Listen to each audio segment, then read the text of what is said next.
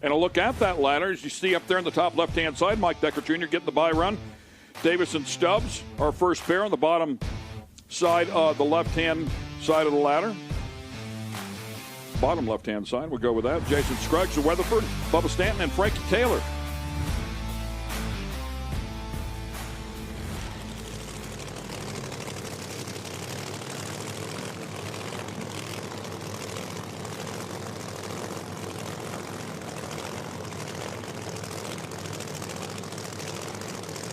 .356 last time around for both of these drivers. A little better reaction time out of Davis. Should be a great battle. 356 with a 0, 56 with a 4. Yeah, Davis just a tad bit quicker and picking his lane. He wanted the left-hand side. Stubbs over here on the right in that red Camaro.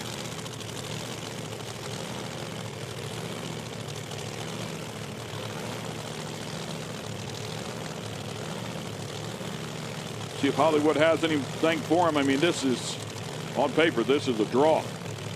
Again, he comes back to the starting line, right? Most likely. Yeah, as evenly matched as these two cars are. Davis really stepping up first round. Running that big number. Stubbs in the near lane. Yeah, he qualified 11. Oh, and he goes right towards the wall. Good save for him, man. That thing made a violent left-hand turn. Opens up the door for Stubbs, and Stubbs goes like a string to the finish line and grabs the win. 377. Watch this in the left-hand lane. Wow, that thing turned hard. Chattered just a bit and then blew the tires off. Turned dead left. Great job to jump out of the throttle and keep it out of the wall. Hank Stubbs, he's shutting off a little early down there. Yeah, he did it. A 377, 158.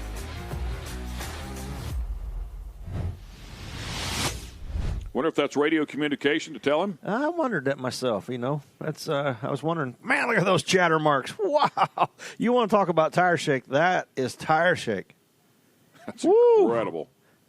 That makes me hurt just sitting here looking at that. I know how Put bad the that feels in Advil the out. car, yeah. Yeah, somebody hand him Christmas the top end. If you got any Advil, you can give him. He's going to need it. Wow, that's bad shake.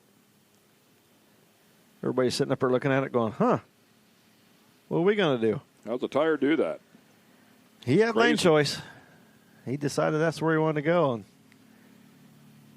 not good. I'm not too sure if that wouldn't have done the same thing in the right. Look how sharp and how quick it took a left-hand turn.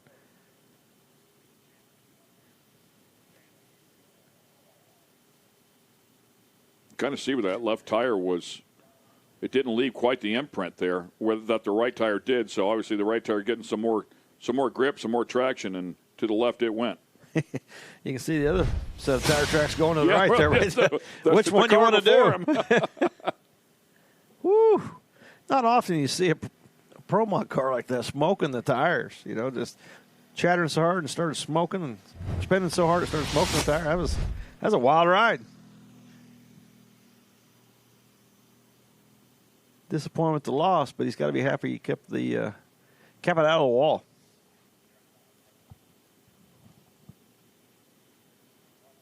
There, they got him off top end. There's a little hold up there. Yeah, looks like it's all clear now. Should be able to fire up the next pair very quickly.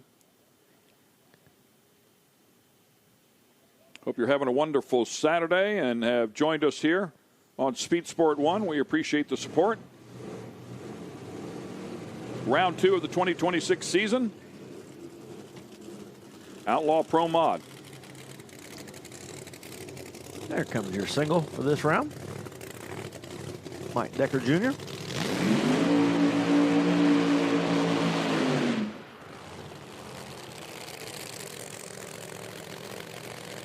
Number 1 qualifier, 378. Or no, that was first round. Sorry, excuse me. He's number 1 qualifier. Went a 78 first round to beat Paul Gibbs. 018 light. And gets a bye run here.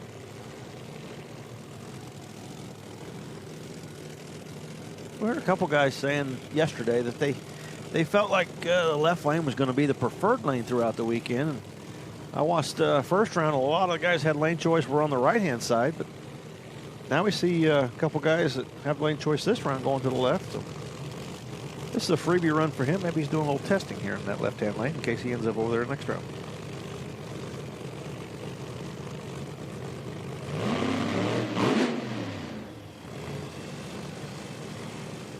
Todd Tutterow standing over there with him.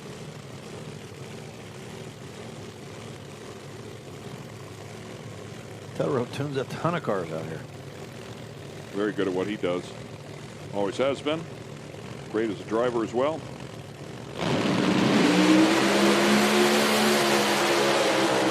Nice looking run for him. 353, yeah. Good lap. No shake there. Nothing wrong with that left lane. Watch this. That was a great solid pass by Mike Decker with 353 with a 4.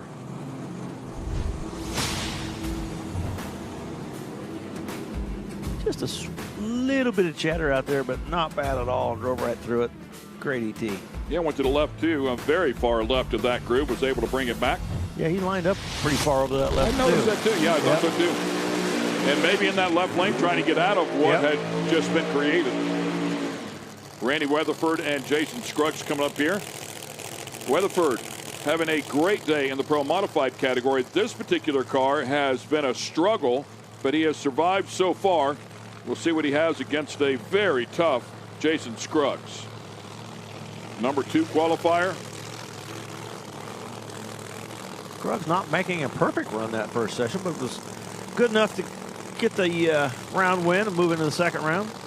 Only a 373 for Scruggs in that first round. Yeah, Weatherford struggling again in the first round. But as we've talked about with a couple of other competitors, he's not a guy you're going to lay up against. No. Scruggs' car in that first round moved way over by the center line, so far over he had to get out of the throttle and then pull the car back, get back in the throttle, enough to get around Tim Brown and get himself the win. But it's going to take more than that. I believe Randy's going to get things figured out here pretty shortly, so Scruggs going to have to step it up as well. 032 light for Scruggs, 017 light for Weatherford.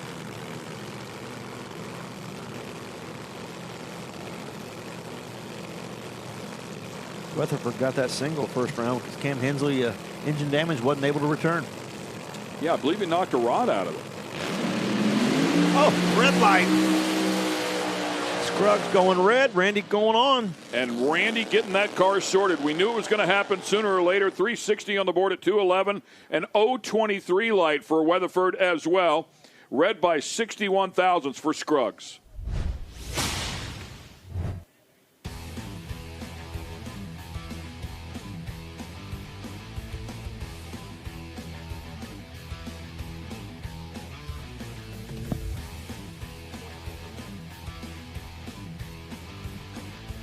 That's a great round win. Now put Randy into the points lead.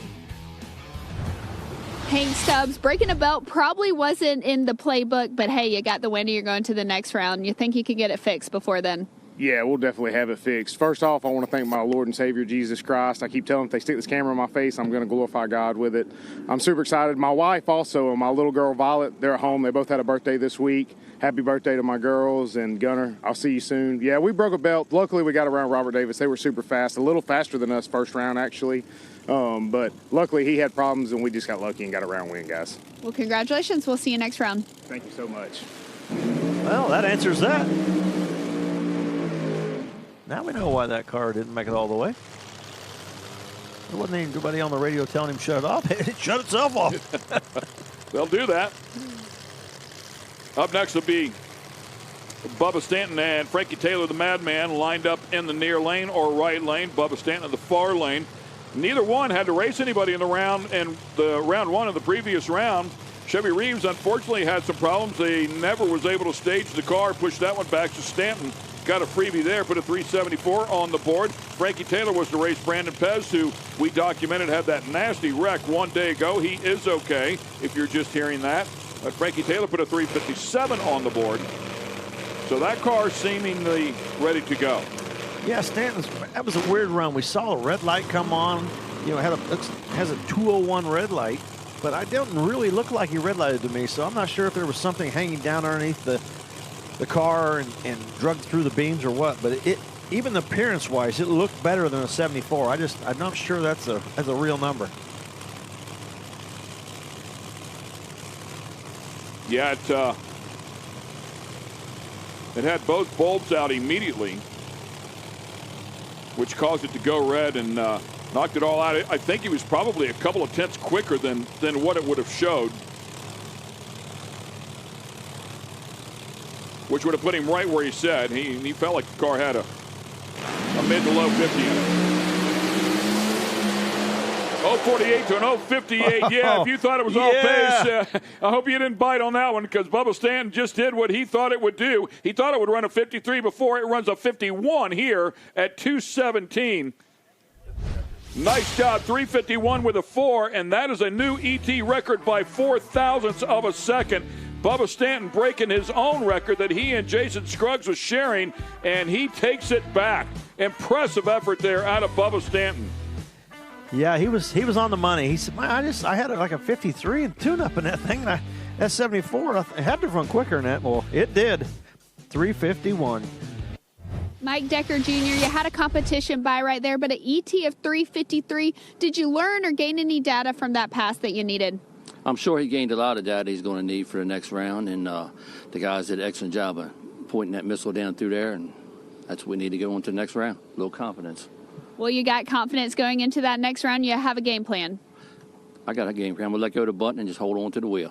Hey, that sounds easy. That's Mike Decker Jr. We'll see him next round. Thank you. Great round of Outlaw Pro Mod and 250s and a 60, and then Stubs belt breaking. I'm sure it was on a much, much better run than that. It's going to be a great, great semifinal round. Yeah, a couple cars really, really lining up here to run some really good numbers, and of course, an ET record to go along with it. Take a look at the bracket here from the Mountain Motor Pro Stock category.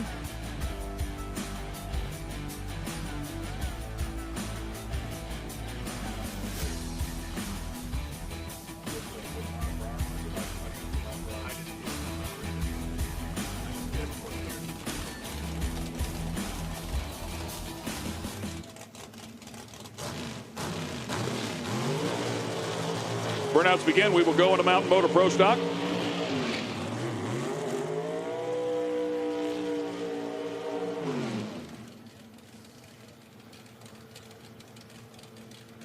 First pair, Jordan Ensslin and Dylan Voss.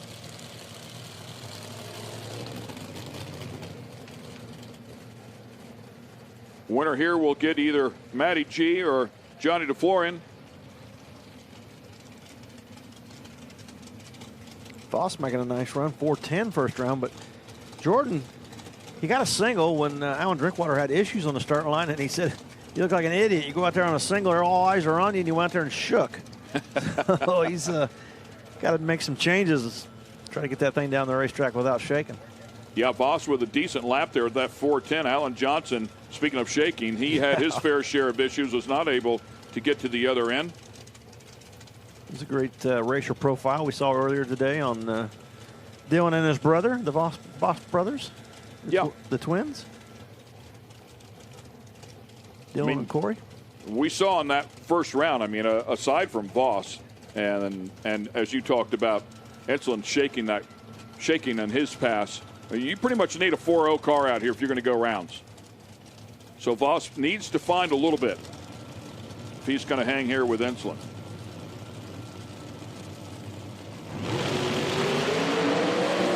As Voss moves around, Ensslin straight as a string, and Ensslin goes to the stripe with a 4.079. Voss with a good job at the starting line at 0.41, but not enough ET. That car moved around. He had to get out of the throttle, hands it back to Ensslin.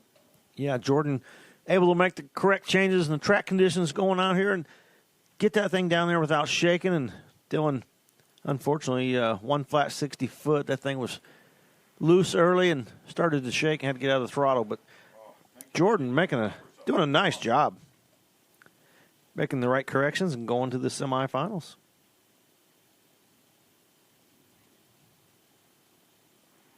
Elijah Morton and Jeremy Huffman will be our next pair here. Huffman able to get by John Montecalvo with an 014 light. Monty, not bad by any stretch of the imagination, at an 043, runs low ET of the round with a 4.053, but gets beat on a hole shot by Huffman with a 4.07. Brutal, brutal category. Elijah Morton on the other side. Morton in 033 light puts a 4.08 on the board. So 4.08 to a 4.07. It's going to be tied again. Elijah Morton qualifying number 2.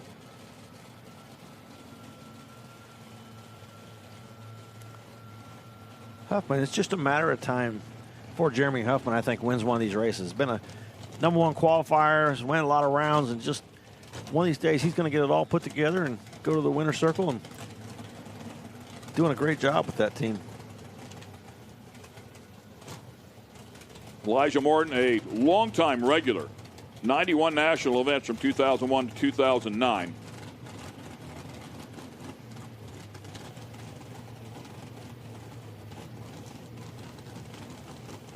Flagging the doors there, get some of the smoke out of the cockpit, get some air in there.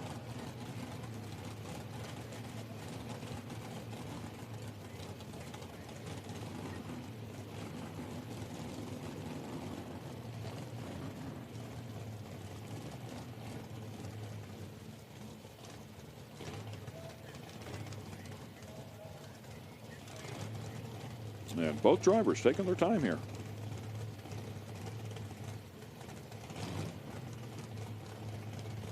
Must be hot in there. They ever wave the doors like that on your funny car? No, not very much. Put the roof hatch up. That's about it. Here we go. Looks like we're about to stage them up.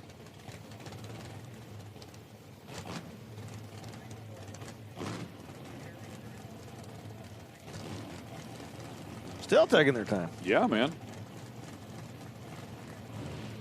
Jeremy Huffman in the near lane. Elijah in the far lane. Finally, top bulbs are on. Here we go. Didn't waste any time there. Nope. Reaction times are close. Elijah Morton with the better of the two. It's going to be Jeremy Huffman, though, that gets the win. Woo. With a 4.085 to a 4.095. Jeremy Huffman a little bit quicker there at the 60-foot time and the 3:30. Man, that was a tight drag race. 0.004 of a second victory for Huffman. Second off the start line and just a little bit quicker and just enough to drive around Elijah. Another look, man, and this is the story of Mountain Motor Pro Stock. Both cars just on point. Somebody's got to win. But it is a brutal battle to the finish. Man, that was close. Go ahead, pick one. Yeah.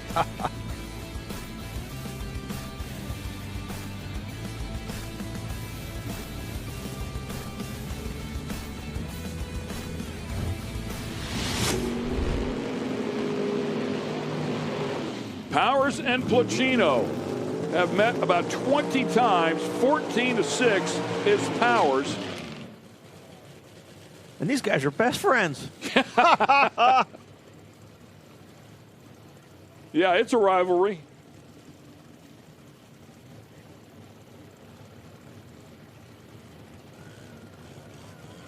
That was a joke, by the way. Yeah, no, there's no love lost. No love lost here, man. There was respect, but they want to beat each other awfully, awfully bad.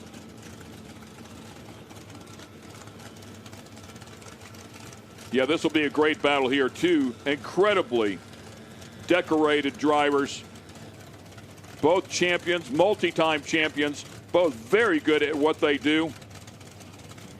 Powers going to all those final rounds last year and all those wins, and Placino starting the season off this year with a win. Both have been 4.03 inside of their cars. Both cars extremely capable as you look at Johnny Placino.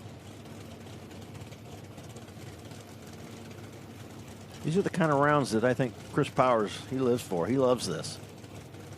Yeah, we were talking about Chris Powers a little bit off the pace there in terms of reaction time in round number one. Yeah, even he said he's going to have to step his game up against Hughes, but he'll be here. I'm sure he'll be here.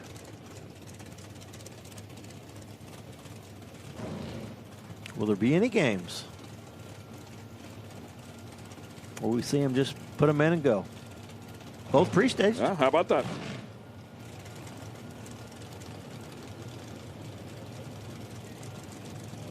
Power's in.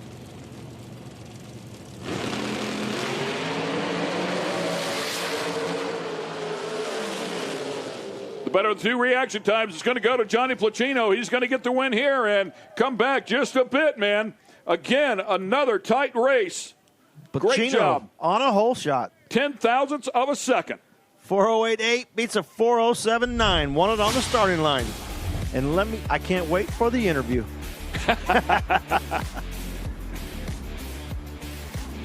And another look, I mean, just hooked side by side.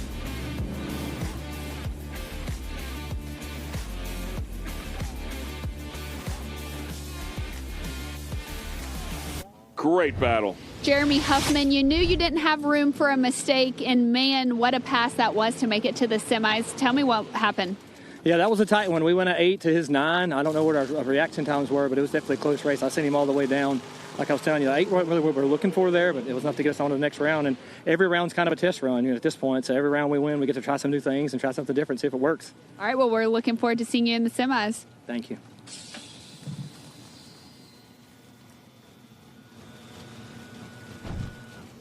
Final pair.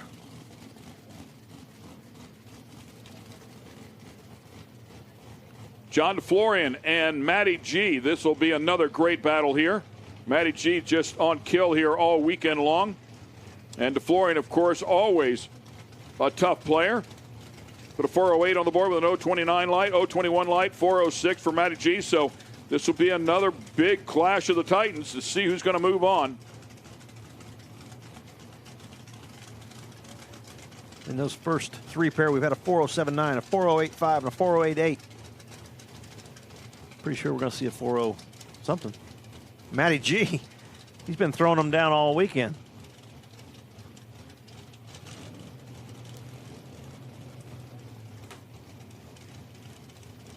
Florian, 14.08 last round. Matty G, 06.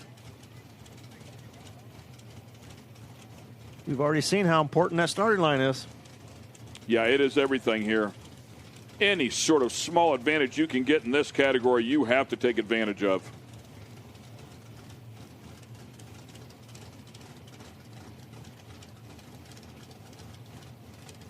Both guys within 0.08 of a second of the previous round in the reaction time department. Total seal back machine ready to go. Oh, red light. Man, he's going to kick himself. 0.85 for DeFlorian as well. Oh. Left the door wide open. 406 to a 407. It was, whoo, yeah. Low ET of the round for DeFlorian at a 4:06.6 and takes the win, going to the semifinals.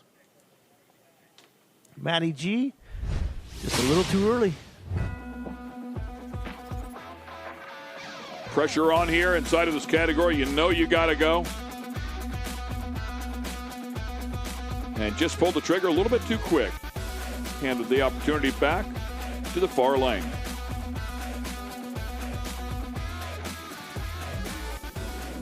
Johnny Placino, we're standing right here not too long ago, and you said, I'll be back to talk after that one. You're so confident in the win, and you might have even done it in 4 gears. Walk me through that one.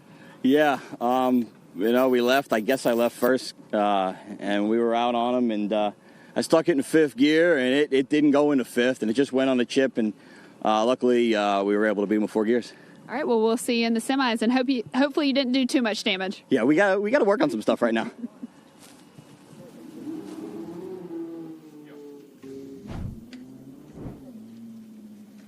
He was a little calmer than I thought he was going to be. I think some of the issues on the run took his mind off of the rivalry there a little bit. So I'm going to go back to the pits and check that thing out. Yeah, more focused on winning the next round. Yeah. Here comes the Relevant Sleds. Relevant Sunglasses sponsoring this category.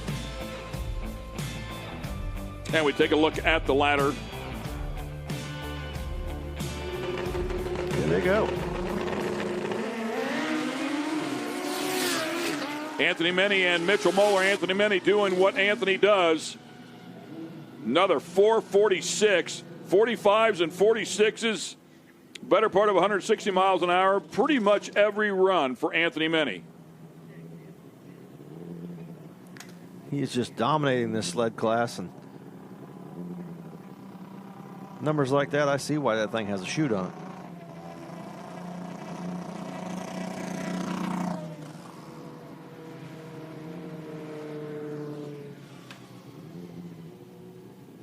Rob Lowe coming up next, and Travis Neeson.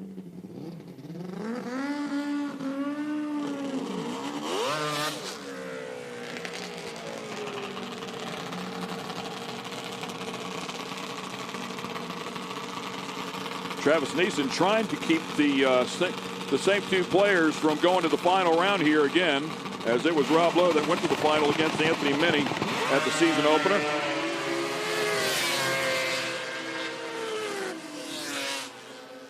.466, 159 for Lowe, taking the win. It's going to be a rematch, Minnie and Lynn. Or Lowe, Minnie and Lowe. Minnie, a couple tenths of a second advantage there, and Lowe's going to have to find something if he wants to change the results from the first race of the year.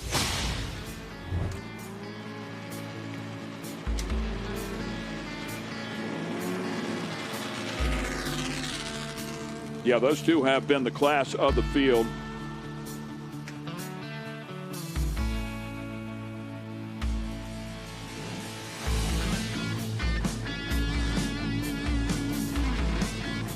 As they fire up, Top Alcohol Funny Car.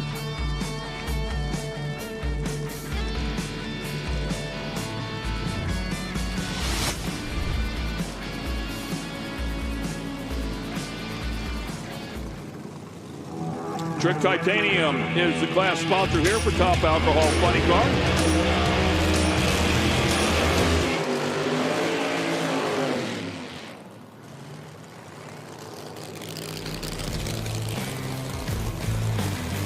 Burnout starting here, and we take a look at the ladder for the Trick Titanium Top Alcohol Funny Car category.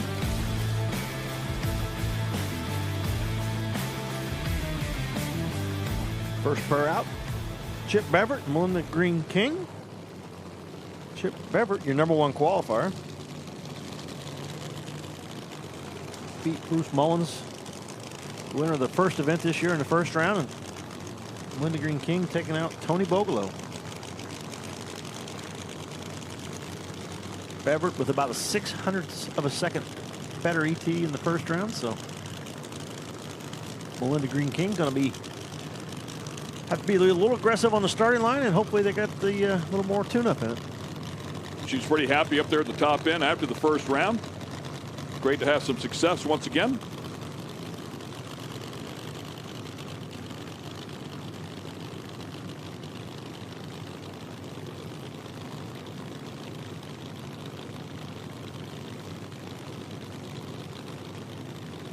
And here we go.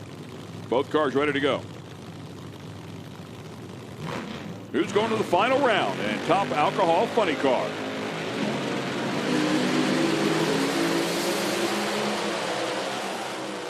Beverett with the better of the two reaction times, and we'll get to the stripe first. 364 to a 375. 038 light, nicely done for Beverett.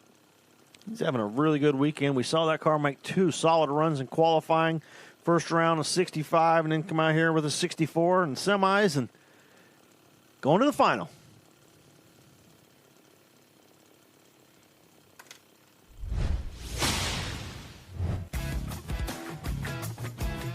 That car nice and straight, moving around a little bit to the left out there, but nothing major.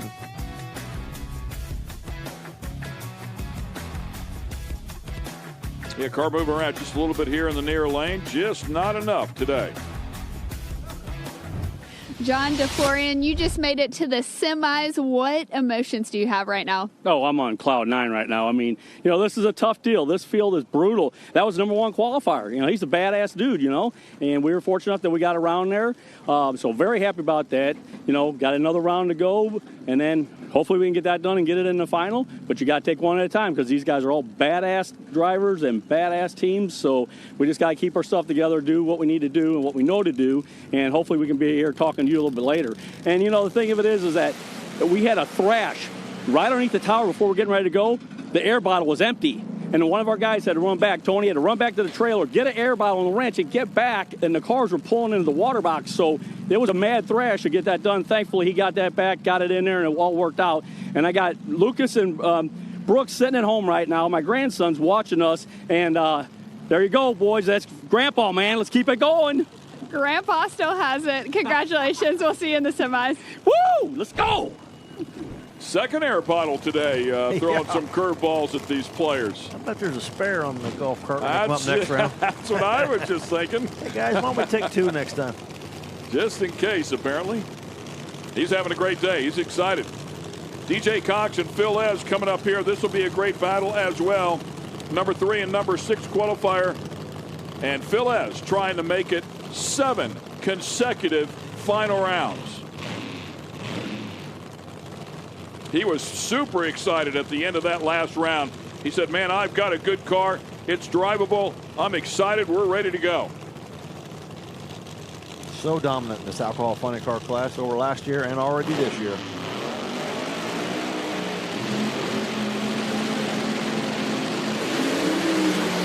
Woo! DJ Cox is blowing the tires off. You got to go after him, right? I mean, you got to throw something at it.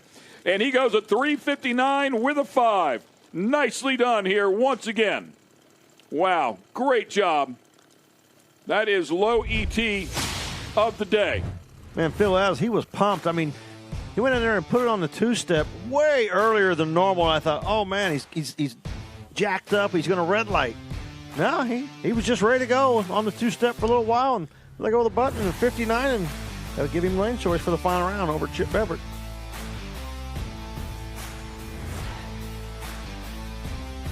Seven consecutive. That'll give Dave something to work on.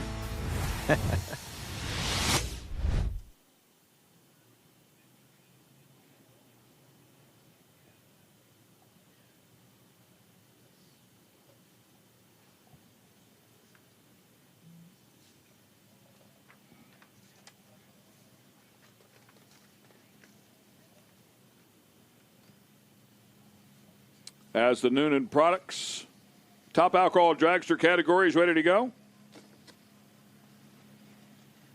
Into the semifinals here as well. Jamie Noonan, part of that semifinal, will line up alongside a very tough Jackie Frick, Megan Smith, and Severance to square off. Joey Severance and Megan will be the first pair. Injected nitro cars teaming up on Joey Severance. The only blower car we got left. And what a blower car it is.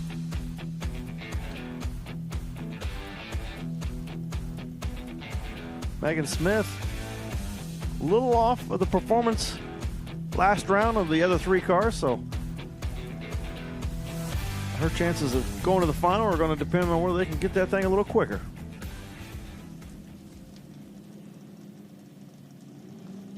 So far this weekend, Joey Severance's car has been ultra consistent. Very quick and ultra consistent.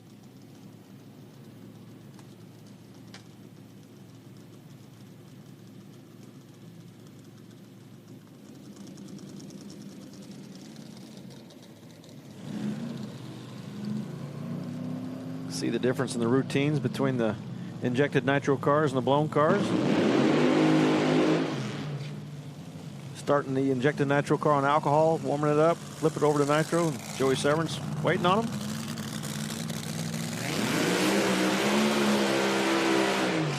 And the blower car.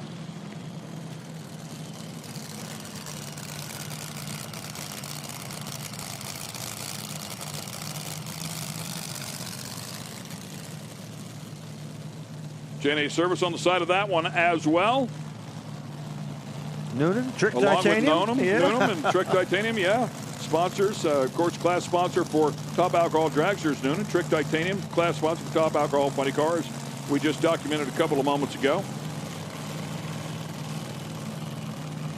Severance last time out, put a 3:48 on the board at 2:21.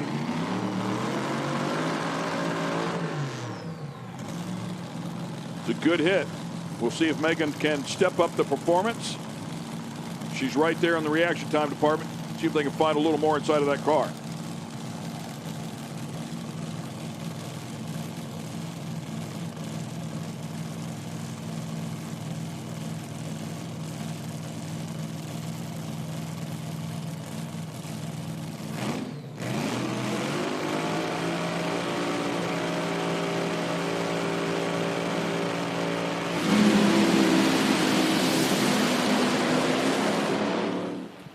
And it's going to be all Joey Severance here.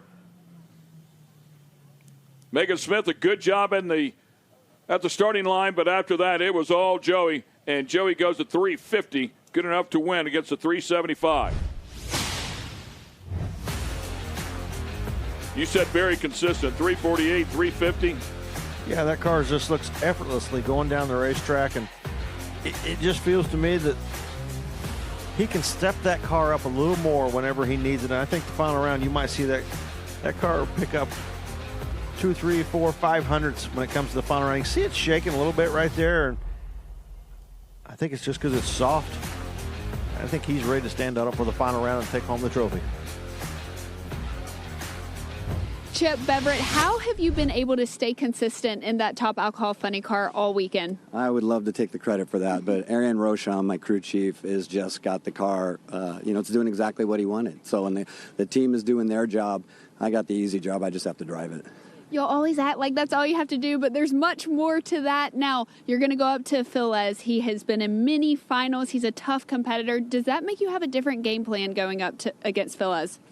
Well, whether it was Phil or DJ, they're both fast cars. Yeah, Phil's been pretty dominant in the IHRA, and, we know we have to pick up, run better than our qualifying time. We think we're definitely going to try.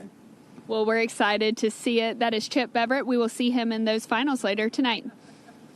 Thank you. Thank you. Having a great weekend. He's done a great job inside of that car.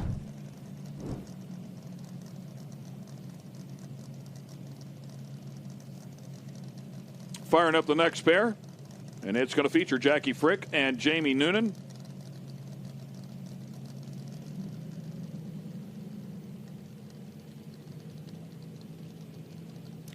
Had a great battle there in the first round between Rachel Curl and Jackie Frick, two of the most accomplished females here in the category. How evenly matched are these two cars? Both in first round, 347 with a 0. Reaction time's pretty close, too. I mean, only 13 thousandths between the two. Jackie getting lane choice. She went 232 to 230 for Noonan. Jackie electing to take the left-hand lane.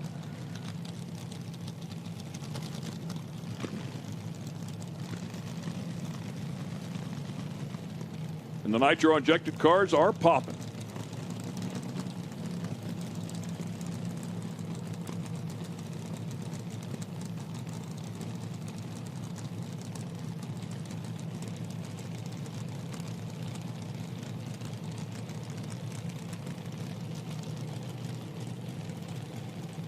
Chin strap there, as you can see. Nice shot of that. The Angry Kangaroo. Jimmy from Australia. The Aussie, yep. Now residing in South Carolina. Here we go. Jackie's moving forward. Jamie's coming. Both pre-stage.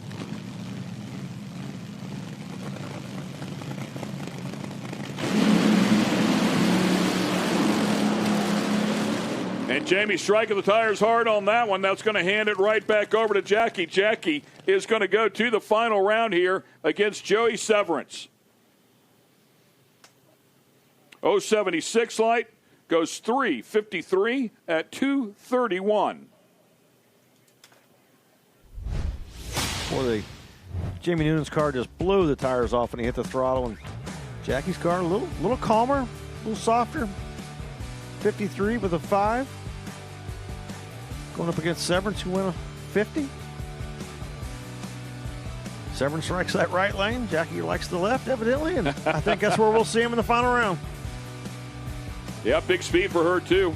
Once again, 231 right there at mile per hour speed. 231.12, current mile per hour, 231.87. So a really good pass out of Jackie.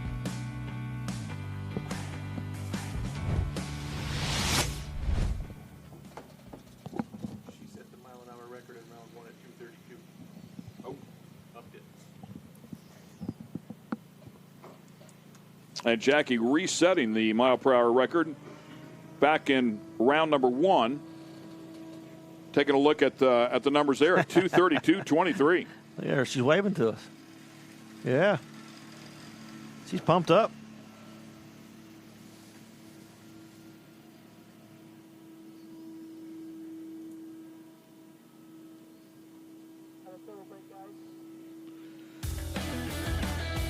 And once again, we will take a break.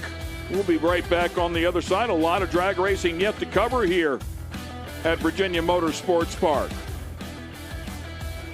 Having a great time with the IHRA Outlaw Nitro Series, and can't wait to turn them loose when we come back.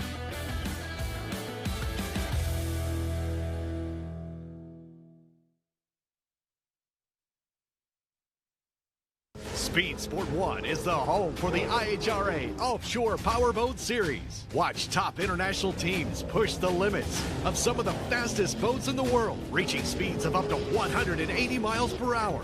14 classes, racing hull to hull, from Pro Class 1 to Super Cat. It's the IHRA Offshore Powerboat Series. Catch the entire season on Speed Sport 1. It's free to watch. Go to speedsport1.com for details and viewing options. Looking for a quick fix of motorsports news? The Speed Sport Daily is what you need. It's a free racing newsletter delivered directly to your email every day. We'll cover the winners and the losers and tell you who's making news off the track. It's NASCAR, NHRA, World of Outlaw, IndyCar, and so much more. Go to speedsport.com today and get signed up for America's free racing newsletter and get your daily motorsports fix. The Speed Sport Daily. Get racing news, analysis, highlights, and more 24 hours a day, 7 days a week at speedsport.com. Get it all. NASCAR, IndyCar, Formula One, World of Outlaws, Trans Am, IHRA, and more. Speed Sport has been America's trusted source of racing news since 1934. Speedsport.com is America's motorsports authority. Check it out today.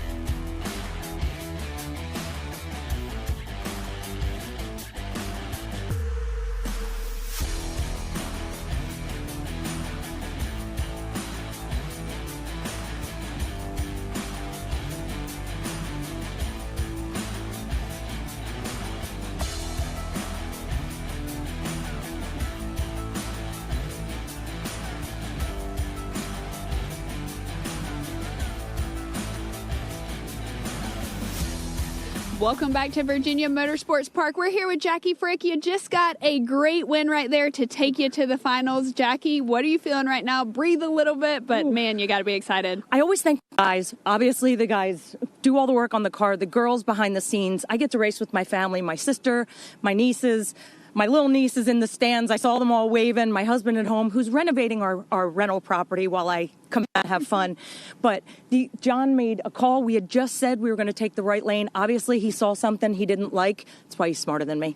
We let him make the calls, and he owns everything, so there's that. But Lucas Oil, NGK, I'm so excited to be going to the finals. I didn't want Jamie to run away with the points, and I'm always counting points, and I'm like, oh, he qualified number 1, blah, blah, blah. And now I'll do Joey's interview. Thanks, everybody. Congratulations. We look forward to seeing the finals. Just having a good day, having some fun.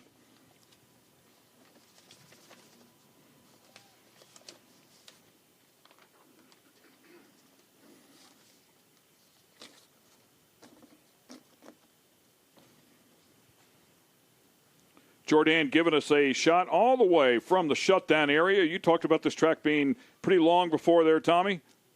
Yeah, nice shutdown, nice long shutdown area. And beautiful down there in the trees. And most of the cars this weekend run the 8th mile distance. It's an extra long shutdown area for everybody.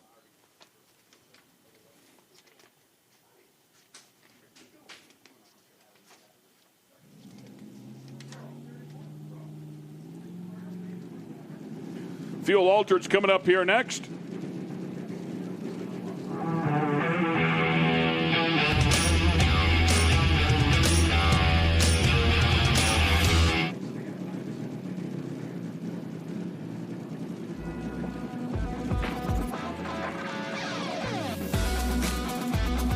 There's your ladder. Brian Hill going up against Dan Pettinato, Paul Miller, Cody Austin.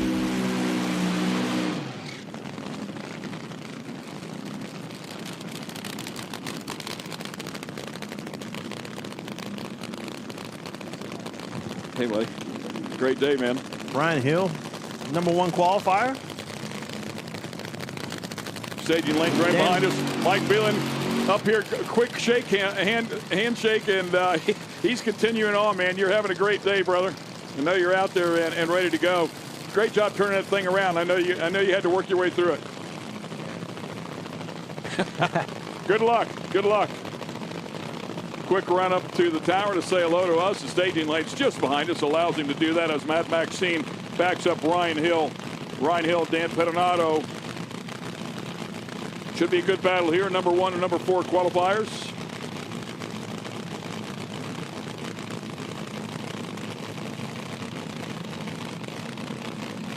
Ryan Hill in the far lane. Dan Pettinato here in the near lane.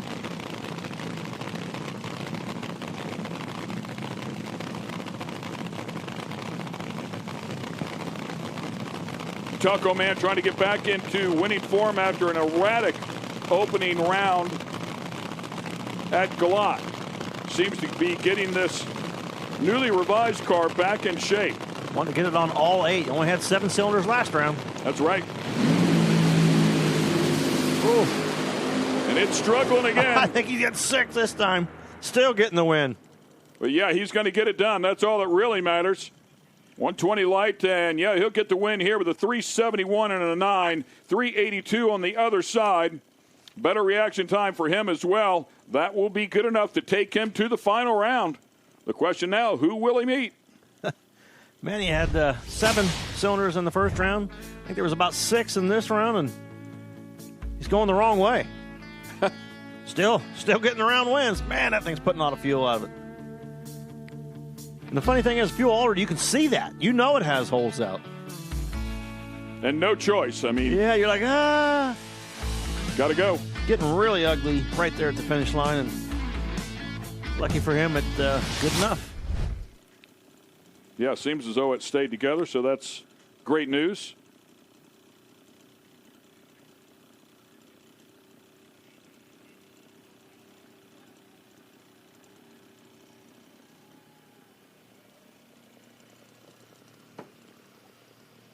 Fans all waving and cheering as well.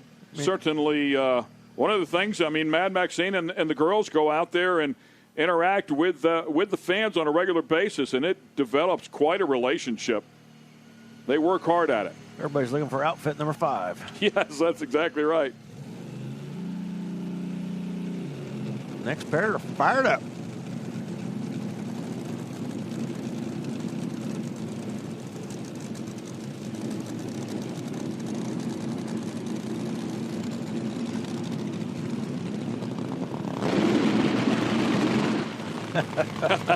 Every time. I can't help but laugh at that. It's by design.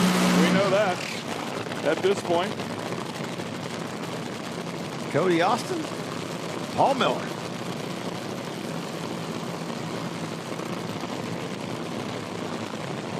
Cody Austin won the first race of the year a few weeks ago, and wants to continue that. Wants to like to take home that championship this season. Yeah, and we could have a repeat. If he was to win here, we'd have a repeat of the final between him and Ryan Hill. As we talked about, a rivalry developing there pretty quickly. Paul Miller with the better car last round, 365. Cody Austin with issues, 550. Just less issues than the other one. That's how he got to this round.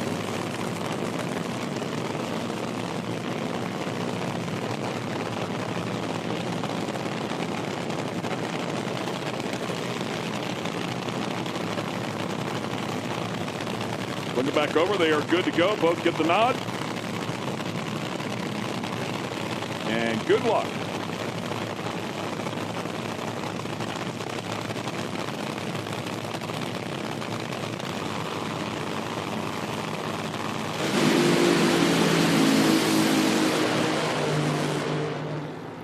And it's going to be all Paul Miller this time.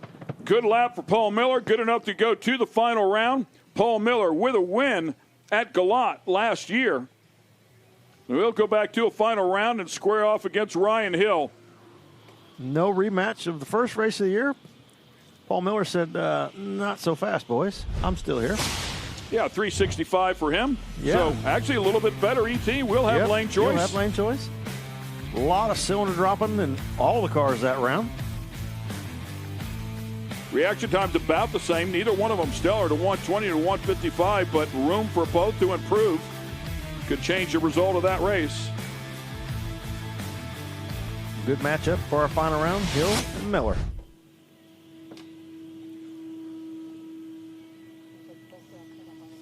And the finals are set and fuel altered. Factory Pro Stock coming up next.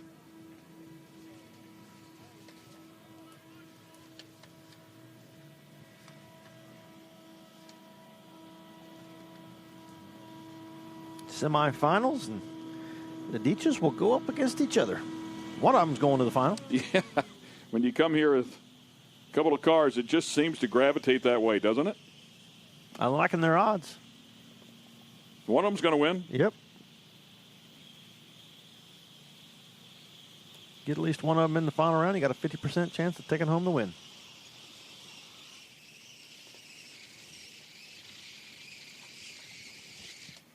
Run the rotators out there, run them down the track one time, make sure everything is cleared up after the fuel alters. Kristen Banks is busy once again. Let's get it to her. Ryan Miller, you probably wanted a little bit faster of an ET, but you got it down and you're making it to the finals. What kind of work do you think needs to go on before the finals? We can just figure out why we won't stop putting holes out. It's kind of something that's chased us all weekend, and obviously it shows. You see it, we're just putting holes out, and I'm just like, dang, stop it. It'd be clean if it would just stop putting holes out. So go back and see what we have for Paul. That boy's got something for. He's got my number this weekend. I know he does. He's over there. He's grinning like freaking ear to ear over there. So hats off to everybody this weekend. I mean, it's been a thrash. We changed the motor yesterday into this morning, and then that last lap, it destroyed the whole rack. So Lily worked in, got it whole rack put together, everything like that. I don't know how it's hurt now, but it didn't lay over. It just didn't pull very hard. So we'll just see what happens, though. So I'm excited. We'll see if we can go to another final, see if we can make it happen. All right, another final. We know what that means. Another outfit. Mad Maxine, what are you thinking? I don't think until I actually get there. You know, I've probably got 40 or 50 different combinations of outfits that I can put together, and so it's in the middle of it. So, all right, kids, do y'all ever get to help choose? I don't know. No, you don't know. Emma does. All right, Emma. Well, we expect to have something good for the finals, right? Okay, sounds good. Well, that's Ryan Hill, Mad Maxine, and all the little Maxines. Thank you, guys. Thank you. Thank you. I think the youngest will be the future driver. She's like, yeah, I don't know. I'm not getting involved with that deal. I'm going to go over there with a race car. 40 or 50 combinations. Whenever you buy the toter home, you've got to have a big closet when you go with that team. Yeah. Tractors are parking. Yeah, I think we're good to go here. We're going to Pro Stock. We didn't have any issues. I think that was just a safety cleanup there behind the fuel altereds. Then we're going to go to the factory hot rods. That will bring us to Tony Scott, Doug Hamp, Jason, and Taylor Dietsch.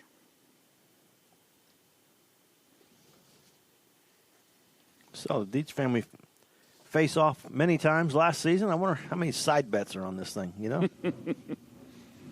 You got to wash the dishes. You got to cook.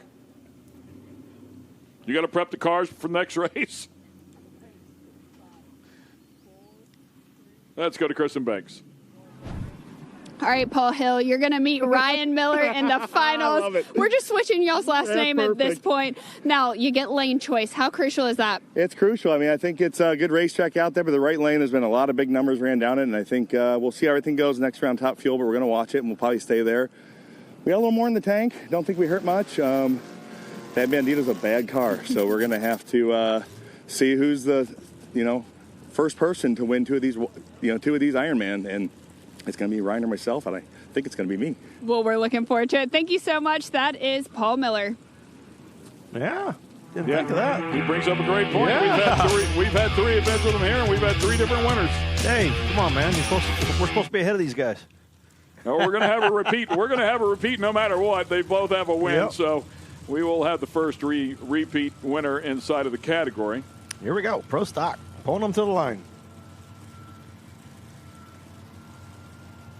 Tony Scott last time out, 491 with a 5. Hemp on the other side, 495 with an 8. Oh, both of them blowing the tires off the pedal fest. Hemp Tony let Scott him up and could not get it reconnected. Tony Scott able to recover, get it down there first. 558 beats a 659. Not the numbers they were looking for, but certainly a final round for Tony Scott. Yeah, 558, nicely done there. Will be enough to get him there. Look at that thing finally hook up and just yanks the front end up. I mean, you're used to seeing the fuel cars pedaling out there and trying to get to the finish line for the other guy, but not pro stock cars. 048 light, nicely done on that end of the combination. Number 1 qualifier will make it to the final round. He's looking for back-to-back wins.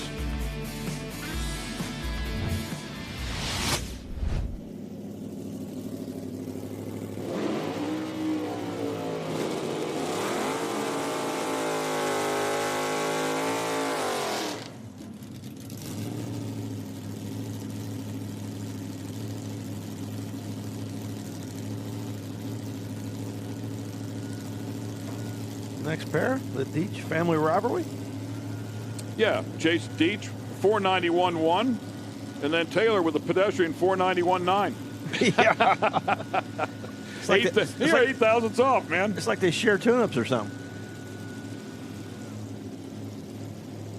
Taylor did have a significantly better reaction time. Neither one of them outstanding, but a good bit better. But knowing who you're racing changes a lot of that.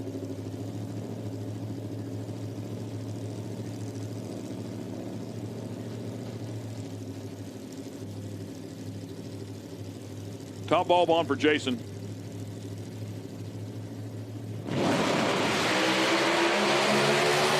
they both, there. Yeah, they both get after it here. And the win's going to go to Taylor. 098 light to a 156. On a whole shot. I mean, that is a big, big difference. 493 beats a 492. Margin of victory, 46 thousandths of a second on a whole shot. There'd be no rubbing that in at all. you went on a whole shot against your family? Oh, yeah. Christmas time. You remember that time I left on you? Thanksgiving dinner. Let's start there. Yeah, nicely done.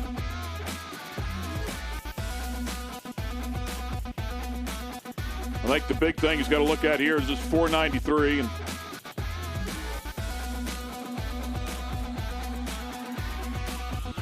going to have to get after, of course, Tony Scott's going to have to find some grip again. Yeah. He was out there, hit the tires, had to get back in the throttle. Tony had a great reaction time, so that part of it's handled. They've got to get that car hooked up again. First pair, both cars spinning the tires. Second pair, both hooked up, wheels in the air.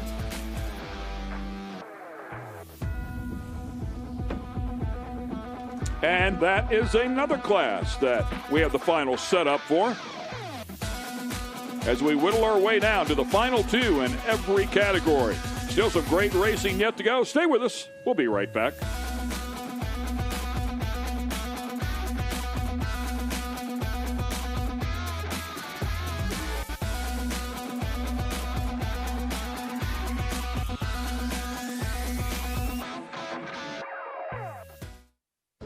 Speed Sport 1 is the home for the IHRA Offshore Powerboat Series. Watch top international teams push the limits of some of the fastest boats in the world, reaching speeds of up to 180 miles per hour. 14 classes, racing hull to hull, from Pro Class 1 to Super Cat.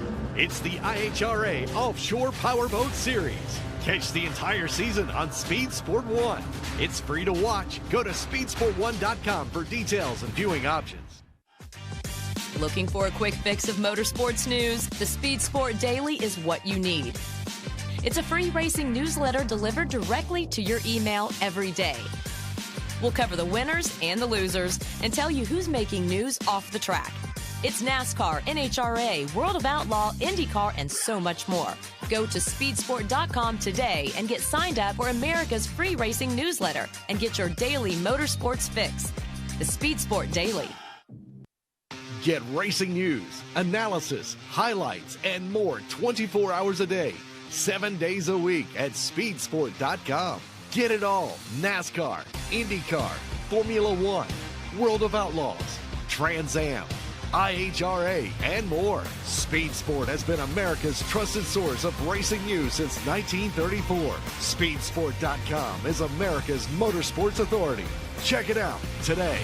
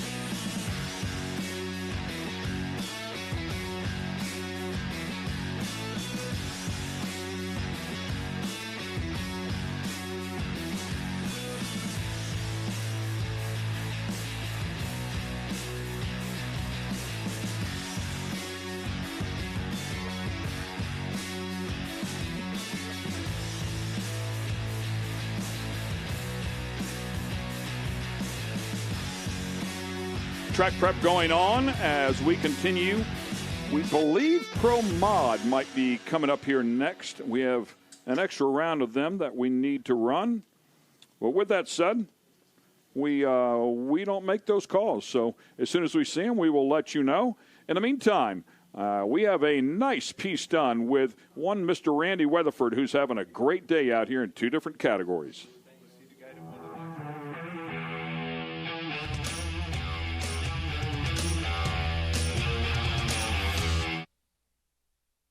Randy Weatherford has 3 Ironman trophies to his name, and this weekend we're getting to know him a little bit better. Randy, first of all, those Ironman trophies, your first Ironman came way, way back in the day, and then 20 years later you earned a second Ironman in 2025, and then a third in that same season. In the time between your first and your second Ironman, what did you learn about yourself as a driver? Well, it's I've developed over skills and stuff. I used to be back in nitrous when I won that Ironman. Now I'm into boost cars. I love my boost cars. It's been a growing learning experience and stuff. That second Ironman I won was at the $125,000 race up in Michigan. That was pretty good feeling. That was real good to finally pull off a real high victory and stuff. And the other one was in Galat, was in Outlaw trim, running Outlaw Pro Mod. But, God, this series right here is pretty good. This series gives me an opportunity to come out and show, my skills, what I can race, what I can do when I set my mind to it. I do construction for a living, so I've got a high-stress job. This is my relaxation. Can you call this relax? This is high intensity, but it's relaxing to me. Yesterday I had an incident, kind of car wrecked in front of me, and came back and got in this car here and put it on the pole with one shot down the track. That's what this team's all about. Going to the front, we want to win this race. I want to know Iron Man. WS Construction is the name of my company, and my employees what helps me do this. Thanks to all y'all, and let's see if we can win all of them. Tell me about your team development. You mentioned that you're surrounded by some of the folks you work with, and the climate and the community surrounding racing is so special. Well, you got to look at, I got Steve Petty, who's been with me since 2019, tuning these Pro Boosts, learning me everything about these cars and stuff. He's my mentor. I mean, he's learned me everything on these things. He tunes them. I've got to say he's probably is the best tuner that's sitting in the United States right now today. Pro Line stands behind me. And let's not forget my country boy, Dustin Hart. He developed this Hart's Charger. It has been excellent.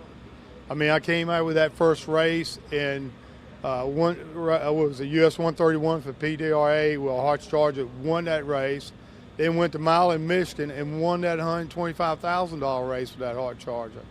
It seems like everybody's trying to take us down a little bit by changing rules and stuff. That ain't it, guys. It's the tuner sitting up in that damn seat right there is what's it. We're here to prove a point that we still can run up front and be competitive and stuff. And I think, our experience shows that. I mean, my guys that work on these teams, right today we're running 2 cars. This is not I got my Outlaw car that will be finished here next week that I'll debut in next race that we go to. This is a challenge to run 2 cars, but I've got an excellent team, and it shows on the track. Thank you so much for your time. Best of luck this season, and always good to see you driving that blue Camaro. Thank you. Tough competitor and loves what he does out here. As they're getting ready to roll around, we believe the Pro Modified category featuring, certainly the number 1 qualifier in Randy Weatherford to come out here. And he's right, man. I mean, he kept his calm when Brandon Pez went in front of him. I mean, just it would appear to be mere inches in front of him, and had to pull his car to the left after the finish line. So at a fairly high rate of speed, and chutes are out on both cars. It was an intense moment. He certainly kept his composure, as we've documented, did a very nice job of steering clear of the accident. Fortunately, Brandon Pez okay. But it was a big moment, and he did. He had to turn right back around, hop inside of the other car, and came out and put it on pole. Yeah, I mean, he could have easily, I could see easily somebody panicking. See a car on its side go in front of you, and you panic, hit the brakes too hard. Next thing you know, you're out of yank control. Yank it to the left, yeah. I mean, he just nice and smoothly, you're like, okay, I got to move out of the way. And you can kind of see Randy's personality there. He's like, yeah, all right. Let's not get in any hurry here. Let's just move this out of the way. It's always a strange dichotomy to me when you know somebody thinks lightning fast, but they talk at a slow at a slow pace. So those are the guys that scare you. Yeah, they do. You got to be wary, man, for sure. He talks a little slow, but that brain is on fire, man, and he can clearly react very, very quickly and in a calm manner. And there he goes. Right there, pulling up.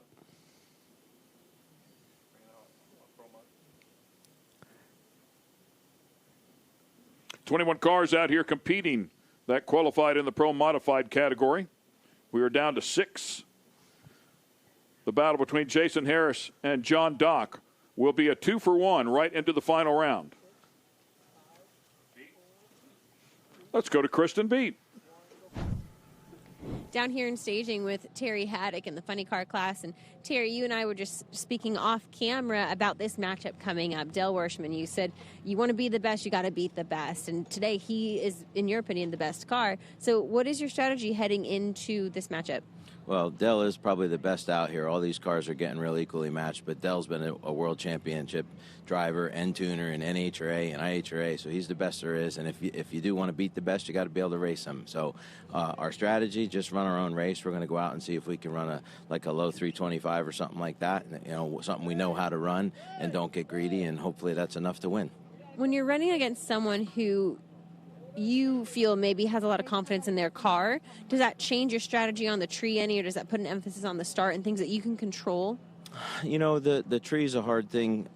This is a brand new car for us, and the gas pedal don't fit my foot real good, so it's hard to react as fast as I should. So I'm struggling with that with this little car, or with this new car. There's not really anything I can do until the car can go home and get some fab work done on the gas pedal. So we'll try our best, and we always try to have a good reaction time.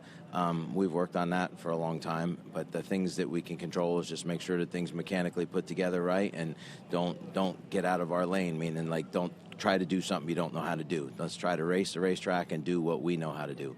Terry, best of luck. Thank you so much as always for your time, and looking forward to that matchup, guys. Terry Haddock, always a fierce competitor, but taking on Del Worsham is tough business. There is no doubt about that. So it will be Outlaw Pro Mod that is coming up next, and we believe Nitro Harleys will follow them.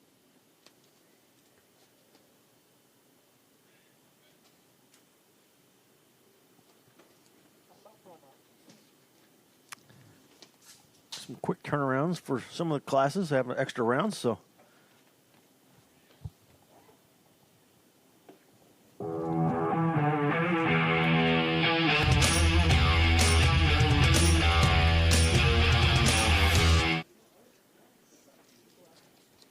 And we take a look at the ladder here. Decker Jr. and Stubs will square off. Randy Weatherford and Bubba Stanton on the other side will do battle to make it to the final round. No matter whether it was Pro Mod or Outlaw Pro Mod, we're going to go see Randy Weatherford. Yeah, he's having a day.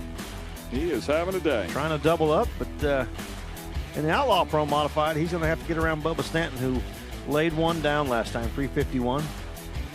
We'll put the Dave to work here in just a minute if he makes it to the final round here. Both categories. Mike Decker making the switch from Pro Mod to the Outlaw Pro Mod and having a really, really good weekend. Number one qualifier. Here he is in the semifinals taking on Hank Stubs.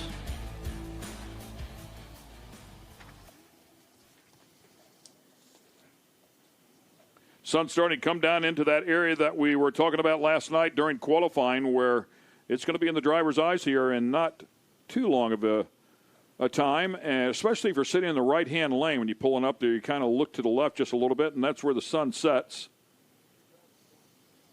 We'll take a look at some of the atmospheric conditions as we sit here right now. 74 degrees out there, track temp 100. Not too bad right there, Tommy. Something to work with? That looks nice. 100 degrees, and got that sun off that racetrack. I mean, it's still on there, but it's not like it was in the middle of the day. And temperature dropping on that racetrack. The key number is density altitude, and currently about 1,300. That has actually stayed fairly consistent here today. Yeah, it's been about 1,290 to about 1,490 all day. Grains at 59.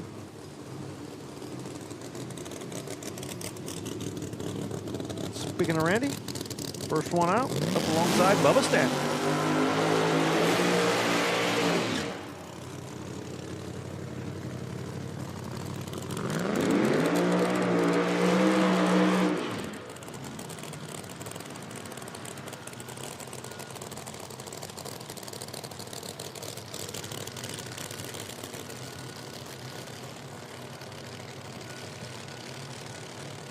Bubba with lane choice, electing to stay over there in that left-hand lane.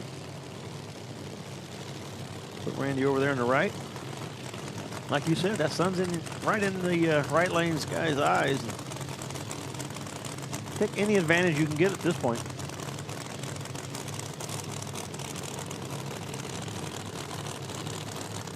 Right in my eyes. Yeah. 360 last time around here for Weatherford. 023 light doing his job there. 351 for Bubba Stanton.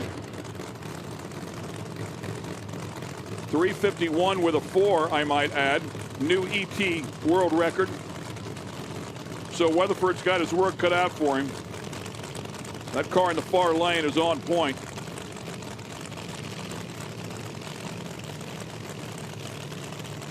Weatherford has fought his way through to this one, though.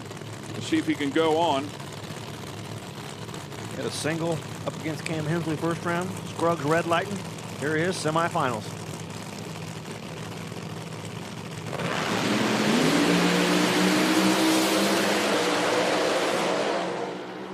Oh, 351 with a 5. Bubba Stanton, you talk about consistent.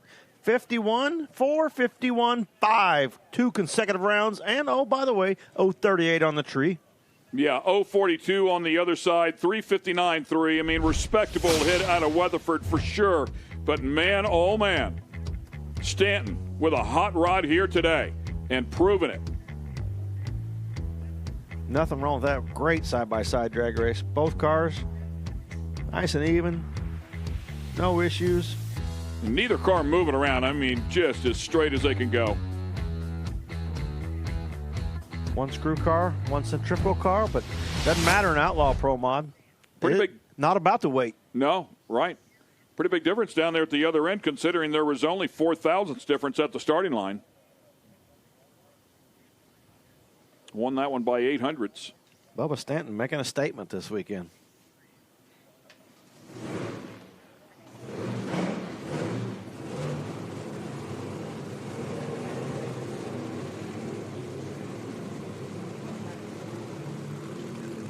Here comes the other side of the semifinal matchup.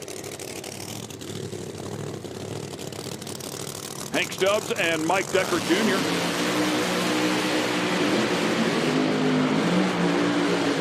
Number 1 and number 5 qualifiers. Last time out, Stubs with a bit of an issue. Decker had a bye run, put a 353 on the board. Yeah, his car's been solid. Stubs broke the blower belt last time. We saw him out there and it just shut off. We thought, well, maybe they told him to shut it off or the plan shut off, got out there, but nope, blower belt broke and that will shut it off.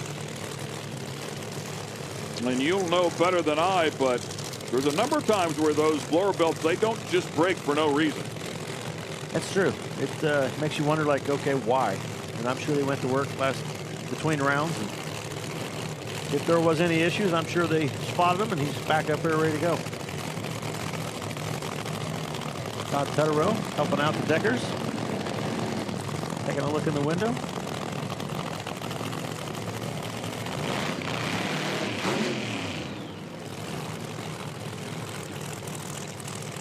Decker was your number 1 qualifier.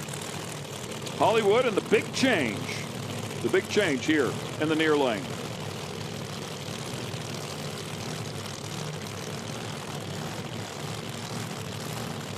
From D-Ice, we're ready to go.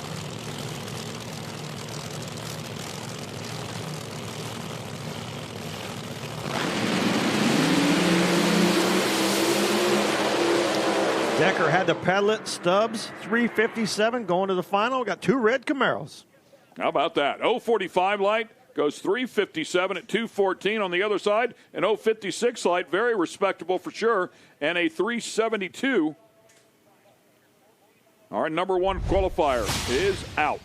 A little replay here. You can see it gets out here, must rattles the tire right there. Decker had to pedal it, and that's all it took for Hank Stubs to pull ahead, take the win.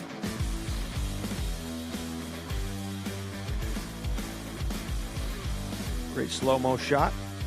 See the tire. Oh, look at that thing shake. Body panels bouncing. There it is. Pedaled it. Picked the front end back up, but a little bit too late. Bubba Stanton, Mr. Consistent, another ET of 351. What kind of statement are you trying to make this weekend? I just came here to go rounds, figure out the new car, and we lucked up onto something, and the car's working right, and it just keeps repeating. Thanks to the guys at Quartermax for all y'all done. The car is just it's straight as a string every pass. Do you usually, does it take a while to break in a car, or is it usually that consistent pretty early on? Kind of takes me a while to break into because I don't get to race a whole lot. Surely don't get to test any, and I've tested it the last race for the first time and this race using it as a test session. So everything's working out. I just need to get one more round. Well, we look forward to seeing that. We'll see you in the finals. Thank y'all. Thank you. Great job, yeah. They figured something out, man, and that car's showing it. As the Nitro Harleys come out. I'm going to take the red Camaro for the final round. Cheater. And we show you the ladder here for Nitro Harleys. Beland and Glover, along with Leeper and Turner, to do battle here to find out who's going to the final round.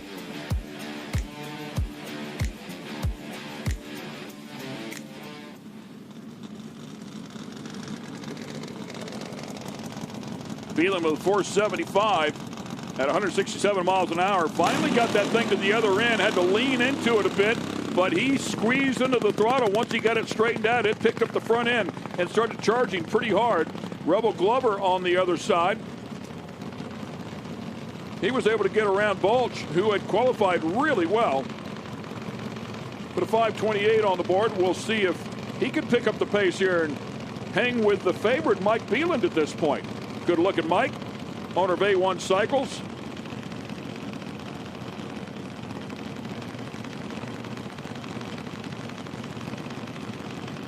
Both guys in, ready to go. Front end's up on both of them, and Beland's going to get to the stripe first. He's having a great day, That's man. what he's been looking for right there. 432. By far his best run that we've seen him have so far on that bike. Big Booty Judy delivering right there, man. And he should be happy. They have been fighting and fighting. I mean, I want to say fighting, just working and working and working through the bugs. And it finally has paid off, 174 miles per hour. That was really neat seeing that graphic. You could see the other bike was quicker. And then Beland coming on at the top end. You could see that thing pick the front end up. Great job by Mike Beland. Persistence. Paying off. Hank Stubbs, you just knocked the #1 qualifier out. You're going to the finals against Bubba Stanton, and guess what? You're driving his car. Do you think you can beat him in his old car? Absolutely. I can beat Bubba Stanton anywhere, anytime. And no, I'm not going to sell him his old car back. He's going to ask. First off, I want to thank my Lord and Savior, Jesus Christ. I've been lax on interviews. You guys have not put a microphone in front of my face, so I told my guys this weekend, I'm going to put this shirt in the winner's circle. We're absolutely going to get in front of a camera, because if I win, they have to put me in front of a camera. I'm super excited, guys. After the last race, we took this car to Drag Wire Solutions, and Scarlet Solutions put all new fuel tech and stuff on the car for us. It's a complete overhaul. Nothing's the same in the car, and we didn't get to really test it. We went for about one lap at Galot the day before the race. So we're super excited. We're going rounds. It's not really fast yet, but we're going down the racetrack. That's all that matters. Thank you. That's Hank Stubbs.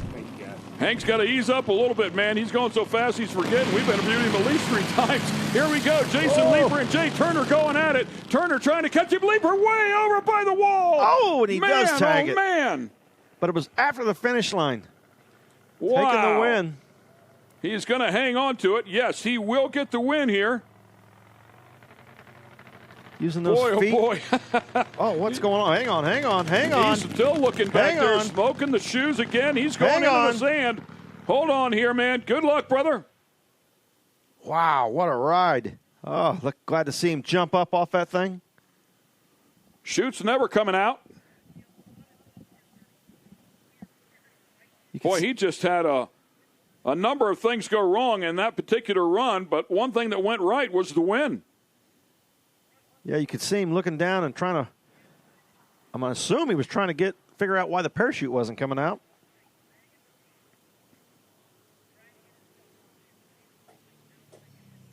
He was using his feet for all they were worth, but at that rate of speed, not going to happen.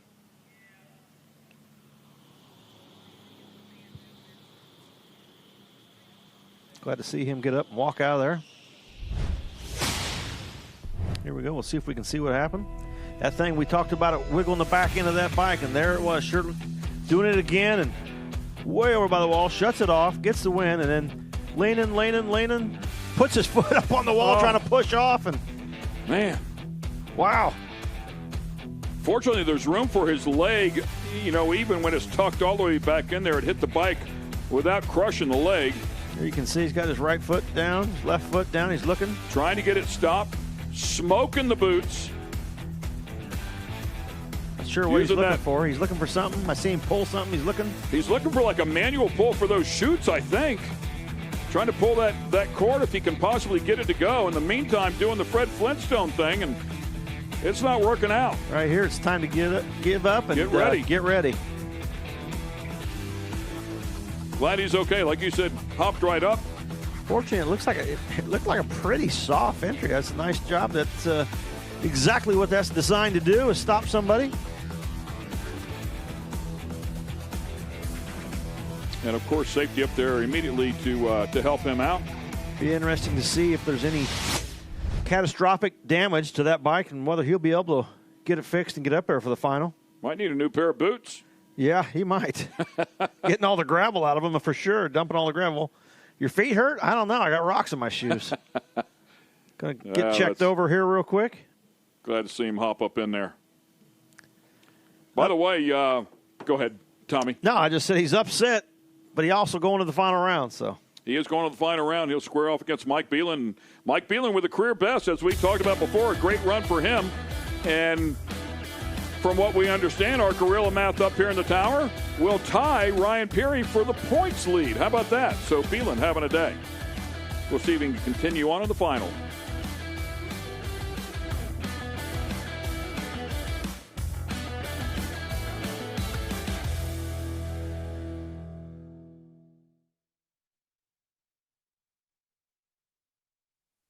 Speed Sport 1 is the home for the IHRA Offshore Powerboat Series. Watch top international teams push the limits of some of the fastest boats in the world, reaching speeds of up to 180 miles per hour. 14 classes, racing hull to hull, from Pro Class 1 to Super Cat.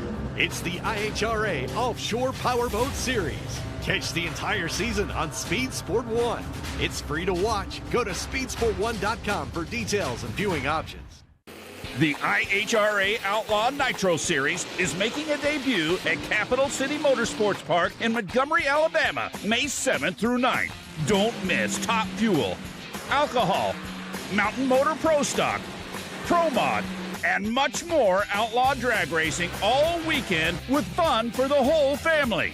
Get tickets now at IHRA.com. Get racing news, analysis, highlights, and more 24 hours a day, 7 days a week at speedsport.com. Get it all. NASCAR, IndyCar, Formula One, World of Outlaws, Trans Am, IHRA, and more. Speed Sport has been America's trusted source of racing news since 1934. Speedsport.com is America's motorsports authority. Check it out today. Find the best in IMCA racing on Speed Sport 1. Get down and dirty with the modifieds, Race Saver sprint cars, stock cars, sport mods, hobby stocks, and more. Throughout the season, we'll take you to some of the best dirt tracks across the country. Not only that, but you've got access to the biggest IMCA events of the year, from the Winter Nationals to the Super Nationals. It's free to watch. Go to speedsport1.com for details and viewing options.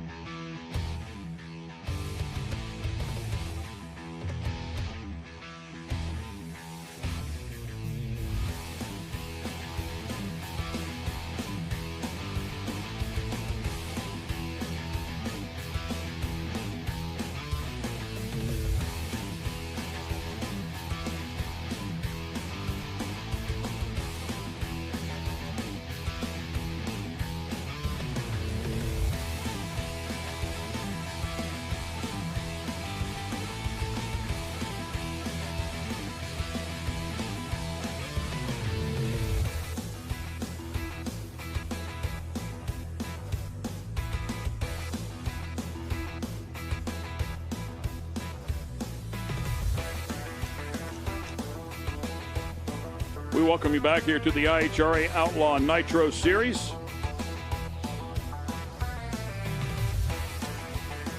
Pretty tense moment there as one of our Nitro Harleys went off the end. As you can see, they're picking that one back out. Thing went in a lot easier than it's coming back out of there. Yeah, Leaper hanging on, and that bike has been a handful all weekend long. With that said, it has also been very fast. It's put a 418 on the board. 173 miles an hour, but the chutes did not come out. He was doing everything in his power to slow it down. Of course, that was after he kissed the wall within the left-hand side. So it was a pretty eventful run, to say the least. We are kind of curious if he'll hopefully no significant damage. As you say, Tommy, it looked like it went in pretty soft up here to us as we're sitting in the tower. We weren't riding it. Yeah, that's true. Yeah, I've been in there a few times, and it's pretty abrupt stop, but that looked relatively soft, and you could see. That bike has been moving around like that all weekend long. Not that violently, but way over by the wall, puts his leg over there, tries to slow it down, obviously smacks it pretty hard, and parts and pieces coming off, comes back across the track, and then tries to get a stop. The parachutes never come out. Yeah, it was a great run until it wasn't. See right here, way past the finish line. That's down near a quarter of a mile mark, and shutting it off the 8th mile, and the wind light goes by the wind light, knows he won, and already smacking the wall. But right here is where you can watch him. You see a lot of the smokes. You don't get to see a lot because it hits the gravel. You don't see a lot, but you still see his head. So that tells me that it didn't just go in and lay it over hard. And your first thought when you watch that is, how badly did he hurt his leg? Well, as you can see here, pushes right up on the left leg. So everything seems to be okay with the left leg. That was up there against the wall.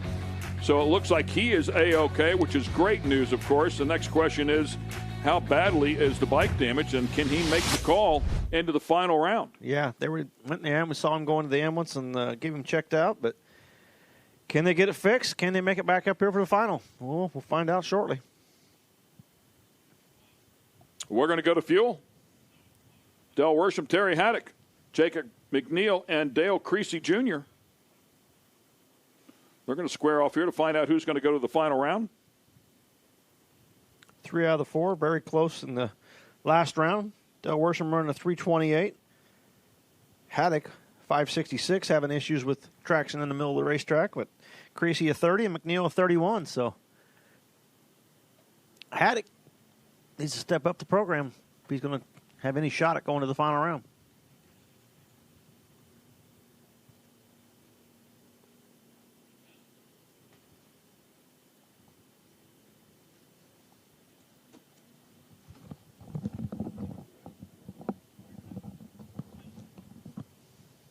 There you get a good look at the bike and the crew checking it over to see how badly damaged it is. And nothing major to look right there. Looking down the bottom side, it looks like the pipe got hit. Pipe smashed. Maybe something behind that. We saw something fly off for sure. I'm sure they're going to give it a tow back to kind of see how it is. That intake stack looked good, and it looks like it's sticking out farther than anything else, but he had it leaned to the right as far as he could, so it never made contact. Everything else looks pretty straight there. Foot peg back there is bent a bit. Yeah.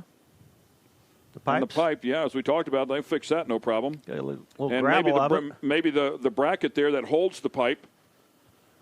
So hopefully they can get that all cleaned up. There's a lot of work to do there to get that thing prepped and ready to go for the next one.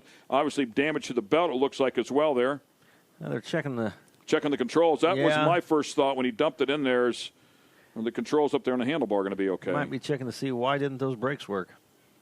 That is a very tight-knit community up there, and he will have the best in that tight little club come over there to help him out to try and make that final round. Guaranteed. Let's go to Kristen Beat. Jason Harris explaining to me now, whoever wins this has a bite of the finals. What does this picture look like for you? John's a teammate, so it's going to be a really hard work. They've worked really hard, and they've got their program. 2 identical cars, so it'll probably be one on the starting line. Whoever wins this round gets about the finals, so this is basically you're guaranteed a runner-up right here, so you just got to win this round. But it's tough racing out here. Me and Callie just ran a great run together. Probably should have been the finals, but John and them really put their game up. He's a tough competitor. He's learned a lot, and he's just probably one of the toughest guys out there right now, other than me. When you look at the conditions and how they're changing, any big adjustments that you're mindful of going into this round? Because I know the tuner side of you is probably thinking, well, what can we do to get the car better? Yeah, Brandon Stroud's helping me out with tuning this weekend. He normally, is busy and has other things to do on IHRA weekends, but he's helping me out. He always helps me with PDRA stuff. But, you look at this and they change the run order. We got to run behind fuel cars, which is not normally our suit. Sometimes we got to run in front of them. The sun's up, sun's down. It's just a lot of stuff going on. But just got to look at a racetrack. Look at a racetrack, make your condition changes. Hoosier race tires and Chem Source methanol got me going fast this weekend. Put a little weight on us, and we're trying to make the adjustments to get there, and we'll just see how it goes. How does running behind the fuel cars maybe change the track for you or change the game? Well, they put out a lot of clutch dust, and, they do the best they can to try to get it off, and Jimmy Bradshaw and them do a great job with IHRA keeping the tracks consistent as possible, but, there's always that variable. Luckily, you get to pick when you get to go out if you're a faster car, so, we picked last this time, hoping the conditions would be a little favorable, knowing we were going to have to go behind the fuel cars, but it's just part of the game. You got to play the chess moves to make the wins. Thanks so much. Best of luck out there. Experience, knowledge. Very on top of his game. Very on top of it. Thinking about all aspects. And he's exactly right. Everybody's going to be dealt that same card, and got to take advantage. That's why it's so important to go out there and make a good hard run every single time so that you have those small advantages coming into the next round. Everybody likes options. Guy gets to say, I like to have the option of picking my lane. Or when we go. Yeah. Yeah, huge deal. Here we go. Telling him to fire him up. Jacob McNeel and Dale Creasy Jr. will be our first pair.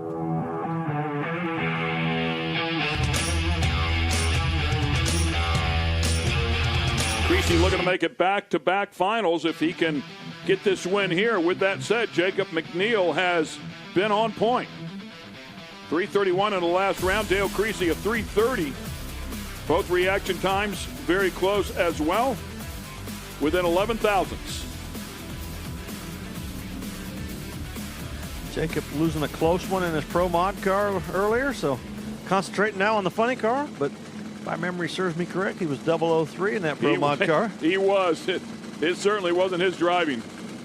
And I think he lost it by 2 thous, I recall. Yep.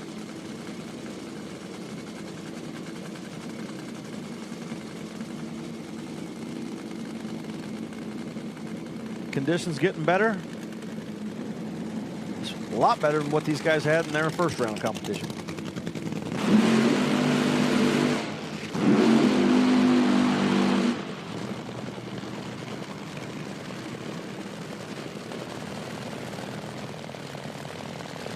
Hear the throttle hanging up a little bit after the burnout there on McNeil's car, but got that knocked down. Crew member pushing on the blades.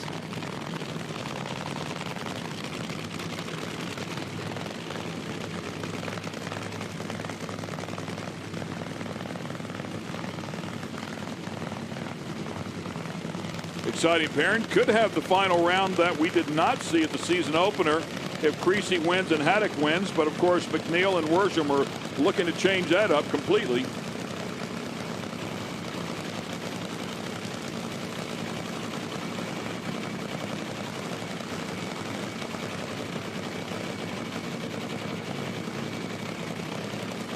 Final adjustments being made. Body's coming back down as you take a look at Dale Creasy Jr., the two-time champ.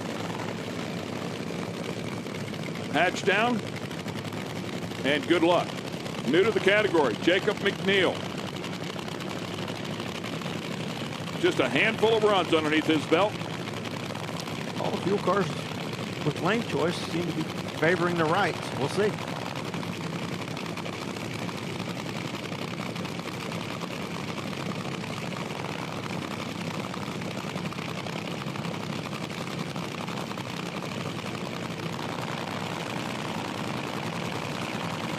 Here I'm loaded up. Into the beam. Reaction time's close here once again, and the win's going to go to Dale Creasy Jr. 327 to a 332 margin of victory here. Just 0.06 of a second. A 104 reaction time for McNeel. The better 092 light for Creasy. Yeah, Creasy getting it done on both ends of the racetrack, off the starting line and the ET. Solid, consistent race car for Dale Creasy. Something we didn't see out of him last year. And so far this season, that's been a very steady and solid, consistent race car. going to his second consecutive final here in 2026 as he will chase a third championship. He was leading, trying to win his third championship previously when he was injured, and now having a great 2026 here throughout the first couple of events. McNeel, nice solid pass right there with him. Creasy just a little bit better, and every increment. Yeah, good battle. Great battle by both.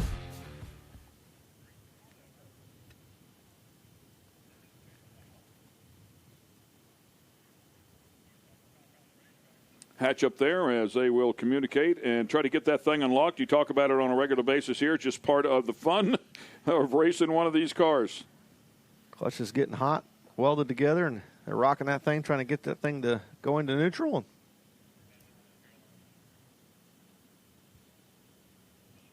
I'm assuming they got it. Get the four-wheeler to push it off.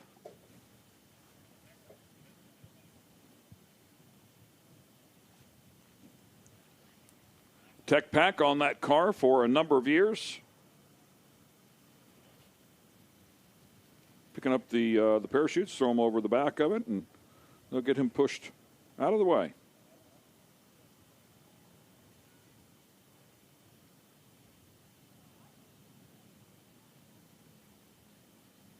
There, they broke it free. Well, trying to. There, it looks like it might have went. Just need a little help. A little hot under the collar. You go back and service that one and get it ready for one more round.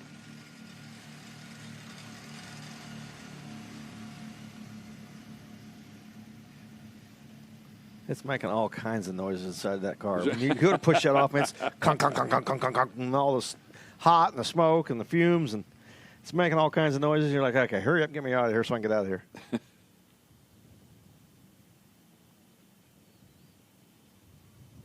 Look back at the tower. It's just a beautiful evening here. The people upstairs on top of the roof able to look down over the racetrack, enjoying a gorgeous evening here at Virginia Motorsports Park, Dinwiddie, Virginia. Reflection of that sun will give you a good idea of what we were talking about for the drivers that certainly are sitting in the right-hand lane. I mean, maybe not quite as bad in the left-hand lane if you're looking to the right towards a tree, but when you got to switch back and look down the track, it's probably right there. Creasy's car off the track. Guys jumping in the truck, and won't be long. We'll get the signal, fire up the next pair.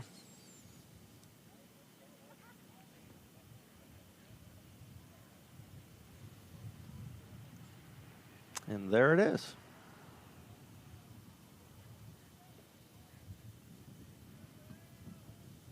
Two seasoned veterans here. Dale Worsham, the #1 qualifier. Terry Haddock making it to the final round at the season opener. Was not able to make the call as they had too much damage to the car. With that said, he also made it to the final round last year, going back to West Salem.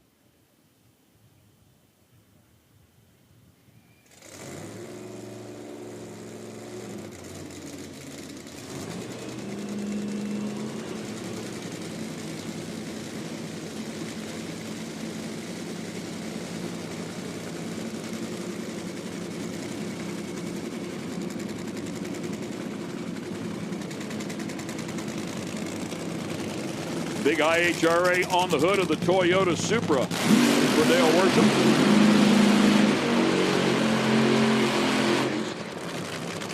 Question Bank says, I'm sure very happy. Dale Creasy. Dale Creasy Jr., back-to-back finals. How are you feeling right now? Do you think you can get another one? We're going to try. Competition's really tough here. All four cars in the semifinals were within 2,000, so it's going to be a good race, and everybody's doing their job, so hopefully it turns out our way. All right, well, we look forward to seeing you here in a second. Thank you. Find out who is going to race here very quickly.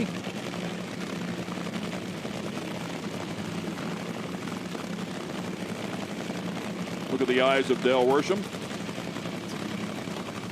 Talked about the sun being in the eyes. You can see it right there, looking inside that car. A little bit of sun glow on Dale's face.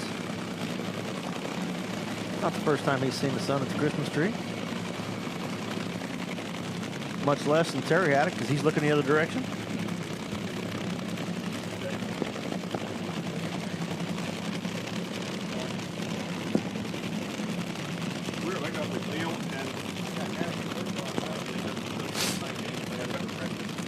Here we go. Driver's pulling up. Look at that sun. Right, the guys. Right That's there. what we were talking about, and the fumes making it worse. That's from the left-hand side.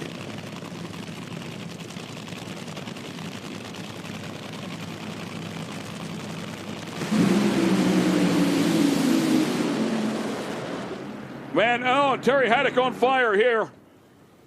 Big moment for Terry Haddock. We'll see if he can get this thing stopped, but on fire as he's trying to get it slowed down, and I mean it is roasting in there. Yeah, it's a pretty good funny car fire right there. Safety already there trying to steer clear. He's driving around safety. Oh, man, and just popped some more. I think Terry saw the truck, tried to drive right to him. Guys, help me here. Got to get this fire put out. Don't need that body damaged. Terry already damaging one of his bodies earlier this season. Yeah, he's out of it and lifted the car up. Yeah. As a driver, it's the first thing you think of. Let's get the body up. I don't want to ruin the body. And I hate to tell Terry, that's a pretty intense fire. It's probably ruined. It's delaminated because it was burning pretty good for quite a while. Dale Worsham showing how a veteran he is. He saw Terry having trouble, so Dale stops his car out of the way, making sure the safety crews could get to Terry and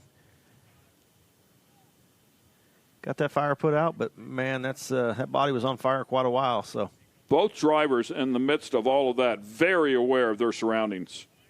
Yeah, you're always looking out for your competitor. I mean, you know, there's issues going on, and you sometimes have your own, and you hope everybody's looking out for you, and Dale doing the same for Terry there.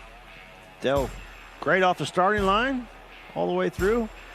Boy, Terry's car coming lit up right at the finish line. 336, only 244, so just before the finish line, you see those orange flames coming out of Terry's car, and then the real orange flames right there. Looks like when he stepped off the throttle, it probably threw a rod out of it.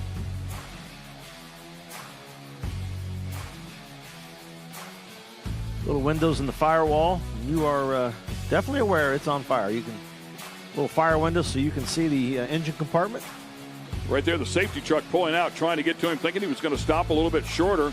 And then he had presence of mind to steer clear of that truck as they back it up and get as close as possible. Everybody trying to get to him as quickly as possible. And he has presence of mind to drive around and then stop it, get out, and lift that body. Wow, wild moment. With all of that said, we've got to talk about Dale Worsham, who ran a 325 at 277. We'll take on a Dale Creasy, who ran a 327 at 262. Should be a great final. Let's go to Kristen. I'm up here with Jason Leeper, and wow, what a wild ride you just had. We're so glad that you're okay. Will you just walk me through it and how, when you hit that wall, it took out your airline? Yeah, when I took off, and I probably should have lifted a little bit sooner, and when I lifted, I got over towards the wall, and it took out my Schrader valve on the handlebars, which holds the air to turn off the fuel and to deploy the parachute. So it just kept running, and so I just grabbed the brake and just tried to get it to slow down as much as I could because I didn't want to go in the net down there. Hey, you didn't go in the net down there. You stopped before then, and your boots might have helped you. We were all just laughing about it with your crew because you were sticking your boots out. I think I heard a Fred Flintstone reference, but they don't know it's a part of the marketing. We're trying to get a Timberland deal right here. So, Timberland, if you're watching this, my boy Jason Leeper needs some boots. Yeah, I appreciate it. Yeah, a lot of these guys, if you watch, they all ride with their feet out, and most people drag the tips of their toes. Like, you look at their boots, and I just feel more comfortable, flat-footed, but really not dragging them. They're just, touching the ground and, shooting off a little smoke. But I don't know, like I said, it's just everybody's got a different ride style. Hey, it's part of the style, but guess what? That wild ride just took you to the finals. Do you think you got a lot of work on that bike? Can you get it done in time to be competing against Mike Beland? Yeah, I think we can. I don't think it hurt it too bad. When I hit the rocks and, it slowed me way down and then threw me into the rocks. And it literally felt like I landed in water. So, I didn't get hurt at all. So I'm glad for that. And you got checked out by the ambulance. You're good. You're ready to go. And hopefully we see you in the finals. Yeah, my blood pressure was a little high, so they made me sit in there until it calmed down. But yeah, hopefully we can get her back together and hit the finals. I'm ready. Tommy, you think your blood pressure would be high after that ride? My blood pressure was high watching him. I certainly hope it was, yeah.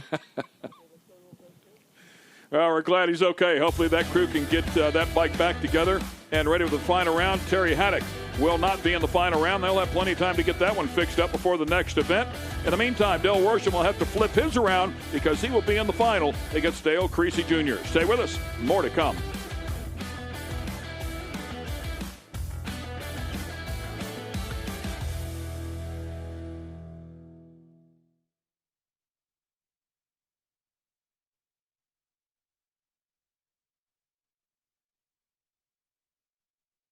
Speed Sport 1 is the home for the IHRA Offshore Powerboat Series. Watch top international teams push the limits of some of the fastest boats in the world, reaching speeds of up to 180 miles per hour. 14 classes, racing hull to hull, from Pro Class 1 to Super Cat.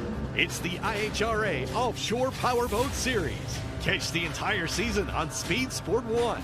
It's free to watch. Go to speedsport1.com for details and viewing options.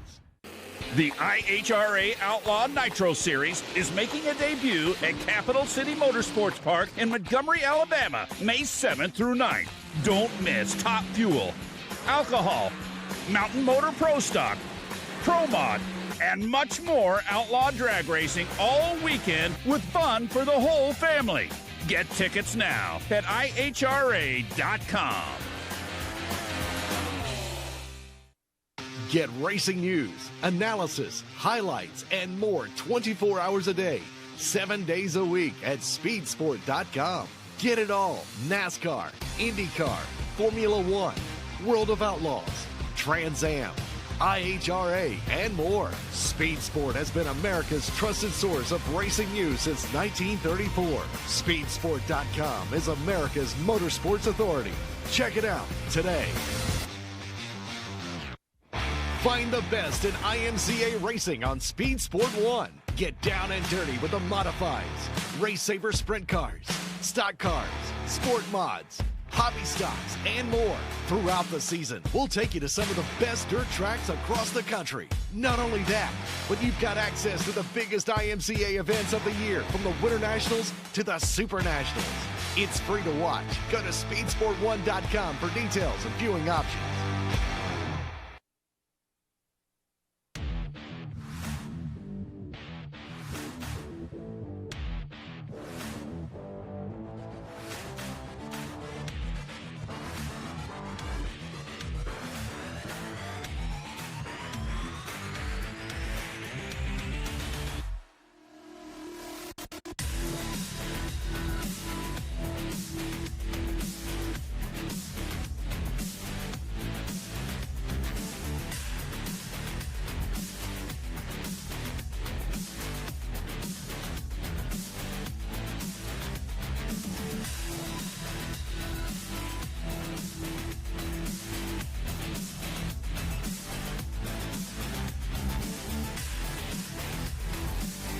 Dale Worsham, that had to have been an exciting pass, but man, you got an ET of 325. You're going to get lane choice in the finals. Just walk me through that one.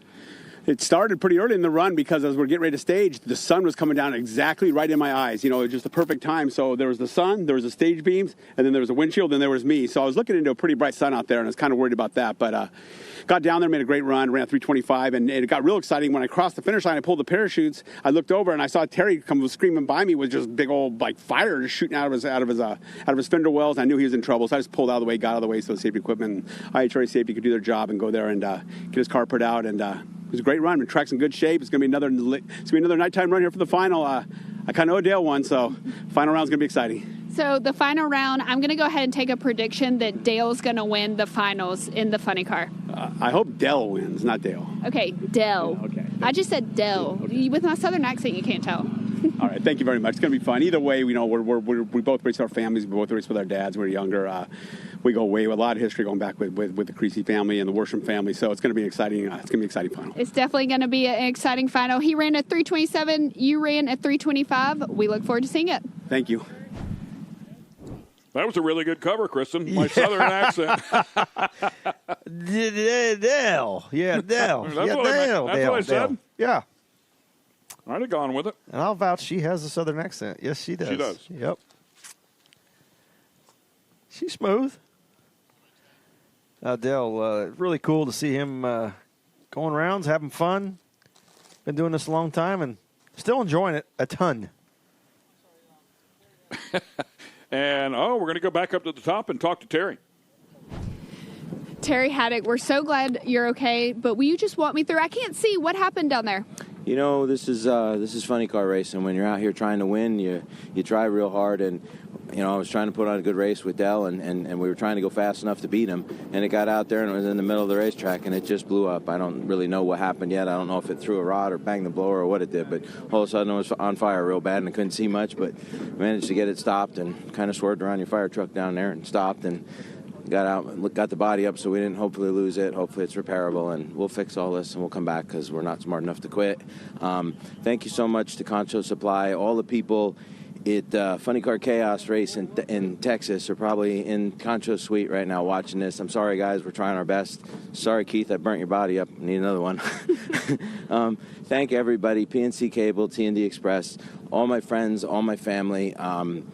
So many people keep this car out here. We're just blessed to get to do this. Thank you, God, for keeping me safe and letting me do it. Well, thank you, Terry. We're glad you're okay, and we look forward to seeing you at the next round. We'll be back. Thank you. Been a rough year for him. He's had on the other end of that earlier this season where a car was on fire and come across and actually got into Terry and damaged that car, and he put this one together and was hoping for big things, and now this one's a little singed and takes some work. They'll go back and tune that one up. Yeah, and he said they went through a couple of engines at the season opener. So you can see the fuel tank a little ballooned there. It got pretty hot, ballooned the fuel tank. That's what the big boom you saw. So one more time, we'll continue to take care of Terry and get the top end cleaned up, and then we will we'll send the fuel cars when we come back. Stay with us. We'll be right back to BMP.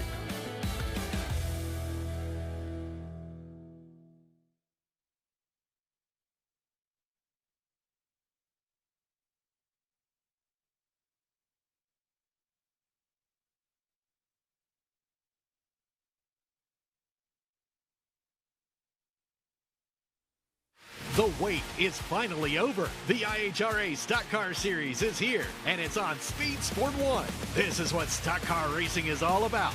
The International Hot Rod Association is going stock car racing. There's big money on the line, and racers willing to push the limits for a piece of the pie. Leaning on each other as we cross the start-finish line, head down into turn number 1. Watch the entire season on Speed Sport 1. It's free to watch. Go to speedsport1.com for details and viewing options. Speed Sport 1 is your home for IHRA Outlaw Nitro Series. All season long, feel the thunder of 12,000 horsepower, Nitro Top Fuel Dragsters, and Nitro Funny Cars. Witness the excitement of 0 to 300 miles per hour in seconds. The IHRA Outlaw Nitro Series delivers heart-pounding action with every run. Follow the entire season on Speed Sport 1. It's free to watch. Go to speedsport1.com for details and viewing options.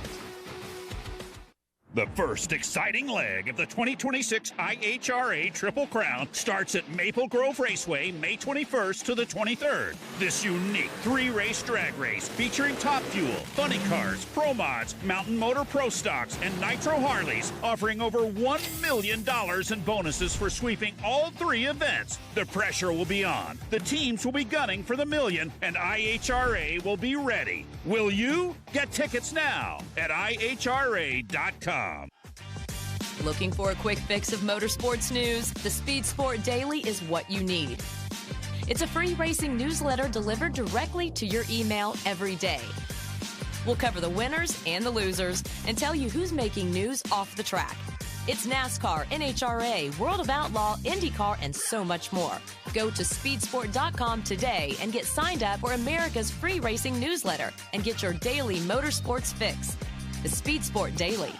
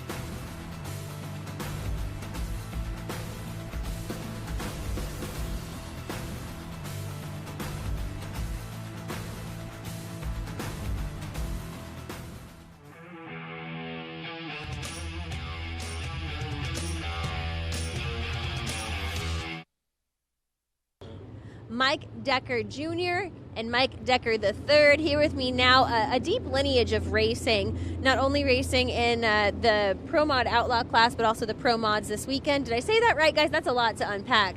Big family. But first of all, I think it's so interesting that as a family, 3 generations of racers all here on race weekend. You even mentioned a 4th generation, a little one that runs around here. I mean, it just runs in your blood, doesn't it? Yes, it does. We're a family. We all race together. My uncle is one of my crew chiefs. My dad, part of this deal. Me and him are partners on it. Hollywood drives and tunes half the time, and it's a good time together, good family time. And Mike, as a tuner, but also as Hollywood, what kind of is your role on race weekend? Are you listening to Grandpa and Dad, or are you kind of following your own intuition at this point? How does that go? Yeah, most of the time I make calls on the computer, and I got them breathing down my neck saying, why ain't we going fast enough? This weekend's a little easy. Uncle Todd's doing all the tuning, so I can sit back and say, why ain't we going fast? I say, go ask him. But we're doing a good job this weekend. Dad's #1 in Outlaw Pro Mod, so it's pretty good. Over here, we're struggling a little bit. I'm restricting my glasses because we suck, so hopefully we can turn things around and go a couple rounds today. What is it like to have your family surrounding you on race weekend? Your dad racing, your grandpa helping with his advice, and I mean, 2 cars running out of kind of one compound is a lot on race weekend. It's awesome. I mean, we've got the whole family here. It's a good time overall, and yeah, we're here to have fun for the most part. We're here to win, but yeah, it's a good time most of the time. And the top fuel cars are fired up. Semifinal round for these two. Lee Callaway and Scott Palmer. Teammates doing battle here. The PBR-sponsored cars, professional bull riders, and what a great story there from Scott Palmer to put this deal together. If you ever get a chance, and I want to go over and spend a little time with you. He's very welcoming. We'll talk to pretty much anybody, and probably hand you a beer too while you're standing there if you want one. But you've got to hear the story about how all that developed. I mean, I think he pretty much turned them down the first time around. And they said, no. You said, you don't get it. I'm scared of all that stuff. They said, no, you're as much a cowboy as any cowboy we've ever seen. So you're part of this team. And they put together a great deal, and it was great. He's able to offer an opportunity to people like Lee Callaway to jump in here and get behind the wheel of one of these cars, these amazing cars, and take a run at it. One thing I want to know is, did Scott Palmer take lane choice? Lee Callaway, he has lane choice. But Palmer owns the cars. He says, no, you're going over there. Let's say, tell you, knock some off the bill and we'll talk. Yeah. Last time out, Palmer 3:13 with a 5, as Tommy was just talking about. Lee Callaway 3:10 with an 8. The better of the 2 reaction times going to Palmer. He was on point with an 0.77. Here we go. Top bulb's on.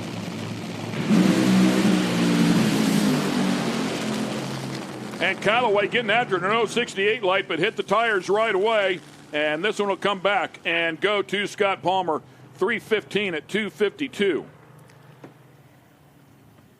Yeah, 0.68 to 180 for Scott. You know, Lee Callaway's going to go, Scott, did you tune my car up too much?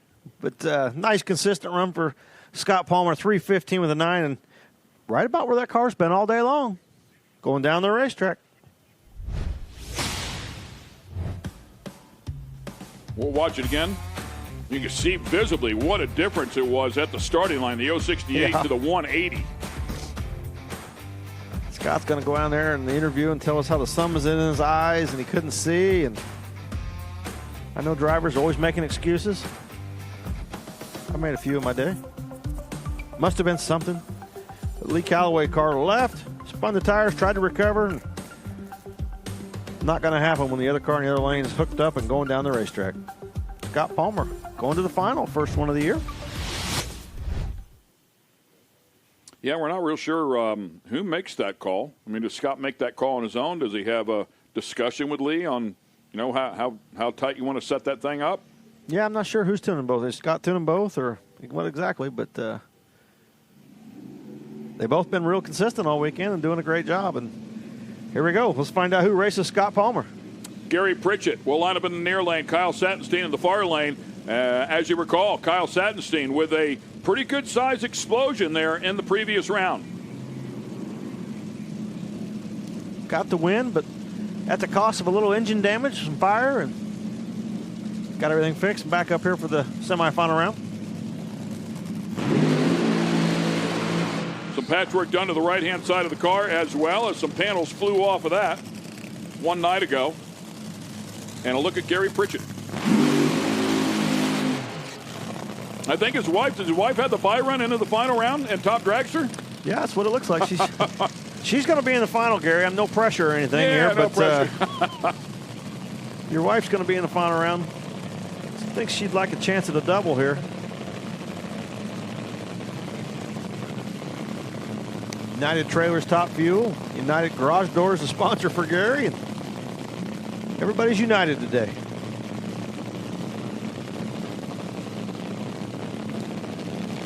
That's what it looks like as we sit here right now. Palmer making it to the final round. We're going to find out who he faces off against in just a moment.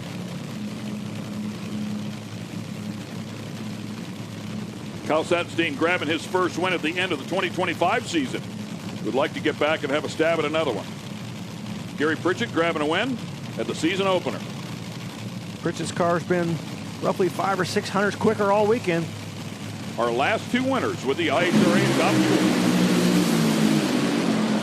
Fuel. Boy, it's side by side they go. It's going to go to Gary Pritchette, 307 at 286 miles an hour. Kyle Sattenstein with the better of the two lights there at the starting line.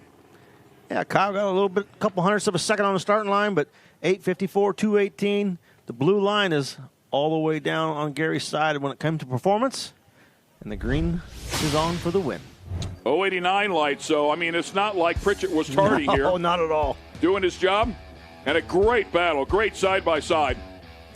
Palmer's the one that's going to have to step up his game. That 180 is not going to cut it in the final round. Margin of victory just under 400ths of a second. And you're right. Palmer's going to have to step it up in terms of reaction time. Put a 315 on the board to a 307 for Pritchette. We got a chance to see a double, a husband and a wife. Scott Palmer, you made it to your first finals this year, but the big question everyone wants to know, are you tuning Lee Calloway's car as well as yours? I am, and I actually spent a little more time on Lee's, but obviously that proves that we might need a real one, but we're not getting one.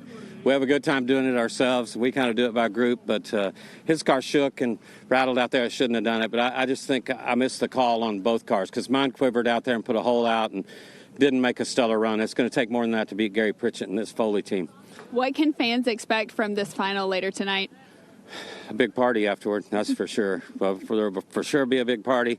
We got a buddy Joe who's doing a little time in a special place, and he's been watching our burnouts from. He's in lockdown right now, we'll call it, but the whole place is watching us, and I think I beat Lee's burnout on that one. We're having a burnout contest for them guys. Hey, we got some special viewers in the house, Scott Palmer. We can't wait to see that final later. Oh, yeah, it's going to be awesome. And, you know, me and Gary, we're like family, so this is going to be a good one. We're excited. Somebody say unique individual. A little cryptic, but somehow the message gets out. Yeah. Yeah, he's a lot of fun. We heard the interview with Jason Harris earlier about some concerns about running behind the fuel cars. He said they do a good job of trying to get that clutch dust off the racetrack, and you see the tractors out there right now. Going to do a couple laps to try to get the clutch dust the fuel cars put out there off the track and give these guys a clean racetrack, but it's the same in both lanes, so lights are flashing, and they're headed back. A couple of quick swipes there with the rotator.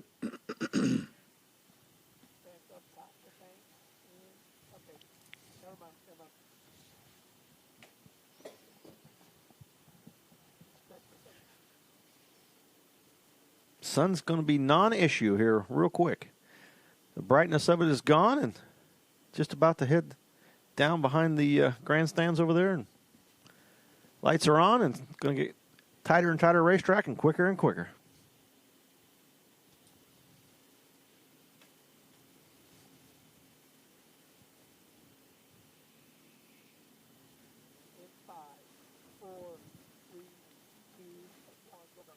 Gary Pritchette, what a run right there. ET of 3:07 with a 4. Is that what you're expecting? That's what we were shooting for right there. A nice A to B run. We knew they were going to keep us honest. They ran, two great passes as well. We know we just got to go A to B at these events. This is obviously, again, super special. Home track, Virginia race. My wife's got a bye to the final. We're both in the final. She's in the final in Top Dragster. I'm in the final in Top Fuel. What more could you ask for? I mean, it truly is a dream come true, I feel like, for you guys. I mean, if y'all both take home a Ironman tonight, could you imagine the celebration? Scott already said y'all are celebrating regardless. As Scott and I are putting on a match race in the final, I'm going to ask Doug Foley if I can do a longer burnout just in case. But, no, I mean, that would be a dream come true to win a race with my wife. Well, we look forward to seeing it. Thank you so much. Thank you very much. Having a great day, and she's doing a great job, too. Man, that Top Dragster category was loaded up. I want to say it had 24 cars in it, if I recall. A couple of cars up at the top in qualifying, 190 miles an hour. Certainly an impressive effort. Here comes Ray Matos and Randy Weatherford as we continue on here in Pro Mod.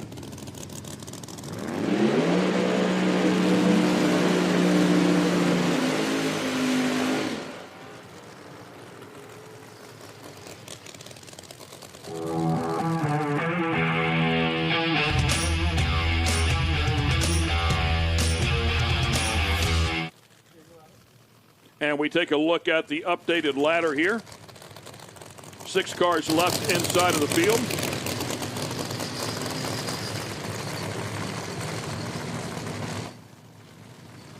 And top left-hand corner will be the pair that we're going to kick it off with Weatherford and Matos.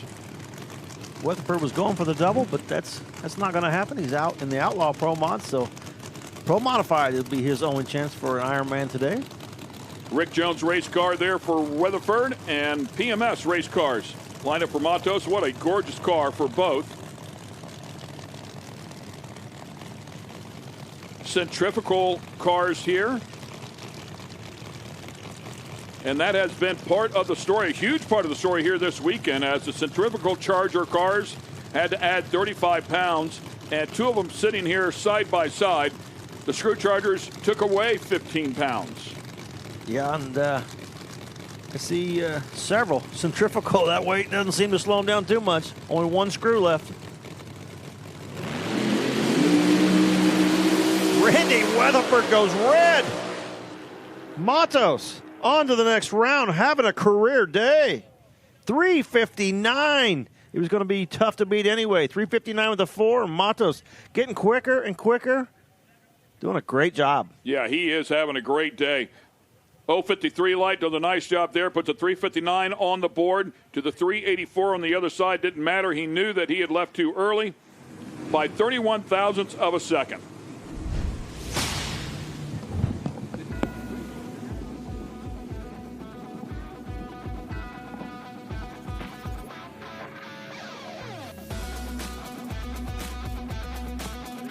And another look.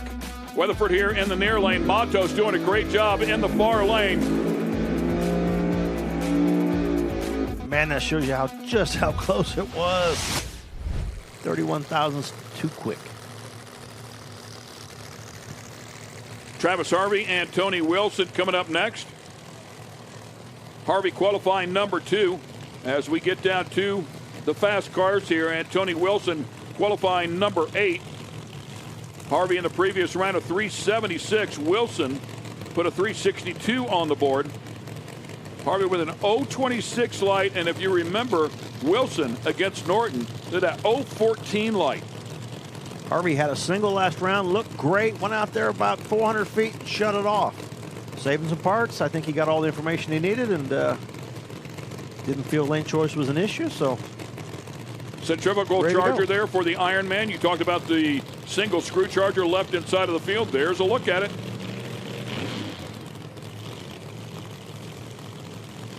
Travis Harvey, lone guy representing the screw blower cars.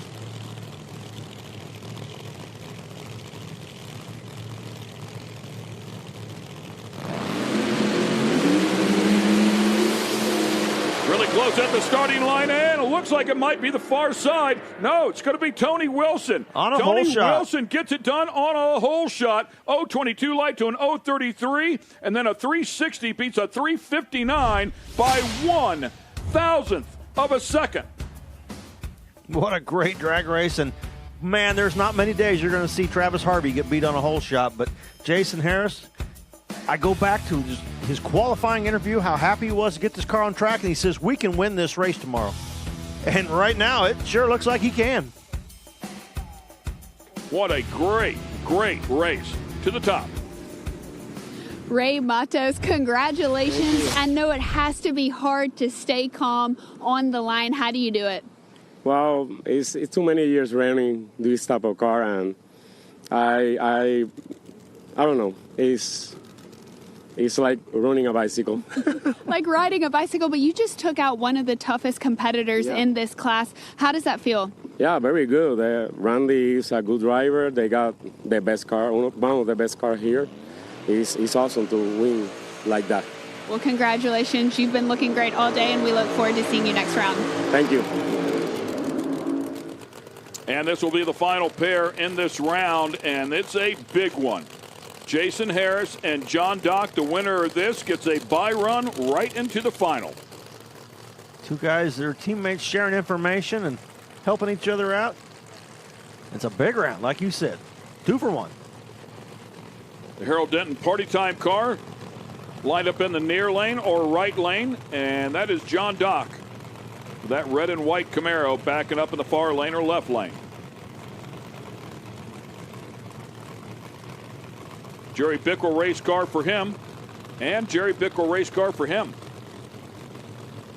Guys were talking a little smack down there on the other end, giving each other a hard time and having fun, and having a lot of fun when you got both cars this far in the eliminations, and one of them is going to the final. 010 light, 357 for Harris. Last round, 054 light, 358 for John Dock. Performance of the cars are right there even with each other. It's going to come back to the starting line. Yeah, they were talking a little bit of trash for each other, having some fun. It's all about it right now. Harris winning that last round on a hole shot. He said it's probably come down to the tree again. One of them's going to the final round. Who's it going to be?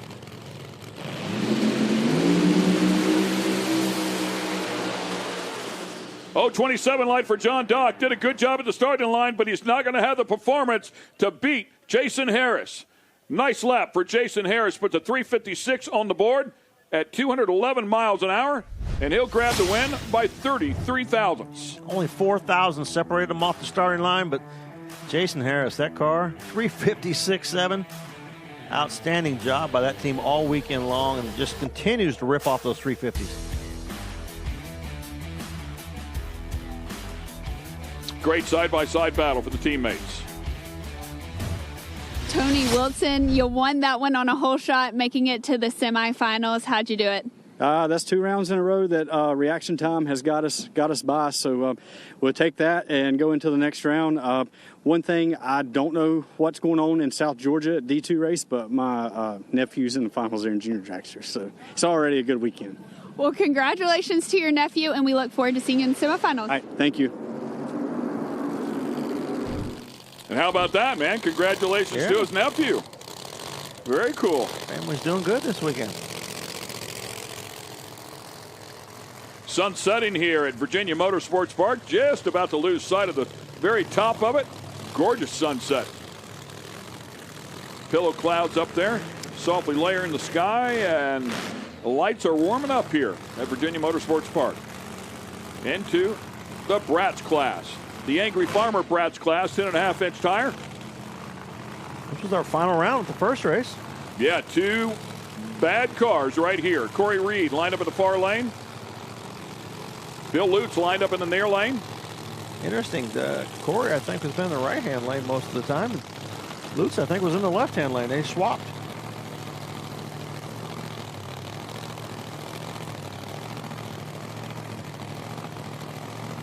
Yeah, not sure how that goes down since it's a no-time. Must be flipping a coin. Category, yeah.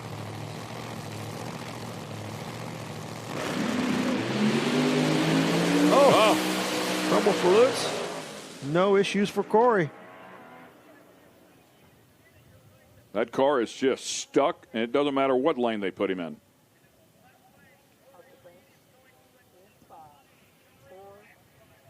Let's go to the top with Kristen Banks.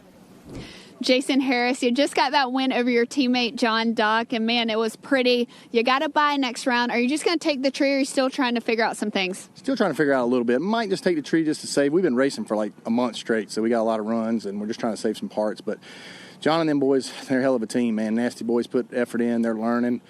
John's a hell of a driver. You know, I hate to run your friends, especially, you know, one we come in and out of the racetrack with every race we go to. We got Mega Pit going on. But, you know, there's a lot of nice crap talking going on, but, you know, I know it hurts them, but, you know, it is what it is. It's just kind of, that's racing. Somebody's going to go, only one person's going to leave here happy. So I hope it's party time, but I just remember, they're going to call me the dairy farmer from here on out because I keep milking that cow, but that's all right. John and them, heck of a driver. I mean, you can't take anything away from them boys. They're young. They got thrown into Pro Mod, and they've learned a lot in the last year, and party time's moving on. Hoosier Race Tires, LAT Oil, Kim Source, Methanol, Proline, TKM, all the guys, Alliance Racewear, everybody keeps me safe and keeps me going up and down the racetrack. What can I say? Thanks a lot, guys. Well, congratulations. We'll be seeing party time in the Pro Mod finals. Well done. I like that, the dairy farmer.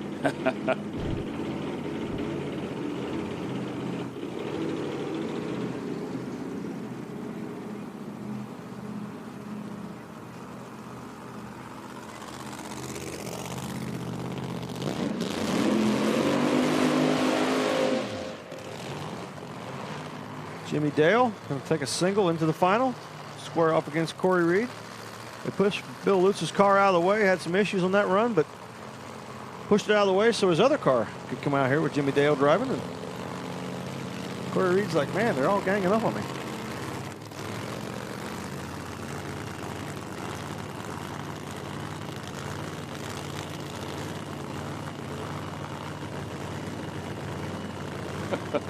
Yeah, you know they're all coming after him.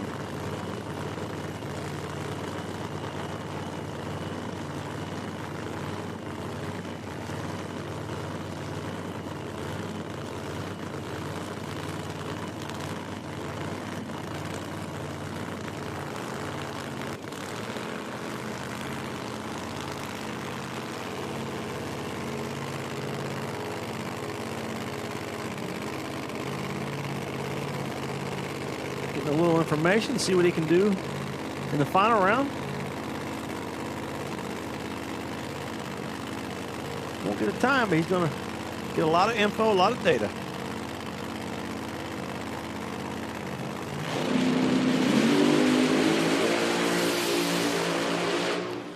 Oh, yeah, looking good. Going to be a good final round.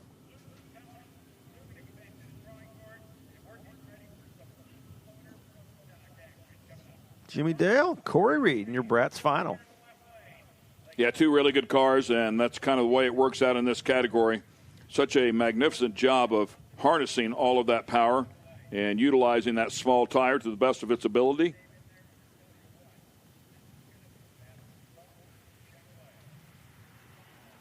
And that's going to bring up the stump pullers. The Mountain Motor Pro Stock cars are getting ready to go.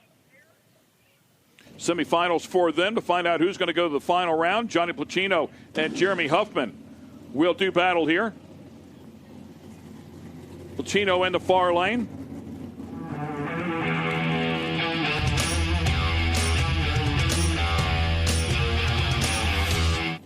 Placino making his way around a very tough Chris Powers in the previous round. Was able to win it on a hole shot. And then in round one, got around Dwayne Rice. Nice job there. A 4.06 and a 4.08. We'll find out how he does here against Huffman as we take a look at the ladder here as well. Huffman able to dispatch a very tough number 2 qualifying Elijah Morton. Put a 4.08 on the board to Elijah's 4.09. And had to catch back up with Elijah, who put a little bit of a tree on him there. And then going back to round number 1, was able to get around John Monacal, who put a 4.05 on the board. Low ET for the round. Very impressive effort. Matter of fact, I want to say, I think that was a low ET so far. That 4.053. Great effort there.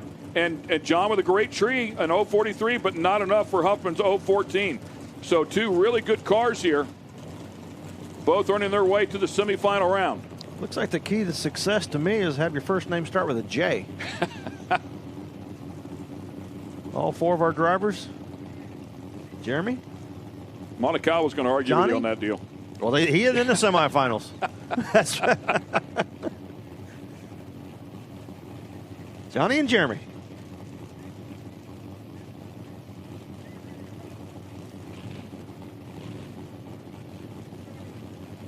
Quickest mountain motor pro stock field in IHRA history set one night ago, and the conditions are quickly coming back to them.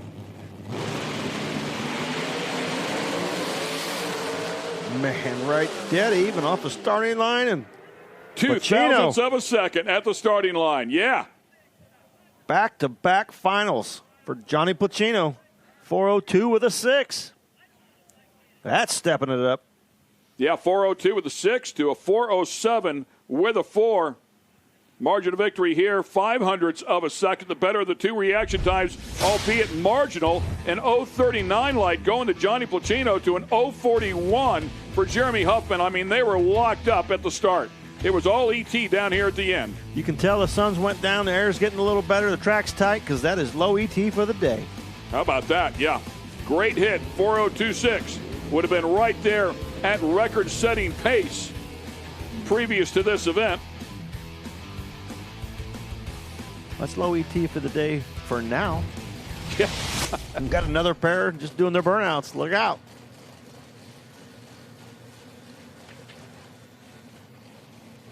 Jordan Ensslin and John DeFlorian coming up here next. Good look at DeFlorian's Total Seal sponsored machine. DeFlorian working his way past the number 1 qualifier, Matty G, who left too early. Turned on the red light. DeFlorian followed with a 4:06, 178 miles an hour. Very fast pass, a 4:08 in round number 1 with an 0:29 light. And he's going to line up alongside Ensslin, who went a 4:07 last time out. So a 4:06 to a 4:07. Reaction times 0:73 to 0:85. I mean, both guys on paper very, very close here.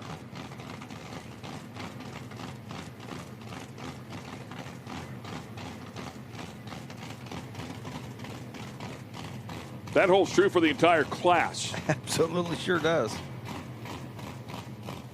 Jordan Ensslin doing a great job. And, man, John DeFlorian's been so excited all day. Love to get it in the final. Who's going to square off with Pacino?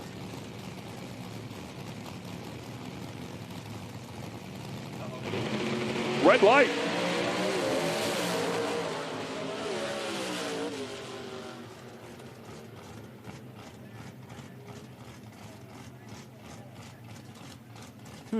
Not sure what happened there. Yeah.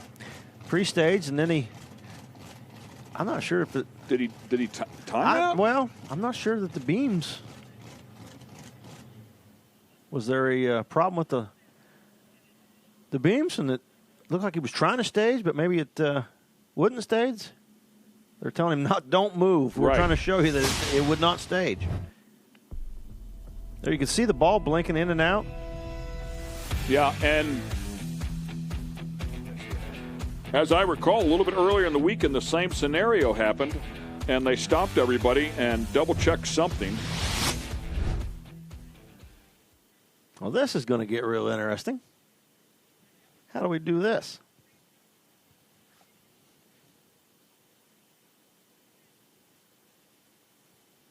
So going to push it back and roll it back up in.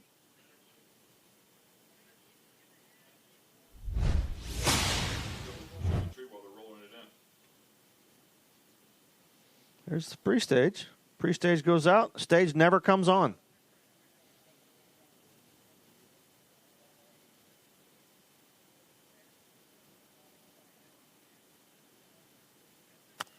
Obviously a timing system malfunction. But how do we fix this? Not John DeFlorian's fault by any means.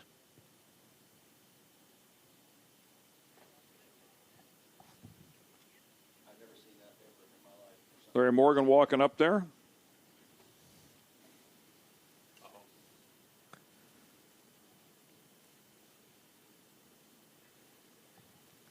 It will be an interesting call to see what they do. Don't know if I've ever seen them do a rerun in like the Mountain Motor Pro Stock or a category like that. Don't see this situation very often at all. Bill Cavello, the guy out there with the John Montecalvo shirt on, a longtime crew member for John Montecalvo as well, was the first one that said, hey, don't move the car just yet. Presence of mind. Bill's been around the game for a long, long time. Larry Morgan, he's out there trying to. Yeah, DeFlorian out of the car, I think, was ready to – he was ready to go, of course, but whatever they said to him, he calmed down right away, and it seems like cooler heads are going to prevail here, and we'll see what happens. I know Larry Morgan, a very fair character. He'll go over and assess this situation. And Jordan Ensslin, he's got some if they do elect to rerun this thing later on, Jordan got some really good information there where John did not. So I don't know. I'm not sure exactly how this will be handled. This will be interesting to see. Give me some popcorn. We got a front row seat. And we're going to go upstairs to Kristen. We're up here with Johnny Placino, low ET of the day. How are you feeling going into those finals right now? Man, look, we missed it a couple times today, and we knew this car had it in it. So I didn't know it was going to go to. We're really happy with that. I know there's a lot of drama going on right now. I'm not sure who we're going to race, but this team's going to put one combination together. Two really good racers that we're going to have to line up with. So we're excited right now, and, hey, we're here for whoever's there. Hey, do you want to bring your team in right now? I'm pretty sure this was your dad. Is that correct? Yep, 100%. Dad, how well, I knew it. That's what I thought, but I was just trying to, How proud of you are you of Johnny right now? He's been consistent all day and just, 402 with a 6. His ass off all weekend.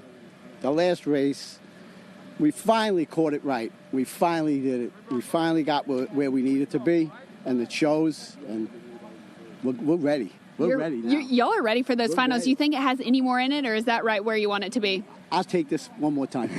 How about that? Hey, you think you can do it again, Johnny? Oh, yeah, I know he can. And I know he can drive it like that again. Well, we look forward to seeing you on the finals. Appreciate you all. Thank you. See you later. Thank you.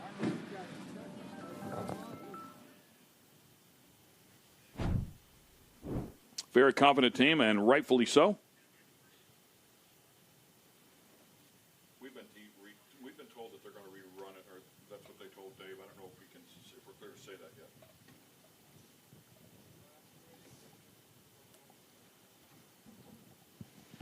And we're waiting to hear an official ruling. As soon as we hear it, we will let you know. A lot of discussions out here on the starting line about how to handle this, and we'll see. So stick with us. We'll be right back, and we should have an answer for you when we come back.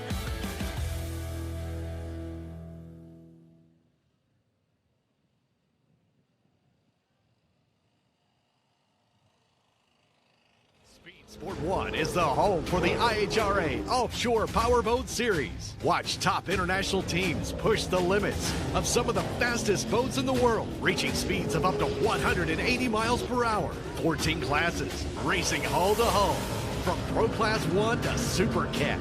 It's the IHRA Offshore Powerboat Series. Catch the entire season on Speed Sport 1. It's free to watch. Go to speedsport1.com for details and viewing options. The IHRA Outlaw Nitro Series is making a debut at Capital City Motorsports Park in Montgomery, Alabama, May 7th through 9th. Don't miss Top Fuel, Alcohol, Mountain Motor Pro Stock, Pro Mod, and much more outlaw drag racing all weekend with fun for the whole family. Get tickets now at IHRA.com. Get racing news, analysis, highlights, and more 24 hours a day, 7 days a week at speedsport.com. Get it all. NASCAR, IndyCar, Formula One, World of Outlaws, Trans Am, IHRA, and more. Speed Sport has been America's trusted source of racing news since 1934. Speedsport.com is America's motorsports authority. Check it out today.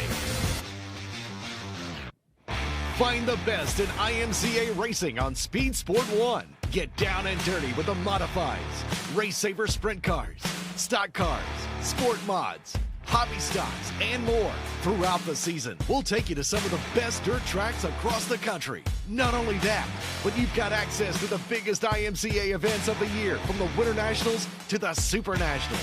It's free to watch. Go to speedsport1.com for details and viewing options.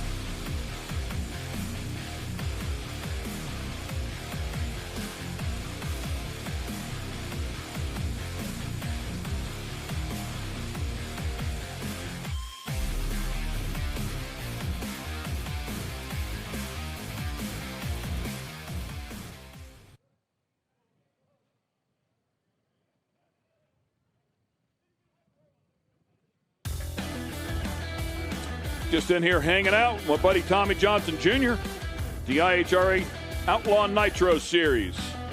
Great to be back here at Virginia Motorsports Park for the first time since 2005 with the IHRA.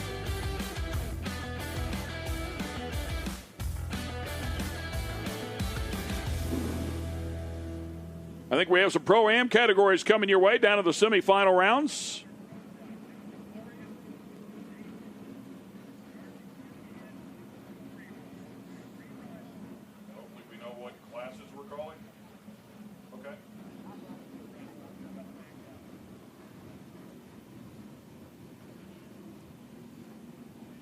And the Hot Rod Semis will be first up.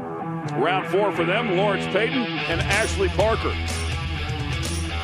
Parker in the near lane, Lawrence Payton will be in the far lane with the pickup truck. Show you the ladder here as well. Ford Mustang and the pickup. Pretty cool.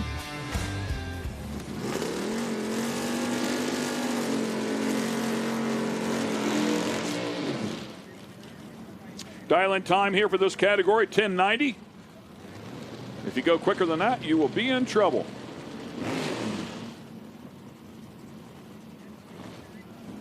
So we told you we'd get you an answer. We have been told that they will rerun that race in Mountain Motor Pro Stock. So stick with us on that.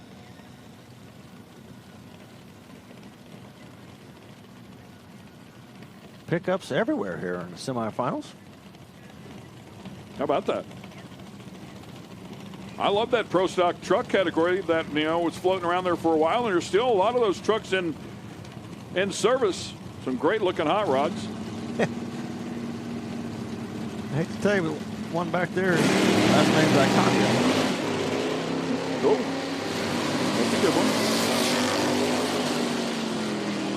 Don't want to give up reaction times until they get past the finish line here.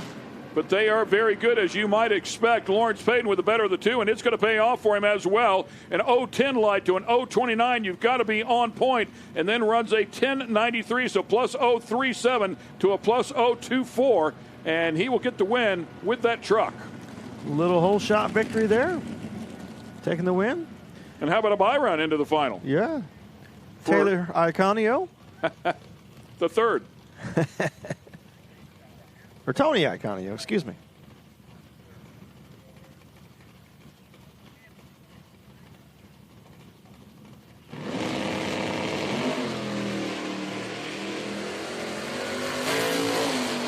Oh, 20 light here. Send him into the final round. And goes under just a bit, trying to figure out exactly how much he has to play with.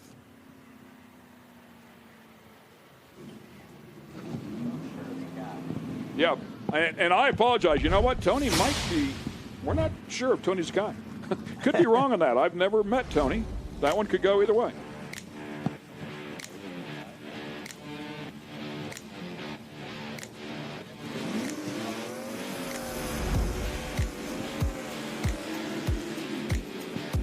Another look at the Chevy doing its job.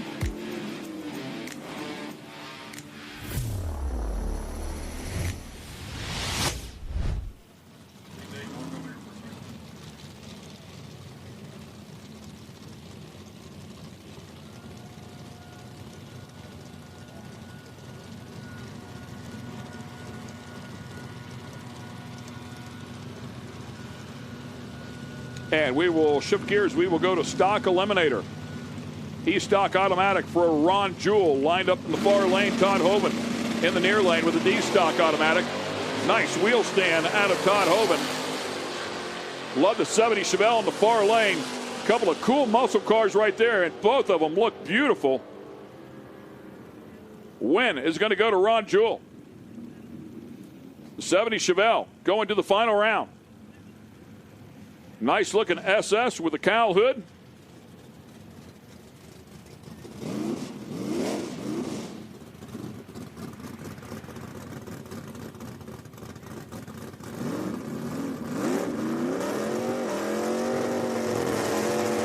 And looky there. Dan Fletcher. Shocker. Semifinals. Yeah, no, let's go to final. That's right. Because he has nobody beside him. He's going to the final. That's right. Again. Back to back for him.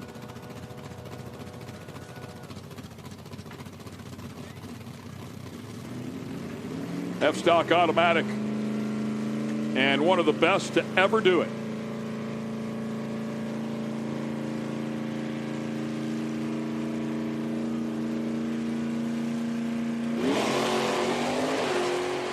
Nice rotation on the back tires, front end up.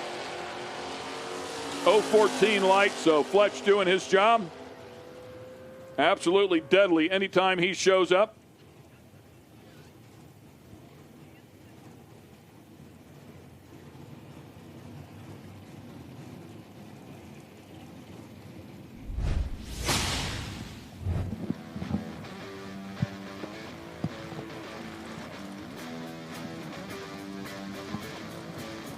And we will shift gears here. We'll go into the next category. This will be quick rod.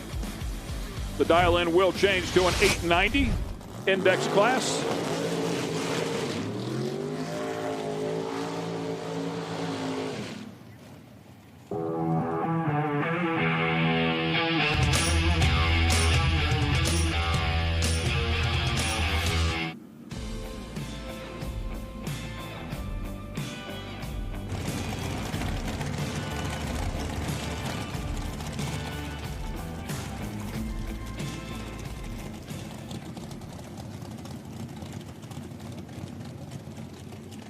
Little Harkey, Mitchell Harkey, lined up in the far lane. A couple of good-looking dragsters here, and Troy Barton. Not sure if it's any relation to the Barton that competes in the Hemi Shootout. One of the best to ever do that.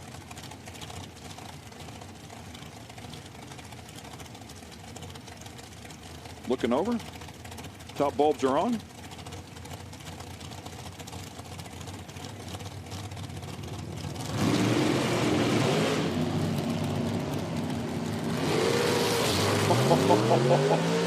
It's going to be good. Identical reaction times, 0.032. The win will go to Harkey. Harkey in 891. With a 1, so plus 011. Great battle right there. On the other side, plus 027. All at the stripe. Good, even on the line.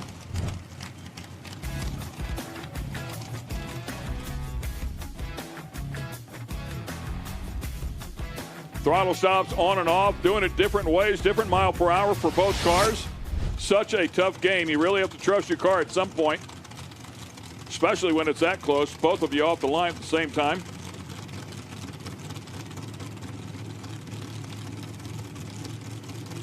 And another single here.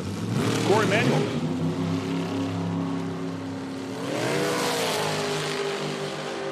Reaction time way off the pace here. I would say clearly not worried about it at this point. And quarter mile, a 9:48. way off the pace there, too. So pretty surprised. Usually they will take advantage of this and try and hit the tree, certainly in a semifinal round, and run the number. If anything, run it out of the gate and see if you've got anything extra to play with, but did not do that here.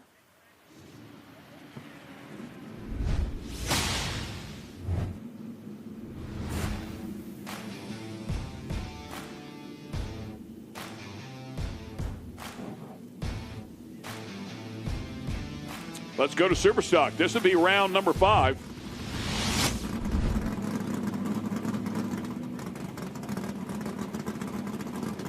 Looks like a C5 Corvette over there for Tracy Robbins.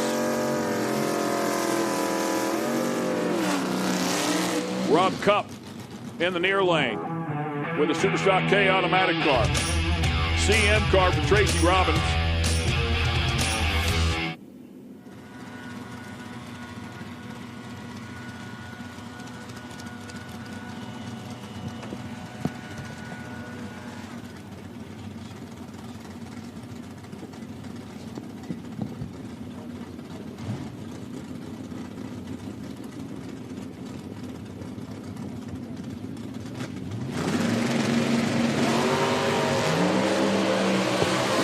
Out of the Corvette, trying to track him down.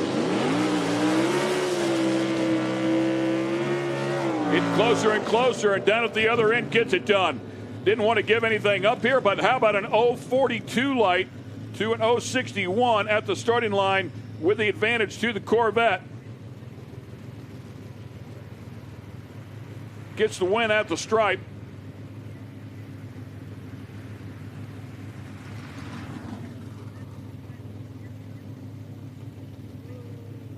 And George Wright will also get a single here by run into the final.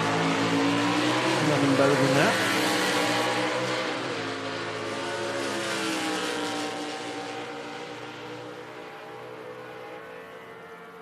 $979 was the dial-in, puts a $975 on the board, so a little something to play with there. Of course, we'll have the opportunity to change that dial-in if they feel like they need to do so coming up into the final round based on any changes in atmospheric conditions and what they think the car will do. We go to Super Rod. This will be round number 4, a 990 index here. A couple of open cockpit cars on a simply gorgeous Saturday evening.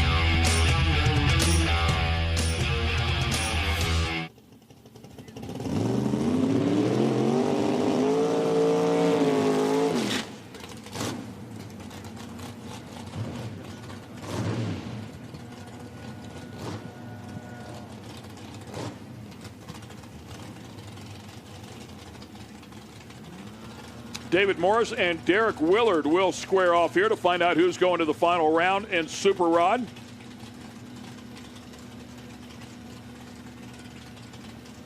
Another brutally tough index category. Started off racing these a lot of years ago, and it is a tough class.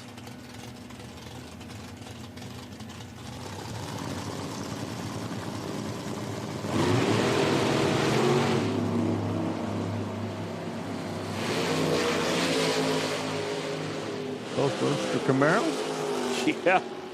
And a big difference here at the starting line. Something going on there. Yeah. 005 light for Willard, but not able to make it pay off. It goes the other way to David Morris with an 029 light. Having some issues and not being able to run the number. Yeah. 1024 there and still gets a win on a 990. Car in the far lane gets the win. Well past him right there at half track. Whoa, man. Hang on. Way Big out moment. of the groove. Way out of the groove, and then something's happening there, and man, he's looking over. And he is looking over whole time. Not sure what that was all about. Kind of odd. Yeah. You don't make it this far in this category without being good at what you do, but something weird going on there. Absolutely. Getting way over by the center line where there is actually no traction at all.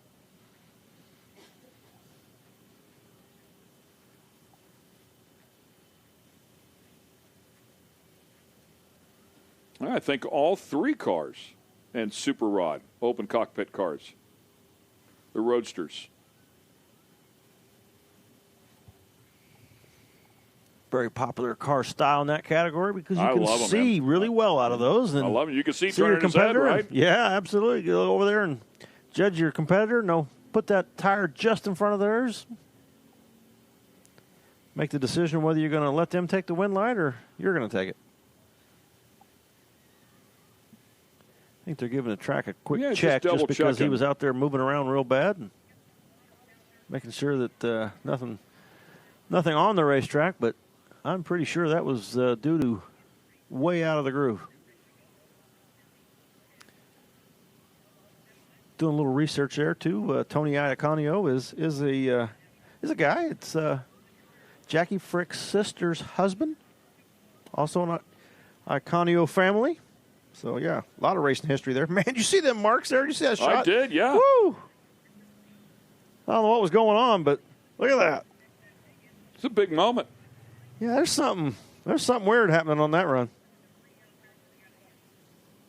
Well, the throttle stop off and then back on, and then it became a handful. Yeah. It was out of the groove. I don't know.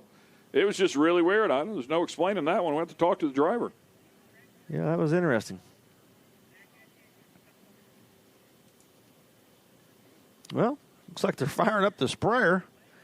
They may go out there and put a lap of glue on the track. Maybe they think it's just in case. Haven't seen anybody have any issues till this run. You see the right-hand lane. Watch it right here. He's driving. And he just keeps going left, going left, going left. And then right here, looks like the throttle stop comes off of it or something, and it just loose and out of the groove. And my personal opinion, I don't think there's anything wrong with the racetrack. It looks like it was just way over to the left. We saw him looking over. I wonder if he was looking over and steering left at the same time. You go where you look. That's got pretty good traction. Look how much is wrinkling those slicks. I mean, there's nothing wrong with that racetrack. That is plenty of traction.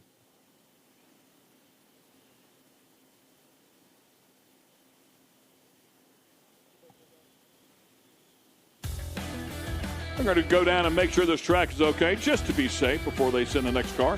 While they do that, we'll take a quick break. We'll come back and we will continue on here with our Pro-Am categories. Stay with us.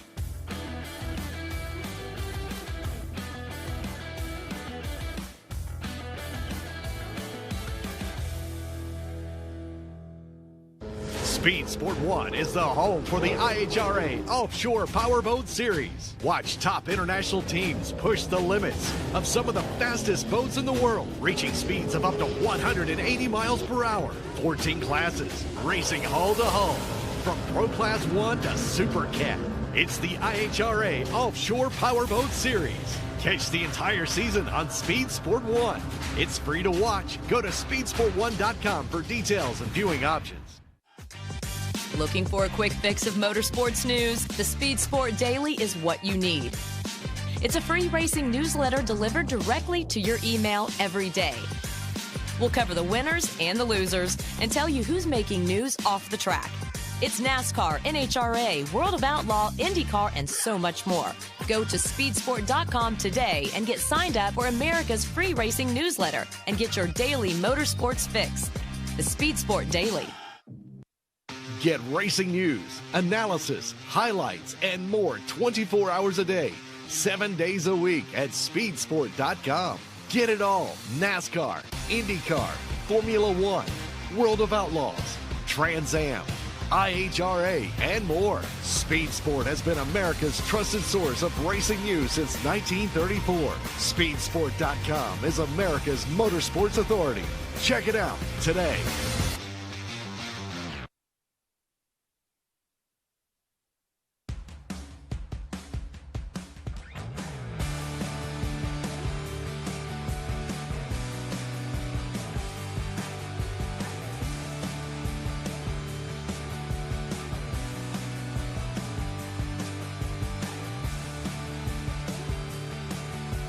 Welcome back once again to the IHRA Outlaw Nitro Series.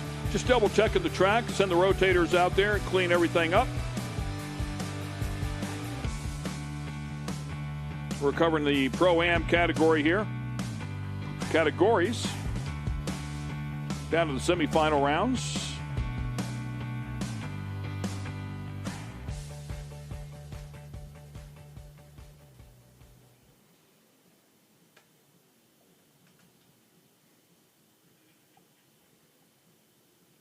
A little scares me here just a little bit because they don't have the lights flashing. Yeah, exactly. They might make another lap. I don't know. We're just hoping they forgot. Optimistic fella. But very possible.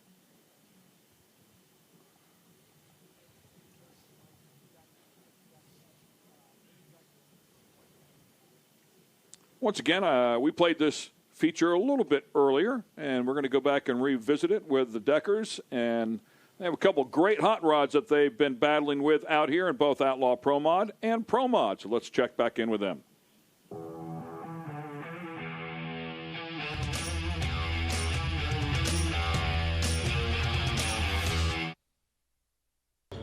Mike Decker Jr. and Mike Decker III here with me now. A deep lineage of racing, not only racing in the Pro Mod Outlaw class, but also the Pro Mods this weekend. Did I say that right, guys? That's a lot to unpack. Big family. But first of all, I think it's so interesting that as a family, 3 generations of racers all here on race weekend. You even mentioned a 4th generation, a little one that runs around here. I mean, it just runs in your blood, doesn't it? Yes, it does. We're a family. We all race together. My uncle's one of my crew chiefs. My dad, part of this deal. Me and him are partners on it. Hollywood drives and tunes half the time, and it's a good time together, good family time. And Mike, as a tuner, but also as Hollywood, what kind of is your role on race weekend? Are you listening to Grandpa and Dad, or are you kind of following your own intuition at this point? How does that go? Yeah, most of the time I make calls on the computer, and I got them breathing down my neck saying, why ain't we going fast enough? This weekend's a little easy. Uncle Todd's doing all the tuning, so I can sit back and say, why ain't we going fast? I say, go ask him. But we're doing a good job this weekend. Dad's #1 in Outlaw Pro Mod, so it's pretty good. Over here, we're struggling a little bit. I'm restricting my glasses because we suck, so hopefully we can turn things around and go a couple rounds today. What is it like to have your family surrounding you on race weekend? Your dad racing, your grandpa helping with his advice, and I mean, 2 cars running out of kind of one compound is a lot on race weekend. It's awesome. I mean, we've got the whole family here. It's a good time overall, and yeah, we're here to have fun for the most part. We're here to win, but yeah, it's a good time most of the time. Now, if things go any way in which it goes in my family, when we have race weekends, usually my dad is the boss. You are dad here. Are you the boss on race weekend? How much are you managing? How many hats are you wearing? I'm the boss here, yes. Hollywood, the boss. We're making sure he does the tuning most time, but I'm making sure everything's getting done. And if we got a problem, I'm involved in the problem. But the key back to he didn't allow that his Hollywood it was because when he was a kid, he drove the car back from the pits, and he'd be hanging out the window because the people in the stands be hollering, and he'd be wearing aviator glasses and smiling, and his grandfather's hollering because he's going to run into the back of the golf cart with the car because he ain't paying attention. That's how he got the name Hollywood. This makes so much more sense. Now, what is this one? Is this a Mike Decker the 4th? This is a Mikey the 4th. This, you guys, 4 generations. Now, will he race? Probably so. Does he have any inclination? Have you gotten him in a go-kart yet? Oh, he runs four-wheelers, buggies, golf carts. He's little motorhead. So, oh, yeah, he'll be in something before long. So it's in the blood already. Okay, so who are you rooting for this weekend? Grandpa or Dad? Daddy. Oh, okay. Shots fired, guys. Best of luck this weekend. Thank you.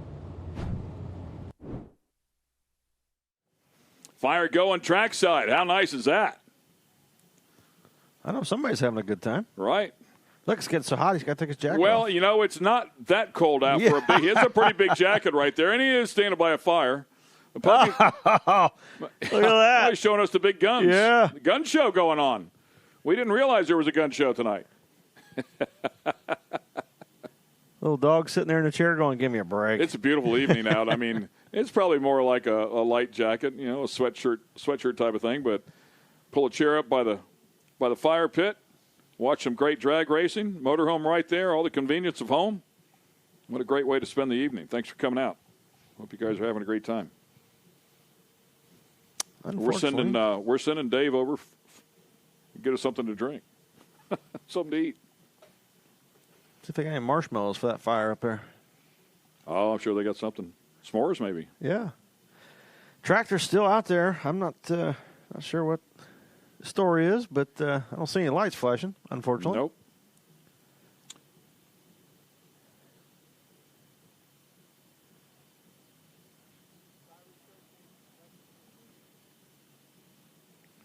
And Lex June coming out here. And Lex June making some noise, man. Lex June had a really good car here today and gave his competition a solid run for the win, right to the stripe. We had a chance to spend some time with him, of course, making it to a final round and grabbing a win in 2025. We spent a little time in our driver profile with Lex June and company.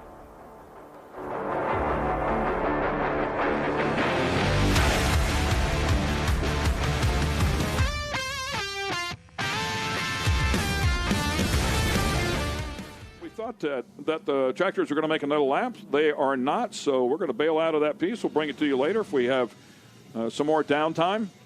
In the meantime, we're going to continue on with Super Rod. It's going to be a bye run here into the final. Another one of those C5 Corvettes. Good-looking roadsters.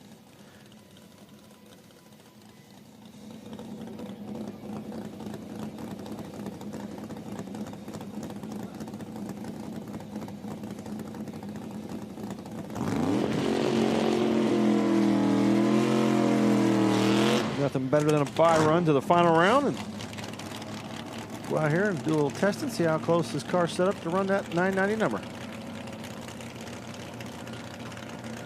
Quite a delay there, so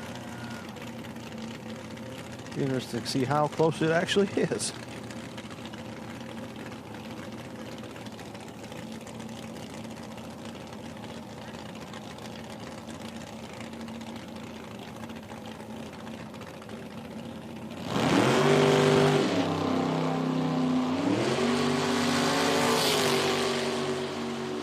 Love to tick early. Oh, man. That's on and off the throttle, but way down there. Yeah, that's interesting. It did appear that he was having a few issues as well. Yeah, 1081 on a 990. So you got to think if it made that move up there, he might have got out of the throttle. Huh. It was a pretty good wiggle. Yeah. I would have thought there wasn't anything wrong with that racetrack out there. They've been running cars down it all day and all night. And suddenly we see that. I mean, I wonder if the throttle stop came on. If so, man, it came on way at the other end of the track, which, I mean, you can do it anywhere, and sometimes people will do something, you know, try to confuse their competition, but typically they go on and off much earlier. It did it twice. That's normal right there. Big hop right there, but yeah. You see it come out here about the 8th mile mark. Car makes a wiggle. Hard to see at that angle. But you'll see another one here shortly. Another wiggle right there. He said, enough is this. Yeah. I'm done. I'm going to race that final round. I want to put this thing in the wall.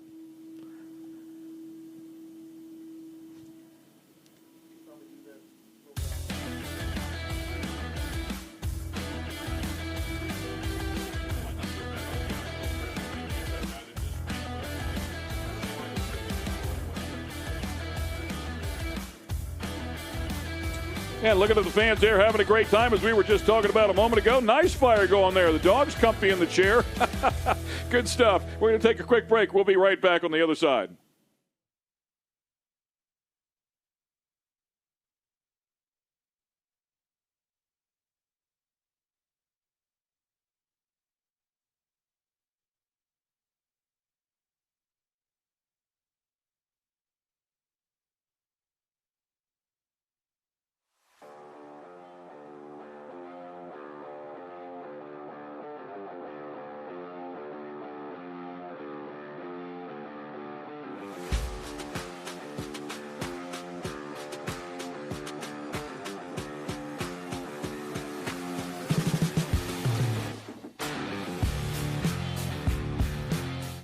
The IHRA Outlaw Nitro Series is making a debut at Capital City Motorsports Park in Montgomery, Alabama, May 7th through 9th. Don't miss Top Fuel, Alcohol, Mountain Motor Pro Stock, Pro Mod, and much more outlaw drag racing all weekend with fun for the whole family. Get tickets now at IHRA.com.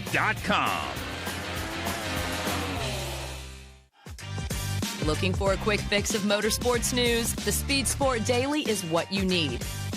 It's a free racing newsletter delivered directly to your email every day. We'll cover the winners and the losers and tell you who's making news off the track. It's NASCAR, NHRA, World of Outlaw, IndyCar, and so much more. Go to speedsport.com today and get signed up for America's free racing newsletter and get your daily motorsports fix. The Speed Sport Daily.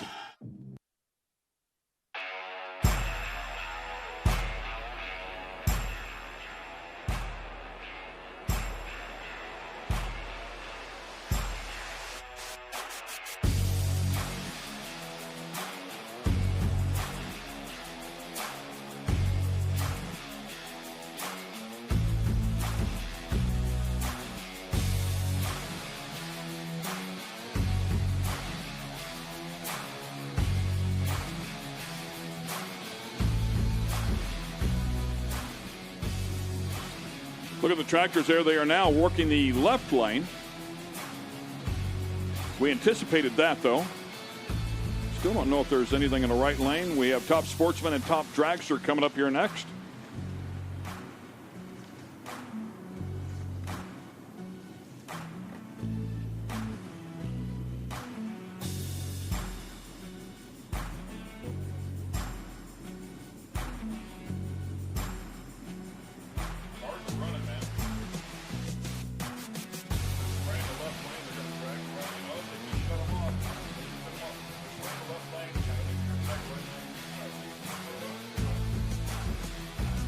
And it looks like they're going to spray the left lane and drag the right lane.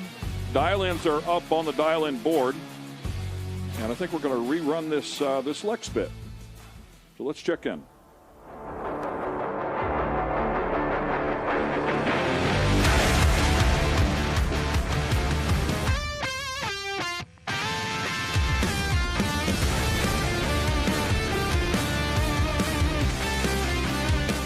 Officially, my name is Alexander, but Lex June is my nickname. Originally, we came from the Netherlands, born in Amsterdam, living in the United States since 2013, immigrated, became U.S. citizens last year. Really proud of being American, so I did really well in Europe, won a lot of races, did set a lot of records, and became FIA Top Fuel champions in 2005. We were able to emigrate here because of our background and everything we did in drag racing. The American government said, yeah, we want you here, so that was a cool deal. Good, and I said, yeah, let's do this. If you want to be the best, you need to beat the best, and the best are here in the U.S., so here we are. How did I get into racing? Well, I was a member of a fan club, and the Chevy fan was customized. Started racing during the fan meetings, and I thought that fan was just too expensive to race, so I bought a 68 Camaro, put a big block in it, and more guys start doing that, and then we start racing. And once we got going, then I noticed I was really competitive. It doesn't matter who I was running, I always wanted to win. And must say, IHRA racing here, it's really what I know about drag racing. This is the core deal, how you drag race. My ultimate goal in racing it's about winning races, and then it's about winning a championship. I would really like to run 2 cars. Put young kids behind the wheel and keep shooting and working at it. Since the end of last year, we got a crew together that's killing it. That's really awesome. And not a lot of people understand this, but at the end of the day, you can have the best car in the world, but if one of the crew members don't do his job, the car won't perform. It starts with my crew chief, that's also my wife, Gerda. And it ends with the guy that's cleaning the tires. Everyone in there. Some of them are new and they're still learning. Most of them are veterans, worked for the big show teams, won a lot of championships, and we got them on our team. So I'm really proud of that. Here we started with a new race car. Yesterday we made our first run with it. It went well. It was just detuned to see if it would get down the track, and so now the tuning part starts. And it will take half the season to dial it in, but I know we can do this, and so I'm really looking forward to do this and to see where we can go with it and win a championship.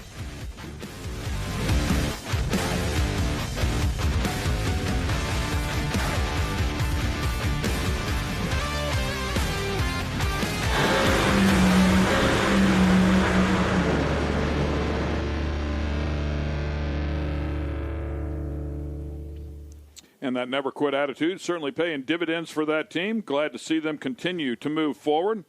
Very competitive car here this weekend. And as you heard him say there, I mean, it takes a few events, unless you have big budget to go test. And it looks like they got pretty close here this weekend. Yeah, made some nice progress, and shortly that car will be right where Lex wants it, I believe. He made some nice runs. Very few runs on that car, so headed the right direction.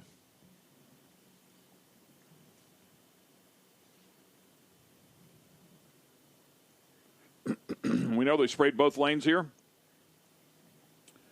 And taking the rotators out there to work that in. We have Top Sportsman and Top Dragster in the Pro-Am categories to finish up here. Ferris wheel in full glory.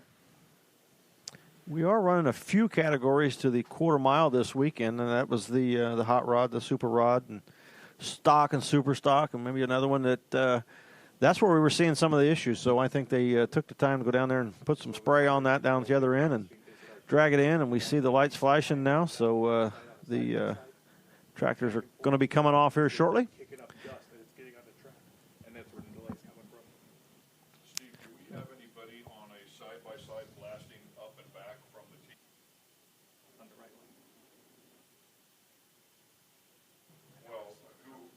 Somebody blasting up and down, like in the grass, and it's kicking up dust, and they say it's going all over the track.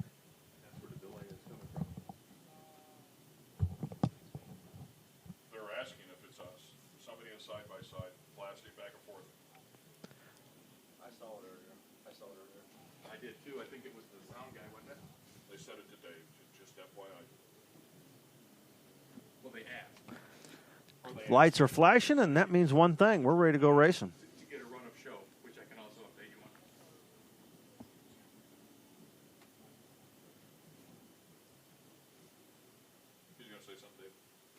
Yes, I went over there to. I said, here we go.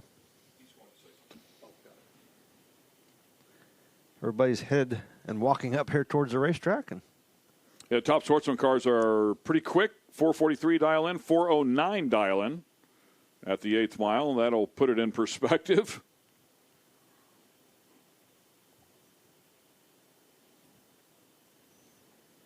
Shoebox Nova, really, really clean Shoebox Nova. And a gorgeous 55.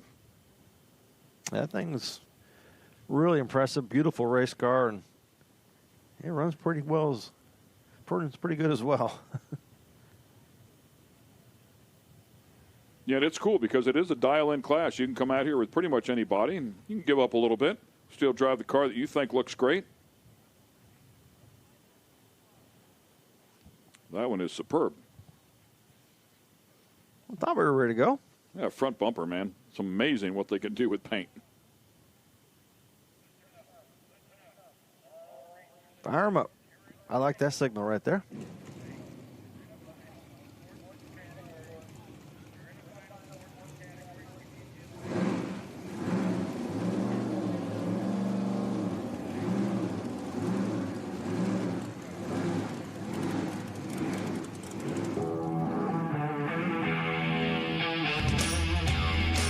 Looks cool and sounds cool as well. A lot of car.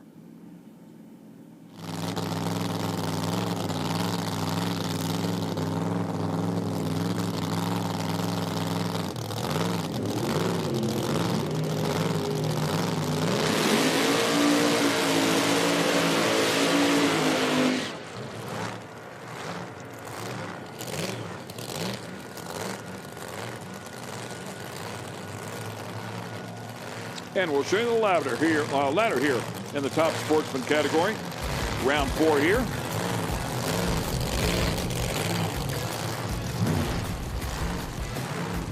You can see the ladder picks up with round 2.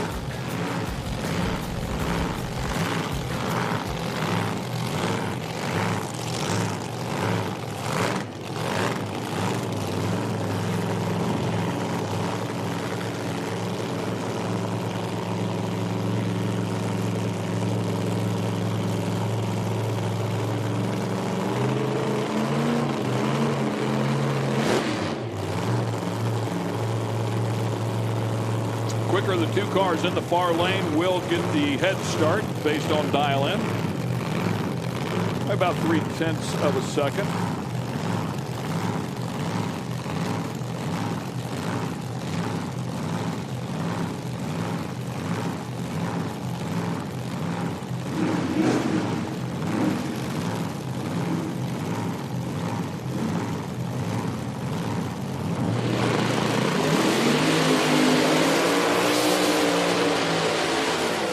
Trying to track them down.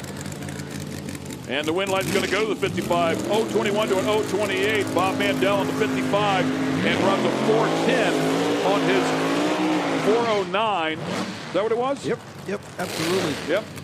Good package and taking the win. Going to the final round. Nice job. Good looking race car and it performs pretty well going to the final round. The Grinch. 2 more top sportsmen here. Spread just about the same. Yeah, almost the same. 428 dial in the far lane. 408 here in the near lane for the 63 split window look-alike. Mike Alexander Jr. lined up in the near lane. Mike Daymood in the far lane. Top sportsman.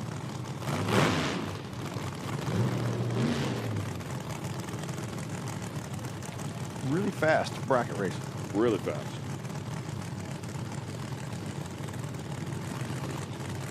And that 408 is equivalent to the Mountain Motor Pro Stock times we were watching. Of course, obviously they have some power adders on that one. Foreseeable blower. But just to put it in perspective in terms of speed and, of course, time, cars are very fast. And they have to race the other car at the top end. I don't know how many games they play up there with these things, but you've got to be good at both ends.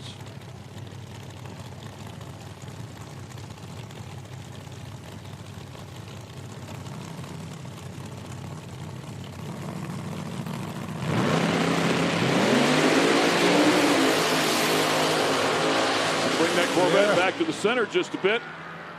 Still got it done. Yeah, he was behind just a little bit. 411 on that 408. Hung with it. I thought maybe he was going to have to give it up. He was over there by the center line, pulled it back, and glad he did. He got the win. Plus 03 on the other side. Did have a better reaction time.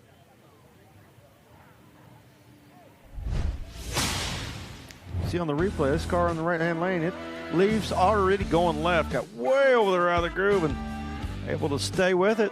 Take the win. Surprised he ran as close to the number as he did. Yeah, no kidding.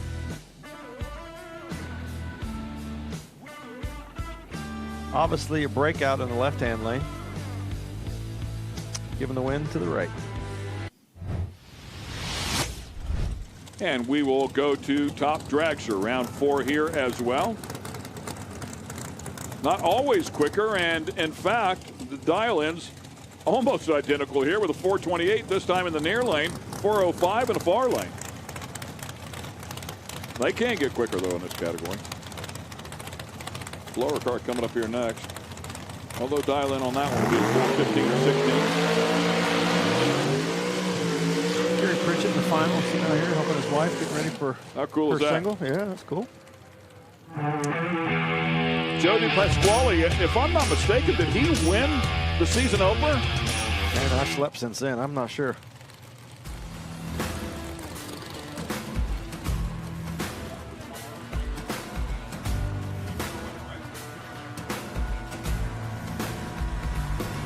I really think he might have grabbed his first Ironman at the season opener. Dane Davies lined up in the far lane.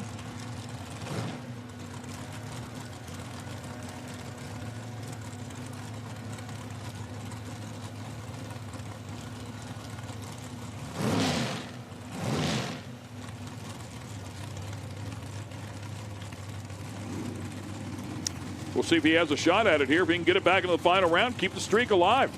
Yeah, I'm telling you what, having a good year if that's the case. 7 consecutive rounds here already with the IHRA. It's a pretty good start. Looking for 8. I'm guessing it was a 4-round race. It might have been a 5-round race at Galot.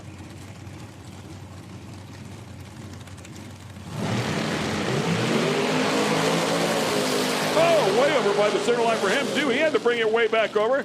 That car moving around. The wind's going to go to the other side, and that'll do it. He will not repeat here this weekend, but congratulations to him on winning the season opener. Dane Davies will get the win. Oh, what was that? That was different. A little puff of smoke out of the right tire over there. That too, yeah. What was that? I don't know. Really weird.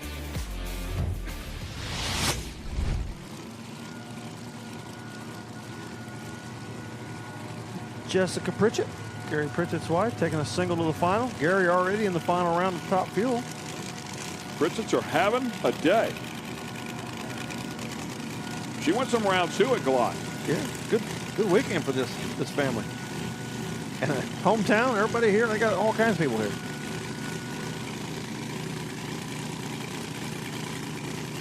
He sees something. He's second guessed it 2 or 3 times.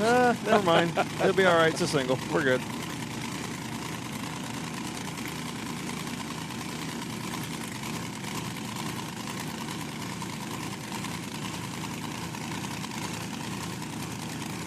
$4.15 to dial in for the blower car.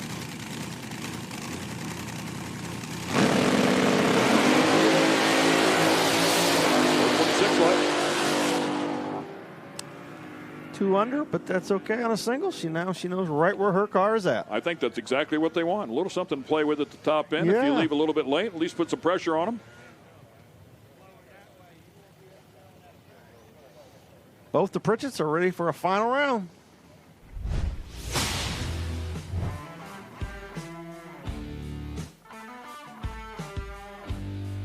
Got to be fun to drive.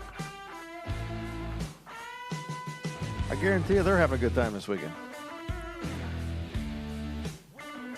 See, it's a hometown race. Look at all these people on here walking off the Oh, yeah.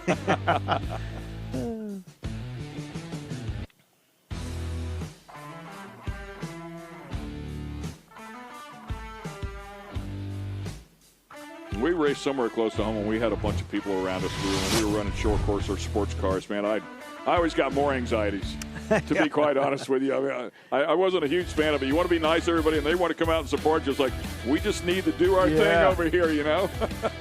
Remember some of the most hectic weekends there are. So that'll wrap things up there with the Pro-Am categories. We will flip things back over to the pros here when we come back. You're watching the IHRA Outlaw Nitro Series.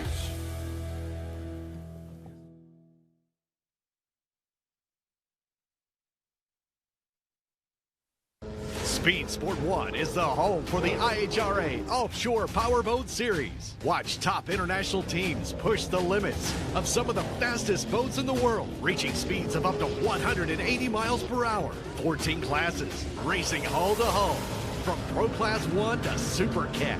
It's the IHRA Offshore Powerboat Series. Catch the entire season on Speed Sport 1.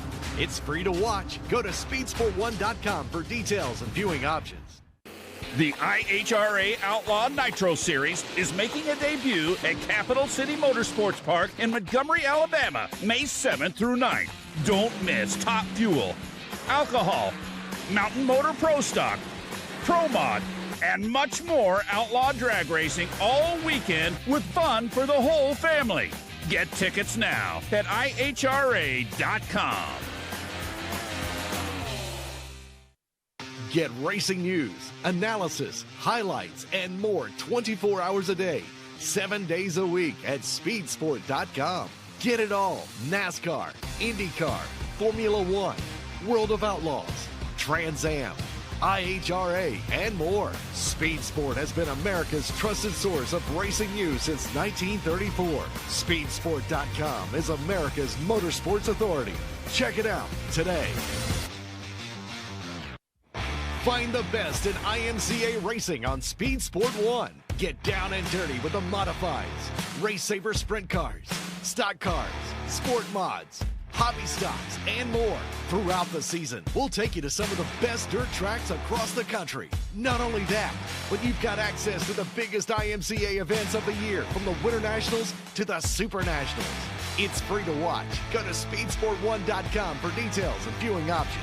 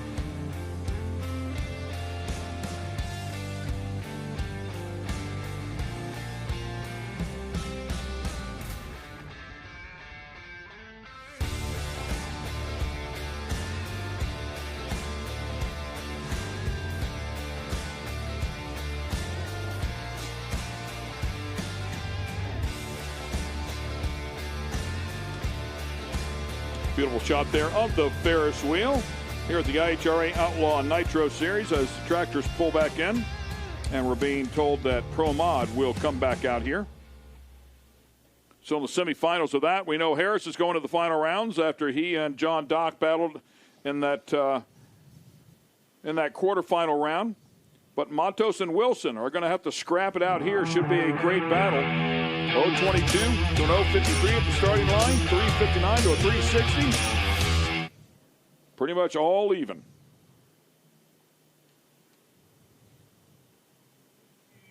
Started this day off and the sun's shining brightly on the track and warmer conditions, and here we are later in the night, and the conditions have changed dramatically. The track is totally different.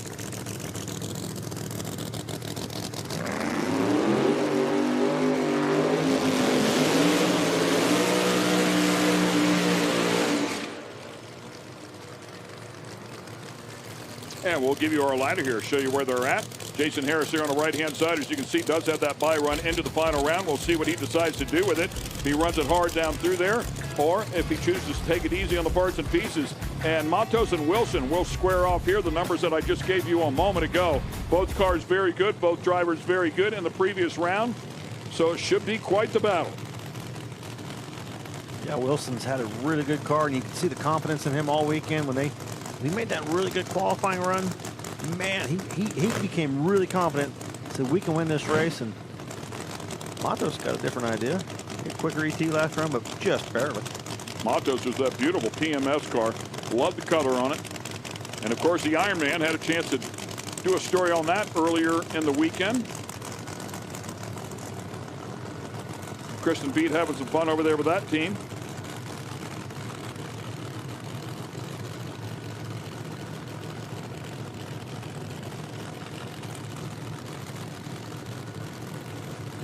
We'll find out who's going to the final round here.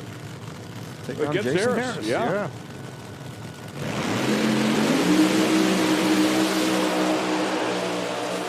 Oh. 008 light for Wilson. Wow. What a great driving job there, and a 358.9 to a 358.8, and wins it on a hole shot. Man, Tony Wilson, he has been so focused, so determined to get that win this weekend, and driving the lights out 008.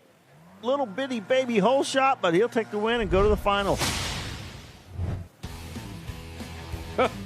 Great stuff. Man, close race.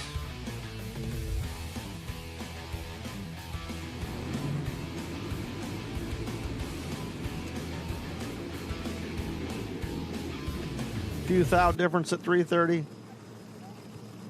Just a little bit of difference at the 8th mile mark. And Tony Wilson going to the final. Take on Jason Harris.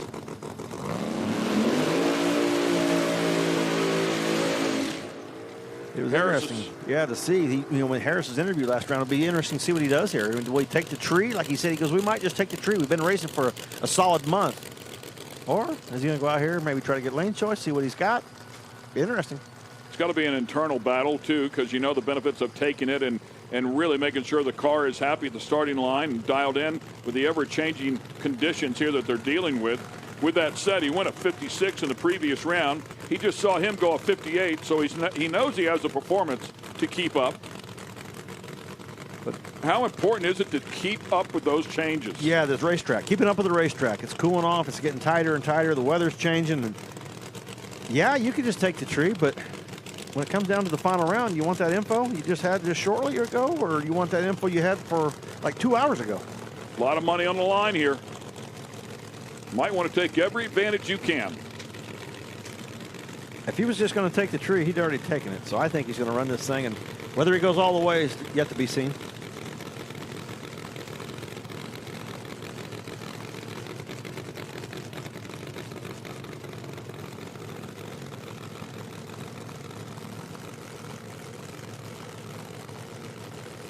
We're about to find out.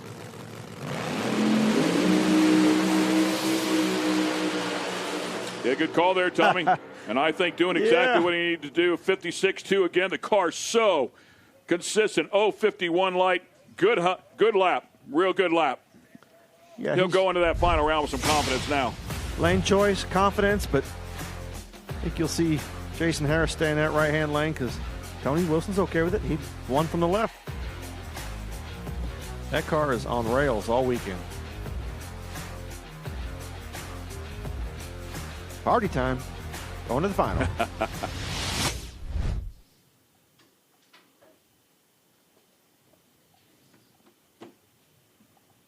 And the sleds are coming up.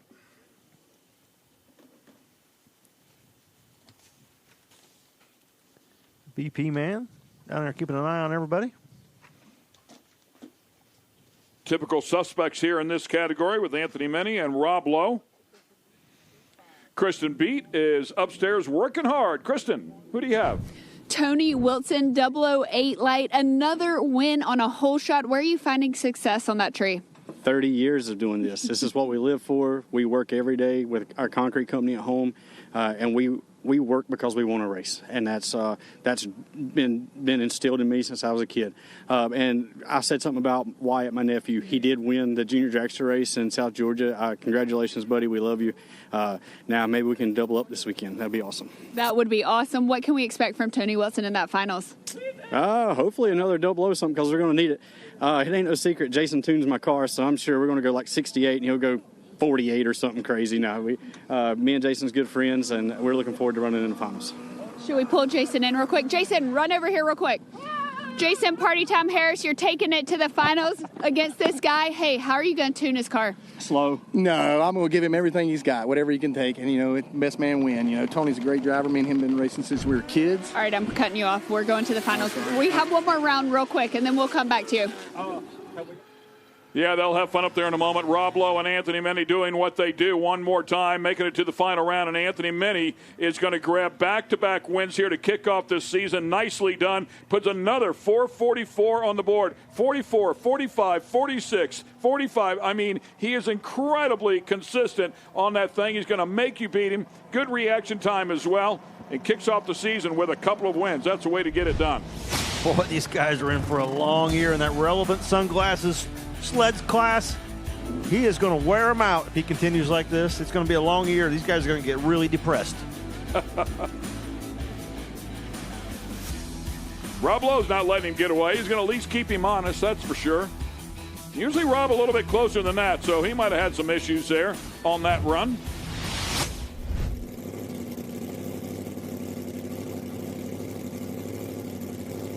Factory Pro Stock coming up here.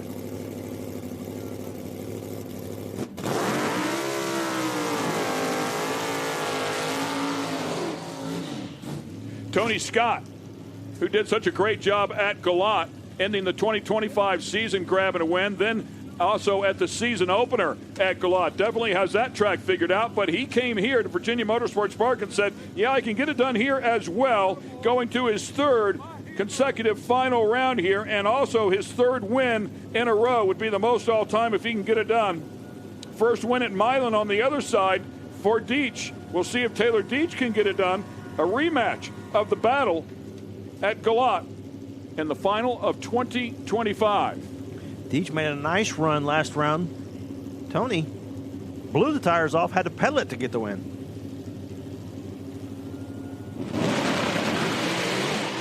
Both of them hit the tires. Oh, Gonna be a pedal fest. They're getting back after it. Who's going to get it to the stripe first? And it looks like it will go to Tony Scott. Driver's class. Yeah, he had some practice for the last round and used it to his advantage, and neither one of them is going to get an award for the starting line. Reaction times, 97 to a 123, so look at him, on the throttle, off the throttle, on the throttle, trying to get that thing hooked up, get it to the finish line, and Tony Scott doing his job. And I got to ask you as a driver, I mean, if that did happen to him in the previous round, you got to think he's anticipating it to some degree and ready to deal with it. Yeah, he's had a little more practice. I mean, the only thing that makes you better at this, you don't want to do it, but the only thing that makes you better at it is if you do it a few times and get better and better at it. And like I said, he did it last round. It paid off. A little practice and used it again. Wasn't pretty. Doesn't matter. When you're holding that trophy, nobody said that was beautiful. Nobody's going to ask you when they hand you the check and that trophy, how pretty was it? It was really pretty. I did a nice job of driving. Alcohol Funny Car coming up here next. And how about Chip Beverett going to his first career final? Would be the 68th different winner in this category if he could pull it off. Wow, I'm impressed. Didn't realize that. Phil Ez, I think this is not his first final by any means. It's how many in a row it is for Phil Ez. Is this number 7? This is 7 in a row. First since Dale Brand in 2002. 5th career win would tie him with Scott Weiss and Tony Bogolo for 12th all-time.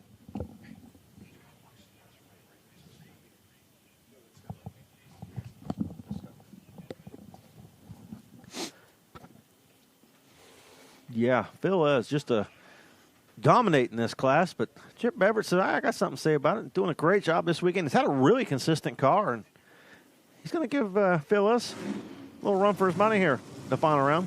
Not a gimme by any means. No. And Beverett, the number 1 qualifier, as you talked about, has been consistent. 361, 364. We'll find out what he can do here.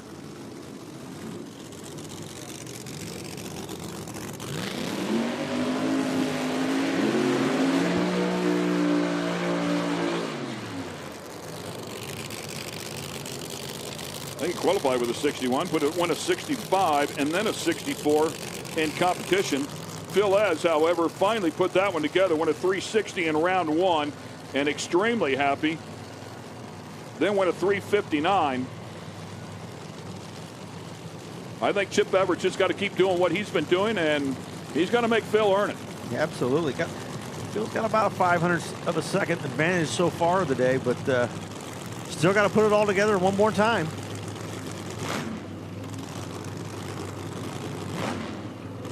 Incredible run here for Phil Ez.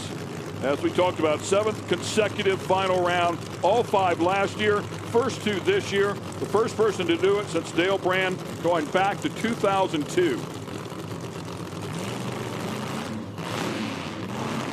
all that momentum, and the number 1 qualifier, Chip Beverett, going to his first final here.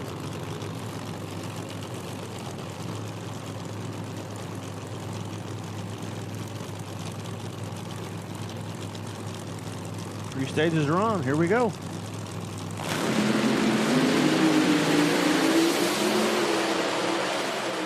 Beverett with the better of the 2 reaction times, but not enough car to get it to the finish line. Race. Loses it by 0.03 of a second. 0.33 light to an 0.49, but a 59 will beat a 61 here by 0.03 of a second, and Phil Ez grabs another win. What an incredible streak he is on.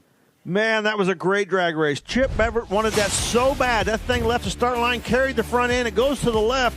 I thought, oh, he's going to lift, but he gets over here, and you're like, no, I want to try to win this race. And, man, just come up a little bitty bit too short. 5th win, 5th career win for the car in the near lane here. Phil Ez will tie him with Scott Weiss and Tony Bogolo for 5th all-time. And, man, oh, man, has he been on a roll. And he was struggling with that car. He talked about it. He admitted it. He said, we finally got it sorted out again. Very drivable. And he could not be more confident in that car right now. These guys are in trouble going to the next event. Woo, that was close. That was close. 3,000ths, man. You cannot see that with a naked eye. You can't see that with a dressed eye. Great stuff. Good show for these guys. Nice job.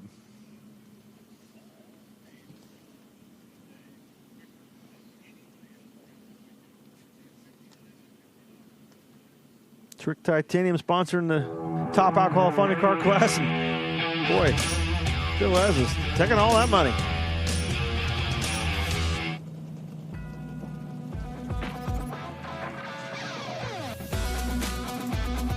And we'll show you the ladder here. Show you the ladder here in the Noonan Products Top Alcohol Dragster category.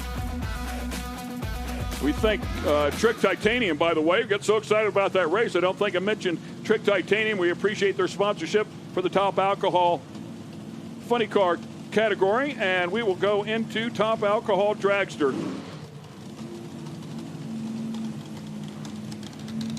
Very tough. Jackie Frick will line up alongside an extremely tough Joey Severance. Great battle here between the 2 different combinations.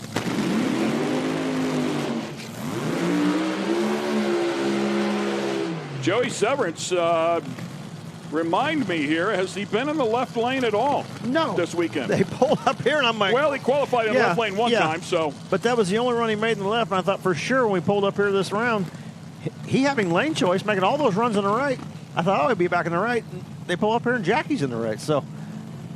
Kind of surprised by that, but saw something out there he didn't like, so he decided to go to the left. Jackie was texting me a little bit ago. She's pretty relaxed and calm before this final because she was texting me about her brother-in-law is Tony Iacano in the final round of Hot Rod, driving his daughter's truck. We were talking about Tony, and we were kind of wondering. We do know now that Tony is a man. No relation to Frank Iacano, spelled just a hair different. But having a great run. Yeah, his daughter drives that truck normally. It'd be Vincent Nobile's wife, but she's pregnant, going to have a baby, and her dad's took the truck back. We'll talk about that in just a couple of moments. Joey Severance in. Top bulbs on. Here we go, the final. And Top Alcohol Dragster. Oh, something wrong with Joey's car. Jackie trucking on down to a 360. Not the outstanding run she was looking for, but the wind light is on, and she don't care. She will join Bill Barney and Mike Troxel, along with Denny Lucas as a 2-time winner here with the IHRA. Congratulations to her. We know what a good car she has. An 080 light, puts a 360 on the board. How about an 019 light for Joey Severance, and couldn't get it to the stripe under power. Yeah, absolutely. Jackie was going to need Joey to have some problems on that run because that 019 to an 80, huge starting line advantage for him, and then something going wrong with Joey's car right here. Just shutting off, looked like something was coming off of the car, and Jackie's car just not as quick as we thought she was going to run. Nice header flames there. How about a nice little bonus here? As far as we know, she's also leading in the points. Well, that's pretty good. If you're going to run for a championship, that's a good place to be. And it's a good way to leave Virginia Motorsports Park. Not looking back, they're all shooting for you. Yeah, she's pumped up. She knows where that camera's at. Good job, Jackie.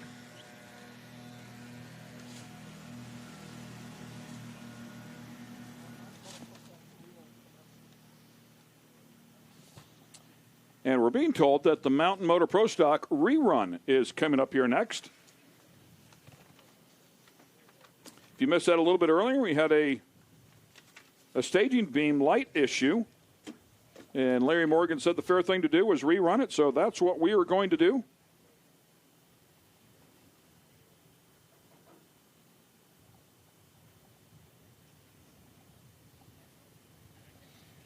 It was between John DeFlorian and Jordan Ensslin. And the real issue was with John DeFlorian, his car trying to stage, but the top bulb was just flickering, and the second bulb never came on. Yeah, John had put it in the pre-stage bulb and lit the pre-stage bulb, so did Jordan. Jordan staged. John was rolling forward, trying to stage the car, and had rolled it so far forward that the top bulb went out. It was actually deep stage, but the stage beam was not working properly, and it timed him out. So no fault of his own. He was trying to do the right thing, but the electronics weren't cooperating. He kept going and staged it with the back tires. Well, it still wasn't going to work.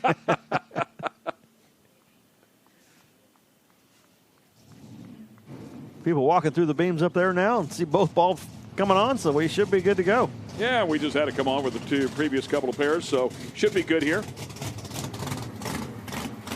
Whatever the issue was, looks like they got it sorted out, and it has been good ever since.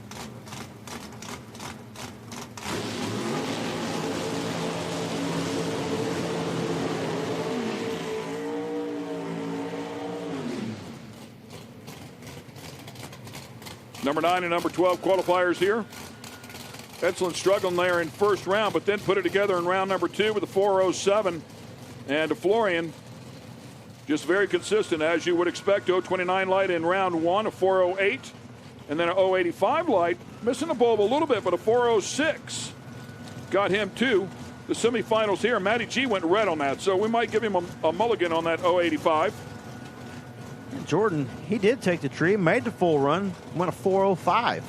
So he's got the data. He's already been down this racetrack one more time than John DeFlorian has.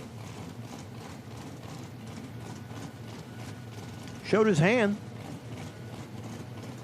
but he also learned. Yes, he did. I think this is as fair as you can go about this, though. Hats off to the IHRA officials. Give everybody a fair chance at what was clearly an issue. Nobody did anything wrong. It's just the way it fell.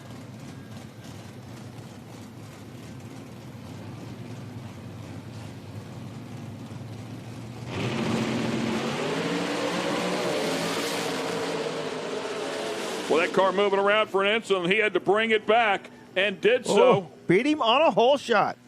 Ensslin with an 0:40 light. DeFlorian just late, and yeah, he typically is not anywhere near that late, but a 4:05.1 will beat a 4:04.5. 3 thousandths better than he ran the first time they ran this race, but able to do it on the starting line and get the whole shot on John DeFlorian and take the win, no matter rerun or not. Jordan Ensslin going to the final round. Great pass by him, but it will not yield a win. Anthony Minnie, your 4th Ironman, your 2nd back-to-back wins. How'd you get it done?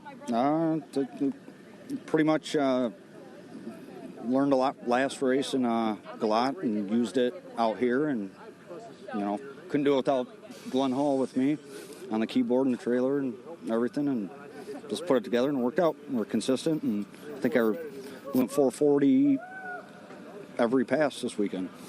What were you more excited about, receiving an Ironman or doing this interview? Because you seem thrilled about the interview. Yeah, I think about what I'm going to say every time. I don't say anything that I was supposed to say, so apologize for that. So, well, congratulations. You got an Ironman. You got a lot of great teams behind you. Am I supposed to shake your hand? Yeah. Congratulations, Anthony Minnie. Thank you. Don't worry about it, Anthony. Your job isn't to talk. Your job's to ride that sled and get a win, and you've done a fabulous job at it, my friend. He lets that sled do the talking. Yes, he does. All good, brother. There is nothing to apologize about that one. Let's go into Hot Rod. We go back to our Pro-Am category. And here's Tony Iaconio. Yeah, that's a great story, as you were talking about there. father-in-law, correct, to Jackie Frick? Is that right? Brother-in-law. Jackie Frick. His daughter. So they're typically inside of the truck, right? She's married to Vincent Nobile. She's going to have a baby, so she give the truck back to her dad. Jackie Frick just won down there and probably sitting on the top end waiting to see the outcome of this so she can celebrate if her brother-in-law can win this round 2. And that is Tony that we are talking about here in the near lane, Lawrence Payton in the far lane. How about a pair of pickup trucks in the final round at Hot Rod? Huh? Yeah, who would have thought that, right? Right. 1090 the number. Going quarter of a mile. Try not to give up any reaction times here until they cross the stripe. Just in case they're listening in there, they know what to do. It could affect the race, so we stay quiet here when it comes to that.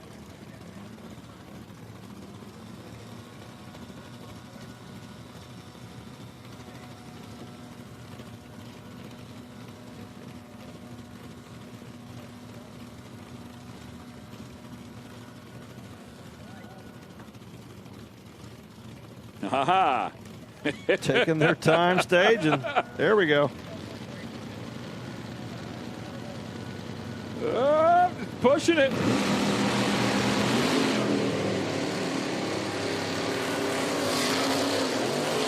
That throttle stop on and off. And the Ford lane's got a lot to make up, tracking it back down, trying to make it happen. And how about that? It's going to get it done, an 040 light to an 061 light. So that's a big advantage right there, 1095 and a 1093. So on that 1090. Really close. Thousandths was the difference at the other end. 11 10,000ths at the stripe. Wow. Great battle in Hot Rod. Congrats. Tony Scott, Pro Stock winner, the 3rd in a row. How were you able to find consistency in this class? We got a really good car and a really good team. It just, when it works, it works. Now, you had your lucky charm with you last time, Madison. Where's she at this weekend? You still got the Ironman, though. Yeah, she had to stay home. She had to go to school, but she's not very happy about it, I can tell you that. All right, well, Madison's going to be happy that you're bringing her another Ironman. Congratulations, Tony, on that Pro Stock win. Thank you very much. Nicely done with the factory hot rod. Speaking of factory hot rods, I mean, these were a couple of factory hot rods back in the day. Loved the 70 Chevelle, had one of those, an LS5 car with a 454 to 4-speed AC car. Loved it. Kicking myself every day for self. He's going to line up alongside one of the best to ever do it in the history of the sport, and an incredibly tough Dan Fletcher. He's been in a few finals. That's no news, nothing new to him right here. Ron Jewell with the E-Stock automatic. Dan Fletcher with the F-Stock automatic in the Camaro.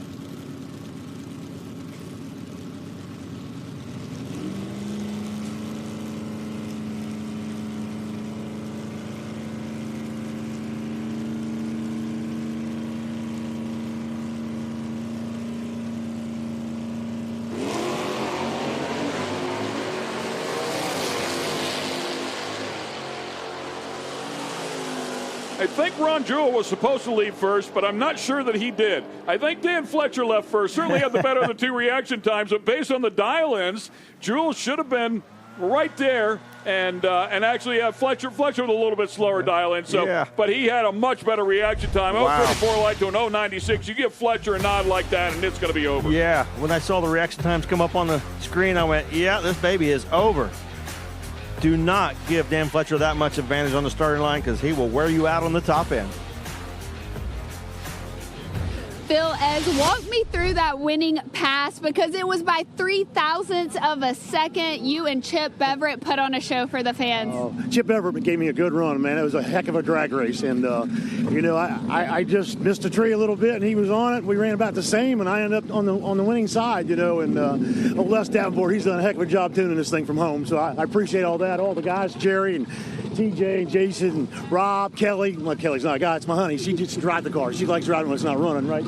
So they all did a heck of a job, man. That's why I'm up here. That's why I'm here. We've worked hard all weekend to get here, and Ultrasonic LLC sponsors my car. We got Redline Oil. We got all kinds of companies that help us. Goodson Shop Supplies. I'm trying to hit some people, man. I'm just trying. That's all I got. Thank you. Hey, add this to your collection. Congratulations, Phil Ez, on that Ironman. Yeah.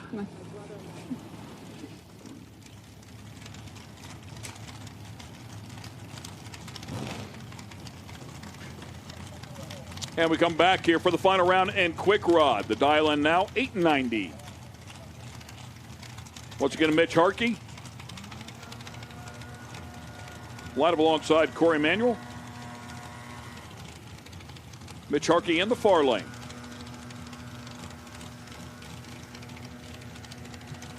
Corey Manuel on the single last time out did not have a great reaction time or run the number. We'll find out if it's inside of the car.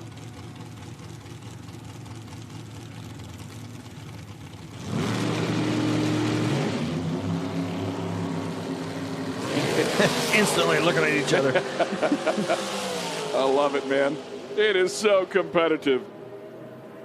And how about that, man? Dead on with a 6 and a 035 light. We'll get the win here. 014 light for Corey Manuel, the better of the two reaction times, and goes an 893.9. So plus 039. Giving a little too much back to the stripe. Yeah, giving a little bit up.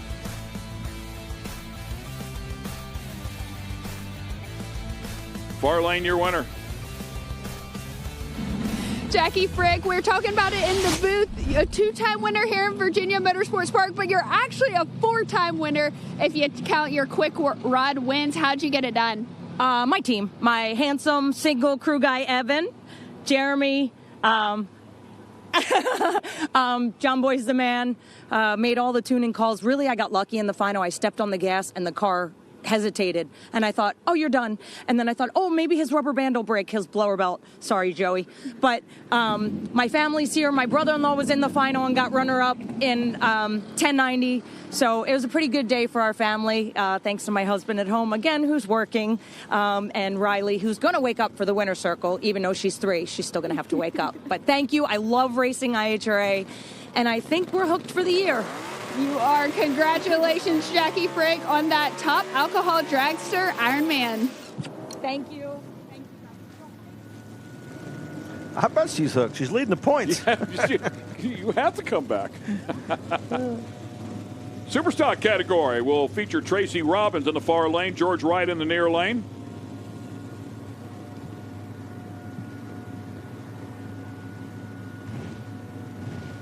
FGTI for George Wright.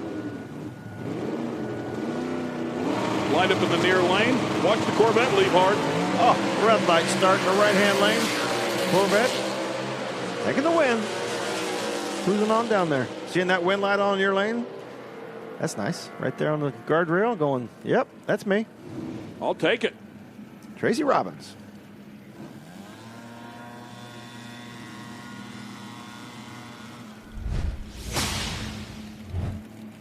One more time here. Unfortunately, leaving a little bit too early in the Mustang. Robbins yanking up the front end on that Corvette. I'd have called that a C5 before. It's C4. It's a winner is what it is. That's absolutely right. Super Rod, final round. Land of the Roadsters. Yes, it is. I think the semis had all 3 of them were Roadsters. There's a C5. Camaro line up on the other side.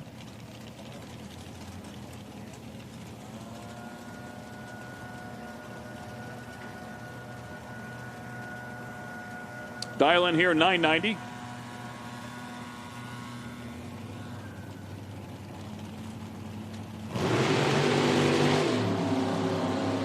Green light starts for both of them. Big charge out of the Camaro here to try to catch him by the stripe. Reaction time's very, very close. It will go to Richard Price in the far lane. 032 light runs plus 030 and a little bit under for David Morris, who had the better of the 2 lights, but it went under by 5 thou. Chasing him down and just a little too quick. It's Price getting the win. He'll take home an Ironman tonight in that Corvette.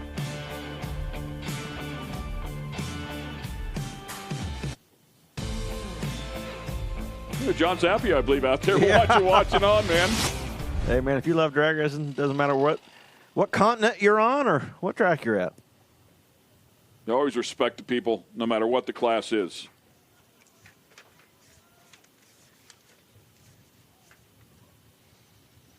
Well, here comes Outlaw Pro Modified Final lined up underneath the tower. And Bubba Stanton. Stubs, I think I heard him say he's got Bubba Stanton's old car. Bubba Stanton got a new car. And two really good-looking red Camaros about to go at it. Doing a quick spray on the track and prepping it for the finals of almost all the categories, I believe, is left as final rounds.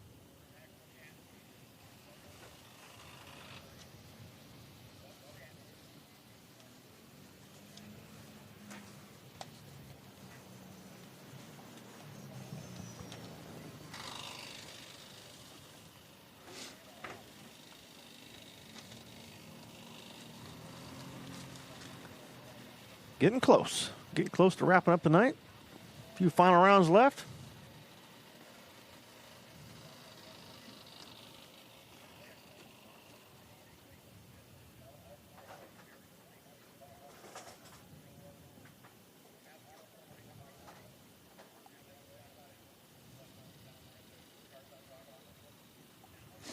Looks like a quick spray there in the left lane, eh?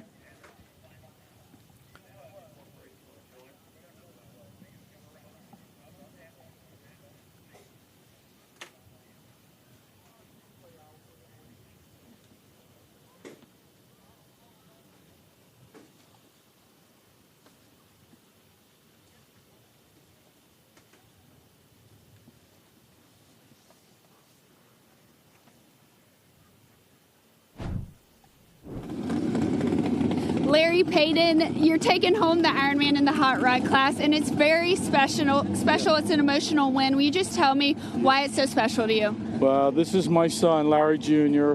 Lost him 12 years ago, May 5th. That's his truck. And started racing in 2019. Gotten some big wins with it. Got Indy, got Vegas last year, and now we got an Ironman, and I'm just really doing it all for him. And I want to dedicate this trophy to him, and I'm going to give it to my little nephew, Rocco. He's going to keep it safe and sound on his shelf. Today's his birthday, so happy birthday, Rocco. And I really want to thank the IHRA for what a great opportunity he's given our sportsman racers. And I've never been treated so well in drag racing in the past 35 years. I feel very special. Well, congratulations. You definitely earned this win. You had an angel right there in the car with you, and this is something special. I hope Rocco enjoys that trophy. Thank you very much. Thank you. It's been I mean, I'm just really happy drag racing again. This is unbelievable the way the IHRA treats the sportsmen racers, all the racers. I mean, this is just the best ever. And I'm 100% committed to this program, so let's keep it going. Well, let's keep it going. We're excited to watch you continue to race and win some Ironman. Thank you very much. Okay, have a great night. Thank you. Congratulations. Happy birthday, Rocco. What a special moment, man.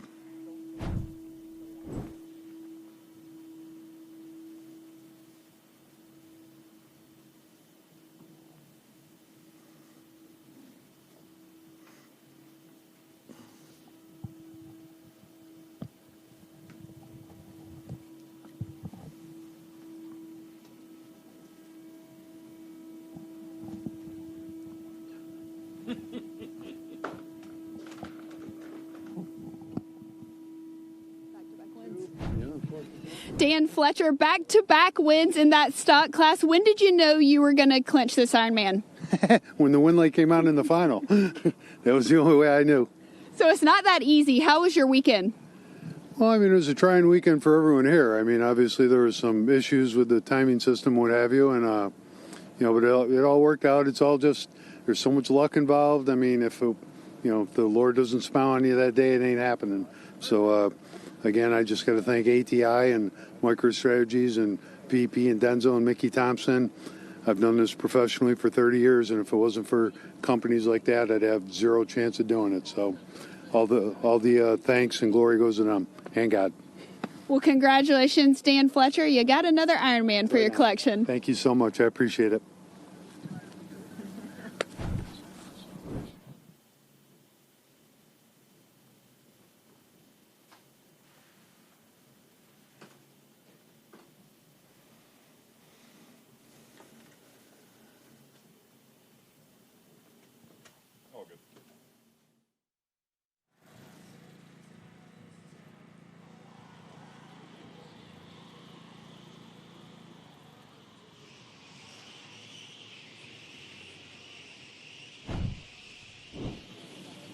Mitchell Harkey, quick rod, back-to-back win. How do you make it look so easy? It's definitely not easy, I can tell you that. But, I mean, my dad helps me a lot. Cameron, the guy I ran, Corey, they're what makes it more easier.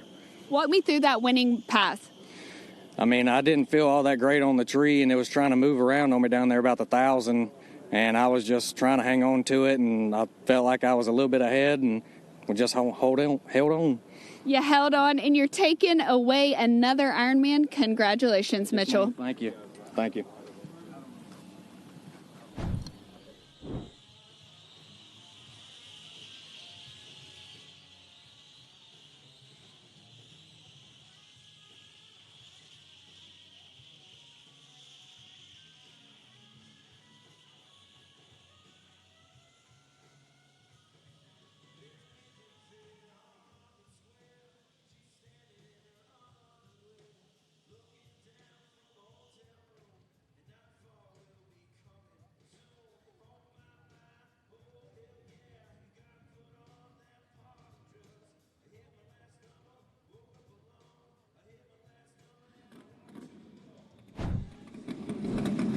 Tracy Robbins, not your first Ironman, but you're taking home your third Ironman. What kind of emotion is behind this one? A lot. It's been a minute, so to speak. The last one I had was in 06, so it's been quite a while. Obviously 06 or 07 at Rockingham, but it's been quite a while. And this one means a lot because you never know if you're going to get another one. And but I've got to thank my wife at home.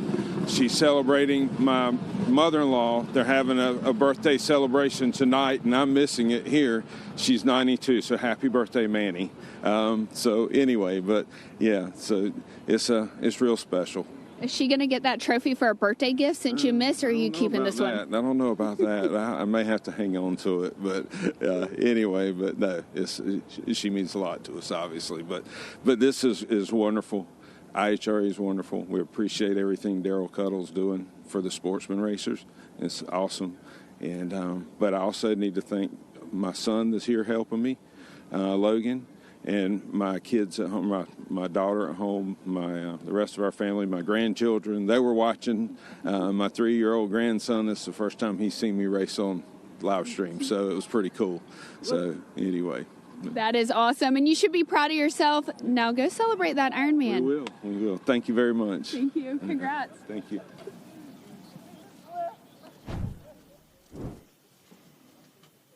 And a great job there. And speaking of great jobs, Kristen Beat has been busy down there in the staging lanes one more time, or in the pits, maybe I should say. And one of the stories involves the Nitro Harley gang, and we saw Mr. Leeper in the sandbox just a little bit ago. How's he going? How's he doing? Well, I just had a chance to check in with him, and after speaking with him regarding that fall that he took in the Top Fuel Harley class, as you mentioned, he told me that he barely hit the wall, and in the handlebars of those Top Fuel Harley bikes, that's where they control the air on the bike, which made it very difficult for him to turn the bike off and get it redirected. However, they were able to replace that air gauge and that air button on the side. He said he's ready to go. There were minor damages to the bike. He feels fine, so moving forward, he'll be ready to hit the track. That is great news. We'll see them in just a little bit. In the meantime, the burnouts have begun here for Outlaw Pro Mod.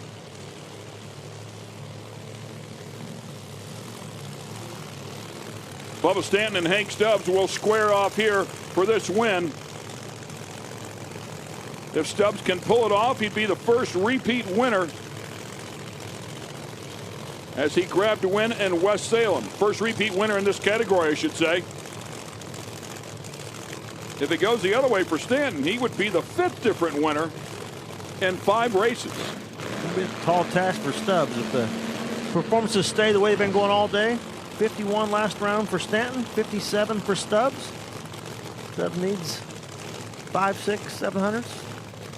Or he needs Stanton to have a little issue. Yeah, one of those categories where it can go anyway. I mean, they are all very, very capable. It only takes one small stumble, one small slip, or you just never know. They might get greedy after it in the trailer and put a setup in it and take a swing at it. Stanton in the far lane, Stubs in the near lane. Oh, he did take a stab at it. A little too quick on the tree. Bubba Stanton, 350 with a 1. Wow. 219 miles per hour. He was coming for it. He wasn't, I mean, 350 with a 1, 219. Hank Stubs knew he had to take a shot. Left way too early. Bubba Stanton, best run of the day, 350 with a 1. And that is a ET record. Congratulations to him on that. A spectacular effort, and that's what he's been doing, man. He's just brutal. Bubba Stanton was a 351, a 351, and a 350. Maybe I'll put a dial in on that car and go bracket racing.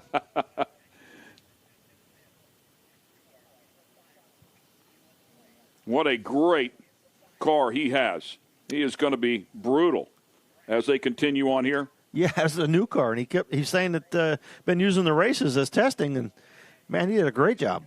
He went a 351 with an 8, then a 351 with a 4 this weekend, and now a 350 to reestablish that ET record.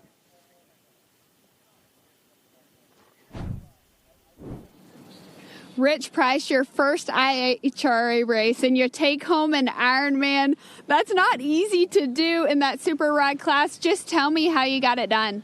Well, we knew it was a good weekend when we started out with running 90s, the first 2 qualifying runs. I thought we'd be number 1. We were number 2 qualifier, which means a lot in IHRA.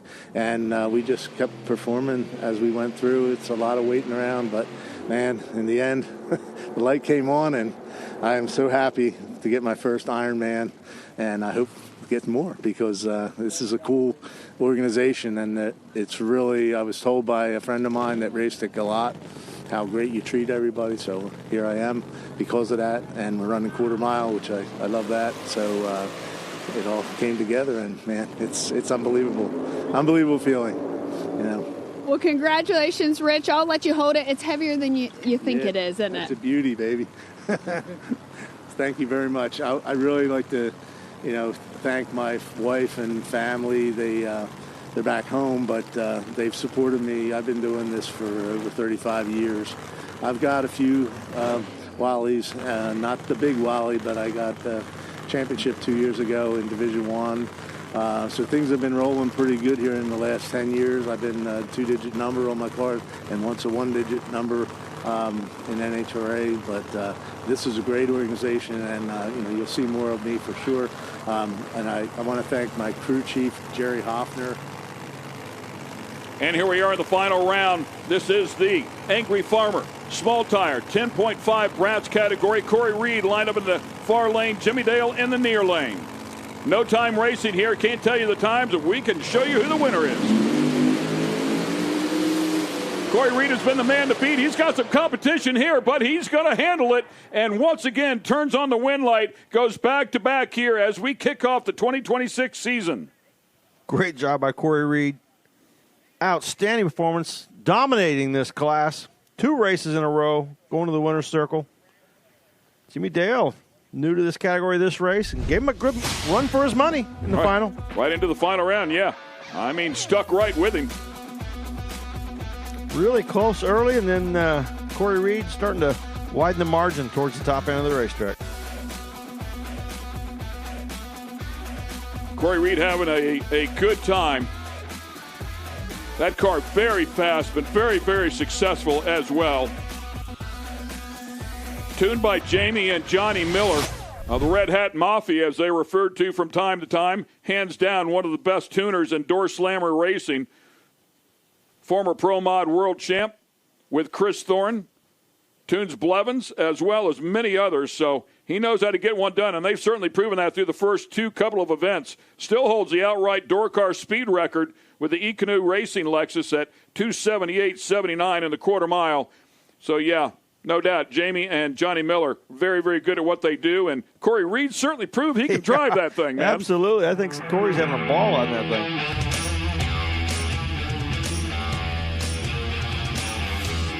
Time for Nitro Harley.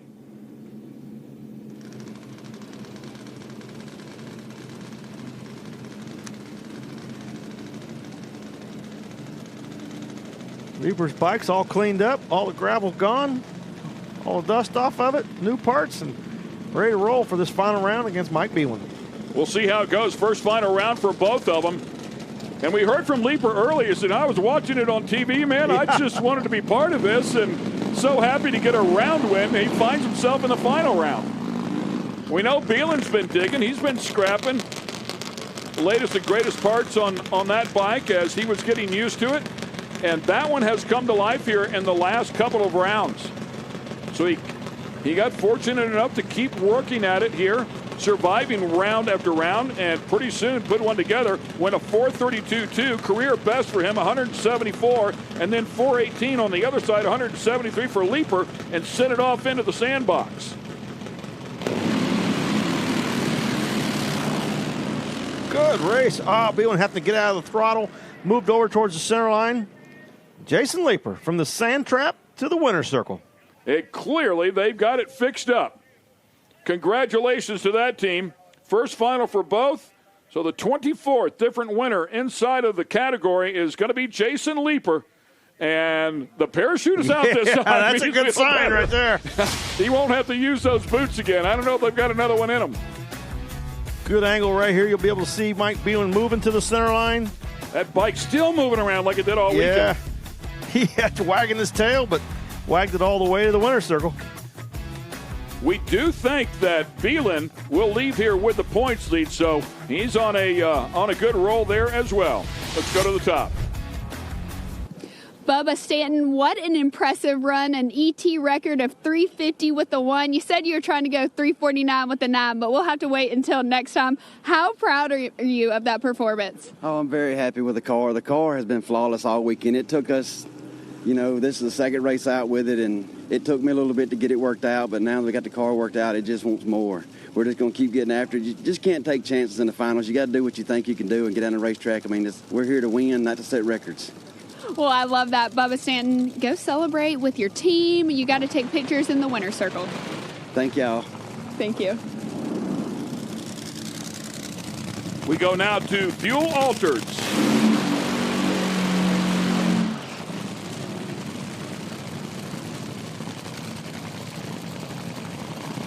We will have a first repeat winner in this category, as well as both have a win.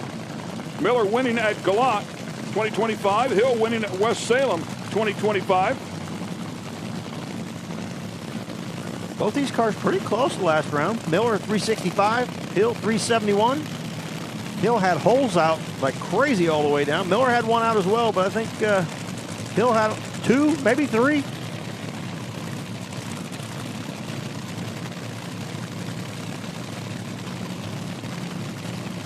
Yeah, he's really struggling to get that thing to light off all 8.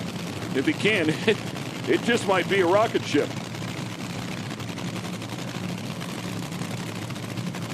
Here we go.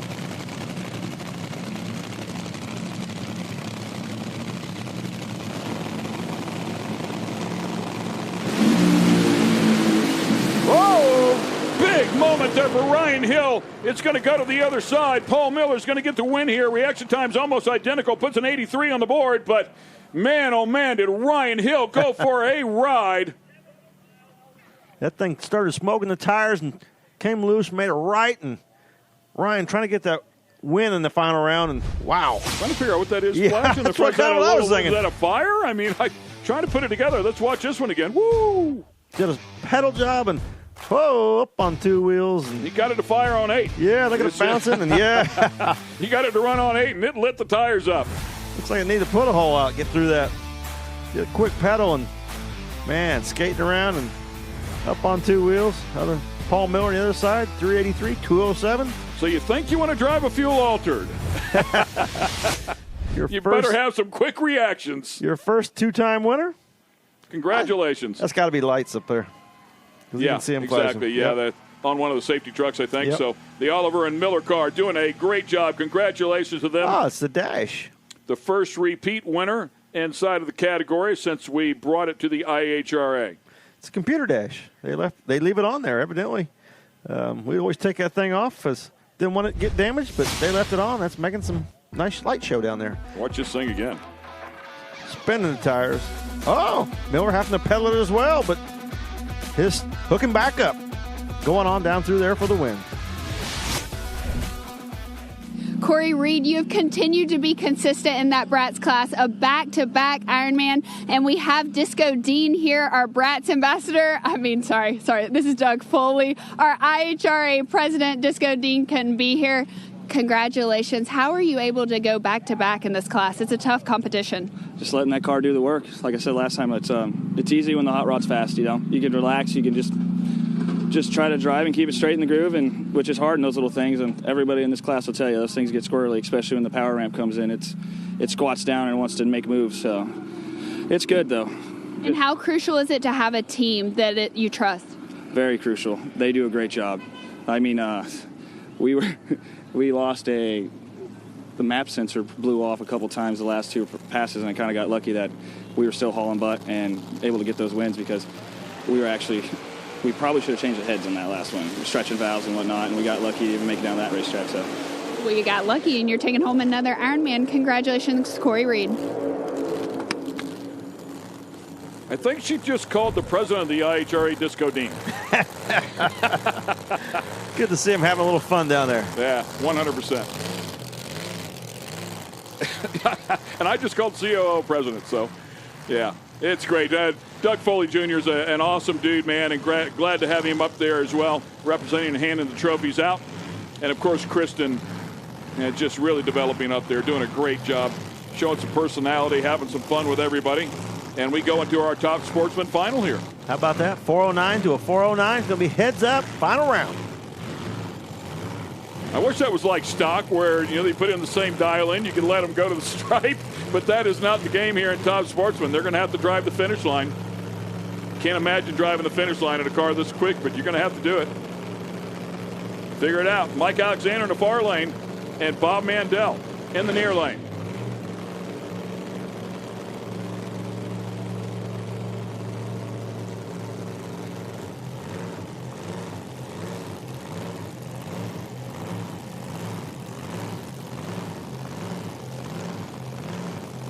Surge at the blower car. Well, there's 2 blower cars. Yeah. It's probably the screw blower car that's surging. Yes.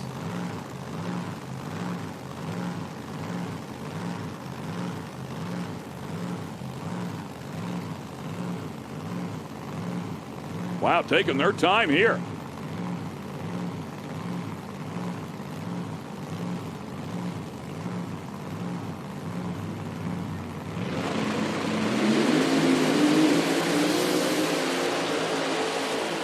Both pretty good, but it's going to go to the better of the 2 reaction times, an 0.27 to an 0.43. The far lane, Mike Alexander Jr. gets the win here. 4.10 on that 4.09, dead on with a 7, but at 0.43 light, gave up just a little bit at the starting line. Margin of victory, 6 thousandths of a second. Really, really good drag race. Man, 0.9 on an 0.9 to a 10 on a 9, but the starting line made the difference.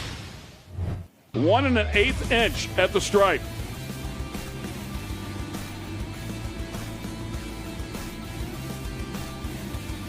Top Sportsman Final putting on a show.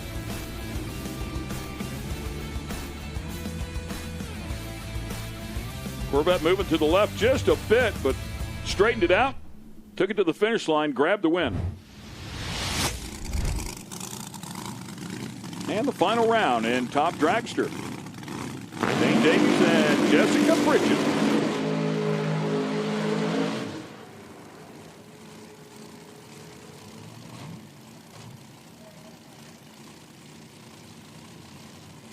Dialed Jessica's car down just a bit. Yeah. It was 4:15 in the semifinal round on the bye run. Now 4:11.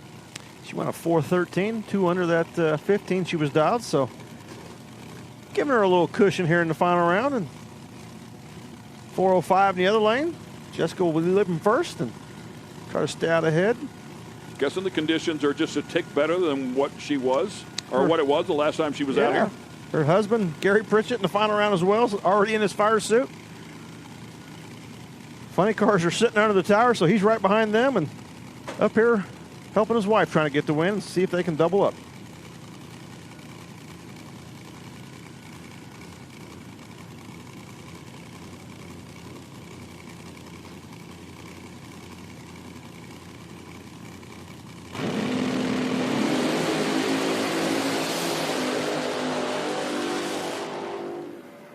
Reaction times all but identical. 0:24 and 0:25. It's going to go to Dane Davies here. 4:05 dial in there, went 4:08. So plus 03 had some wiggle room. 0.3 of a second is the difference at the stripe. That was close. She had a 4:11 dial in. She goes plus 0.34. He goes plus 0.35. They were 0:24 and 0:25. The better by 1/1000ths to Dane Davies. You do all the math as it carries it out. It is 0.3 of a second. That is 4 digits to the right of the decimal. Wow. Jason Leeper, you started the weekend. You told your friends you were going to get an interview, but now you got to go home and tell them that you got the Ironman in the Nitro Harley class from the sand pit to the Ironman. Tell me what you're feeling right now. Man, it's too much. This is like the best thing in the world right here. Always wanted one, and got to thank my crew, Universal Fleet and Tires, race team, and all the guys back in the pits, man. I mean, every racer back in the pits that run these bikes with us was at my pit, helping me get my bike back together, and I couldn't have done it without all of them. It's like we're all just like a big family. I love that. And we're going to re-show your crash. You hit the wall, and then you went to the sand pit. And like you just said, your bike had a lot to work to get done on it. And even the guy that you were paired up against the finals was in your pit putting it back together for you. Every single one of you guys, this is what it's all about. Yes, yeah, it is. These guys are all awesome. And I just want to thank all of them, thank everybody. You did it. You're an Ironman. Congratulations, Jason. Thank you very much. Woo! Very cool. Very cool.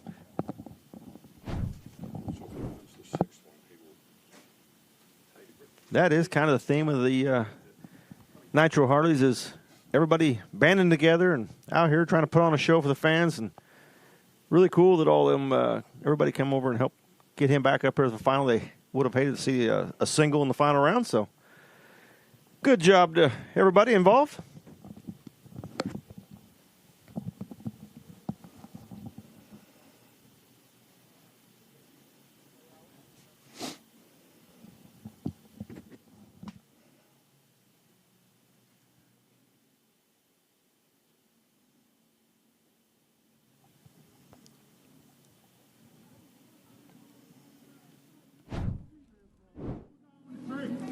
Paul Miller, not your first Ironman, but every single one of them is special. Walk me through that past getting this second Ironman. Man, I tell you what, it was a lot. You know, we had to wait on the hills a little bit. They hurt some stuff, so we wanted to put on a show. We wanted to run a side-by-side race.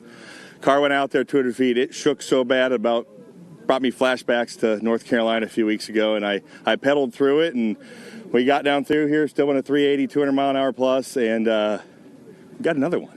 All right, you got another one. Your son is standing beside you. This has to be super special. He wasn't here for the last one, and it was tough. And he did the bottom end, he did the clutch, and he's 16 years old, and he can probably wrench on one of these cars better than most of these men out here. And it's just, we got another one.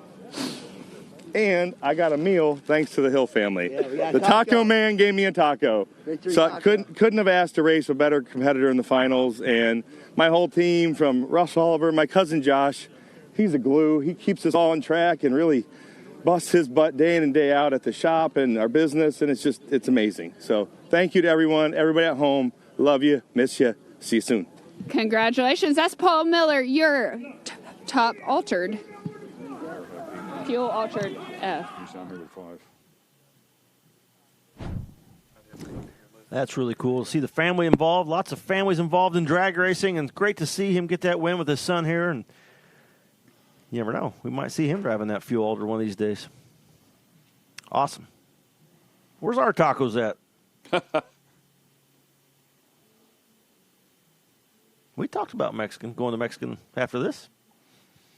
I'm not sure they're still going to be open. Not sure that's going to happen. maybe a Taco Bell. We might be somewhere. looking for the Taco Bell somewhere. Lights are on the tractors, doing a quick drag, getting ready for the funny cars. Sitting under the tower.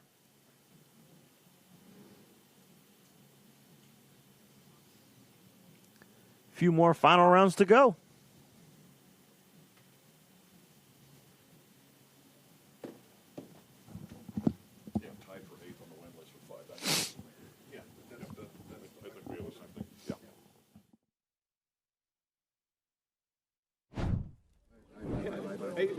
Dan Davies taking home that Ironman. Walk me through the moment in the past where you knew you got the win.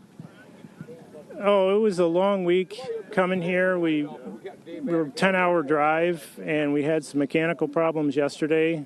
First round, luckily, the guy was red for me, and just had a good day today.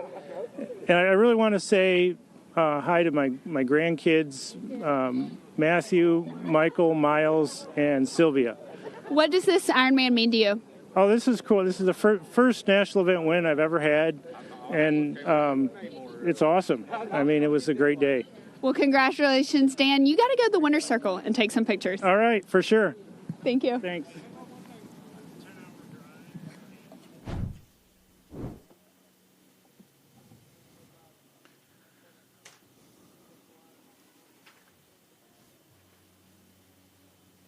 Funny cars rolling up to the water box, and it's time for the final round of Fuel Funny Car.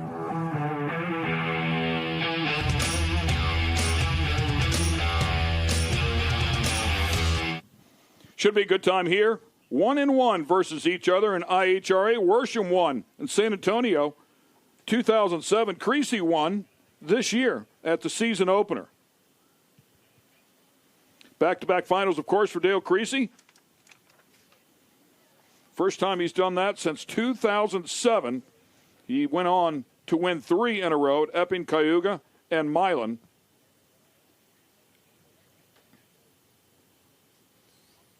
Only 0.02 of a second separating these two last round. Dale Worsham at 325, and Creasy right there with him, 327. Yeah, both guys inside of the top 10 for all-time final rounds.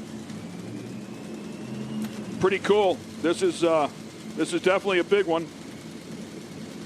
Dale Worsham mentioned that getting a pretty good tune-up for these nighttime runs, and here we are well into the evening, and we're going to find out if that tune-up works for a final round. Dale Creasy 5th on the win list with a total of 11 as he does a short burnout here. Dale Worsham in his 10th Funny Car final.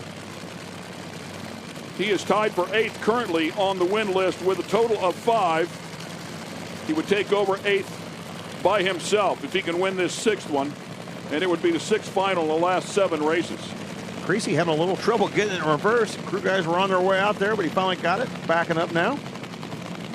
Heart rate's probably up a little high.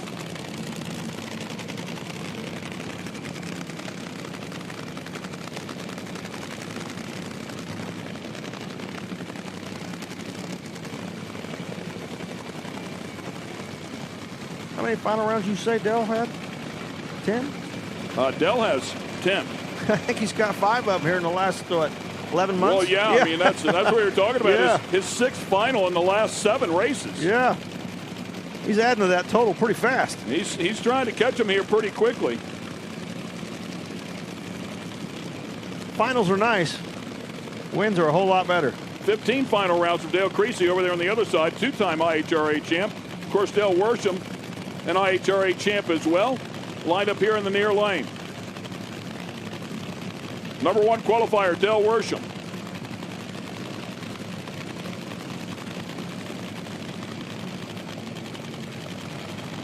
Here we go.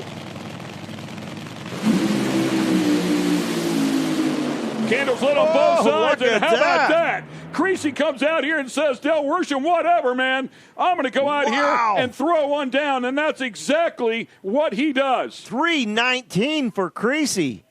Low ET in the final round. Dale Worsham at 326, but no match for Dale Creasy's 319. Yeah, really nice hit right there. Just a couple hundredths of a second off the ET record in the final round, and almost dead even on the starting line, 70 to a 72. That is exactly right. ET record 317, but I mean, that's just straight up from the beginning to the end. Gets it done. Creasy's car has been really good this year. Going down the racetrack, we saw that car last year have blown the tires off early in the run, and they've really figured out the combination, and now it's going down the racetrack and making some really nice runs, and he's 2 for 2 so far this season, leading the points. Dale Worsham has a fight on his hands. How about that? Back-to-back wins. Also the points leader, of course, coming out of these first 2 events. Dale Creasy doing a great job.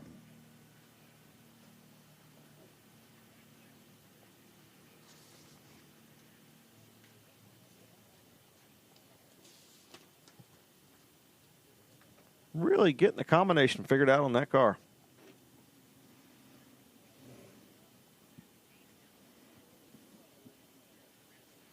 Dale Worsham saying he's getting a pretty good tune-up.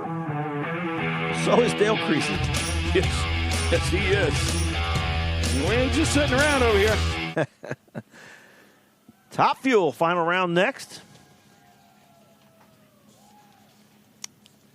We heard them say they're going to go out here and put on a match race, and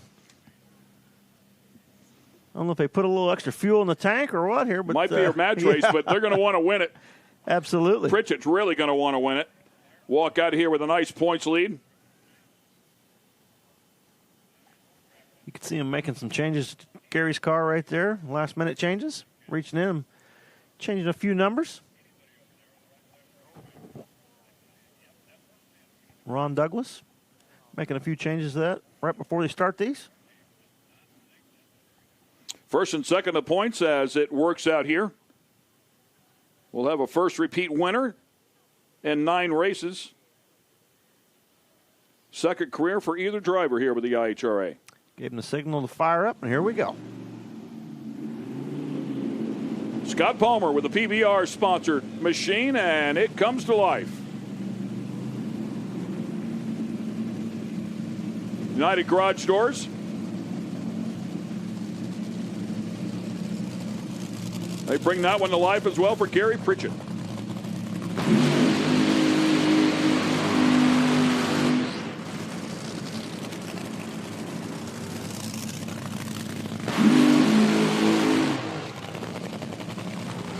Doug Foley must have said no on the long burnout. Once again, big money on the line here. Yeah. We need to win some money if we want to keep doing this. Shows are nice. Trophies and money are a whole lot better. $50,000 to the winner here. United Trailers Top Fuel Final and United Garage Doors inside of it, along with the Professional Bull Riders Association. Pritchette could be the first to go back-to-back here in Top Fuel since Del Cox Jr. going back to 2009. We'll see if he can find the magic. It's a really good car. With that said, don't ever count Palmer out. Going to need a little bit of a performance pickup. Gary's been out running him every round, but you just never know with a fuel car.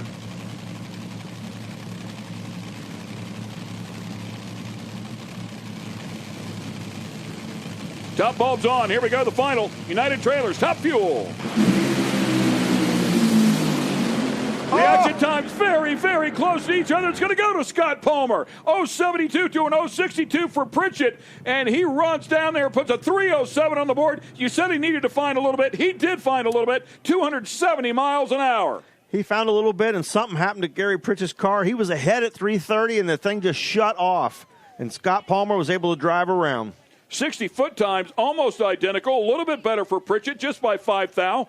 0.02 of a second quicker at 3:30 and driving away, and then something going away on that car. I said, you never know. They're fuel cars, and things just shut off. We'll see in the replay if we can see anything that happened to Gary's car, but right here he's driving away, and the flames go down, the chutes come out, so obviously the safety system shutting that car off. Maybe a pan pressure issue or something, and when the flames go down, the chutes come out, that's a safety system going off. Scott Palmer, right on down through there to the win, 307. Said there was going to be a party. There'll be a party now. Mike Alexander Jr., after every run today, you kept yelling at me, I'm going to get that interview, and you brought the Grinch down, and you got the Ironman. Walk me through that final pass. Oh, man, the final pass, it's been a long weekend, but the final pass, when we left, we dialed heads up, 409 in a sports class. It's rare.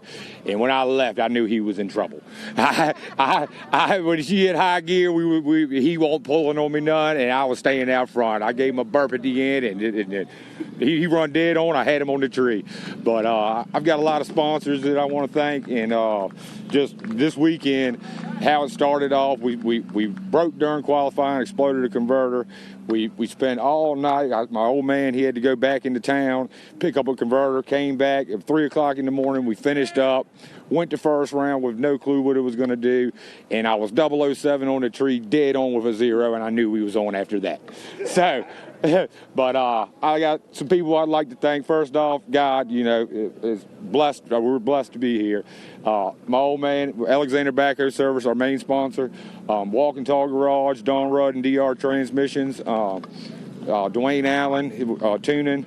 We got Par Race Engines, and probably some more people I'm missing. Yeah, FMJ, Francis Jarrell, and man, we're just ecstatic right now. My crew is happy. We happy. We didn't, we came a long way for this. This is our home track, but we worked for it. Well, congratulations, Mike. You earned that one. Go celebrate. Here we are. Thank y'all.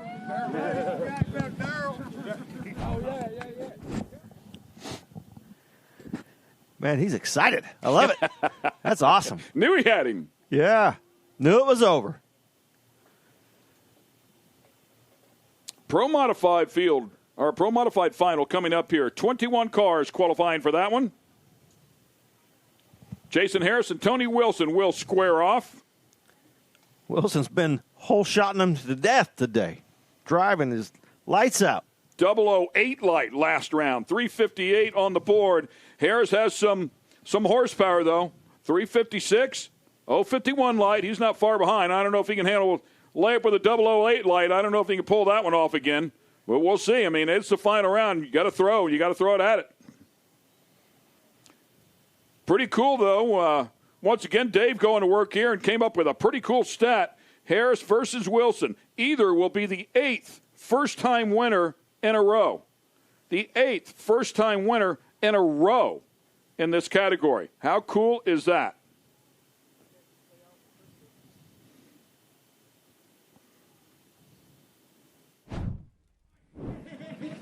Dale Creasy Jr., back-to-back Ironman 319 low ET, and I'm not going to lie, I feel like you had some doubters on this one. Tough competition, but you got it done. Walk me through it. Oh, I don't listen to people when they doubt us. We just do what we do, and we work hard to do it. And running Dell in the final, I knew he was going to run good, so we had to step up a little bit, and we did. Mom, how proud are you? Oh, my gosh. I can't. There's no words. These guys work so hard, they deserve it. They do. You deserve it. You said you weren't chasing points, you're chasing wins, and you marked another one off. Congratulations, Dale Creasy Jr. Thank you very much. And Mom standing right there as well. Guarantee you she's as happy as he is. Yes, she is.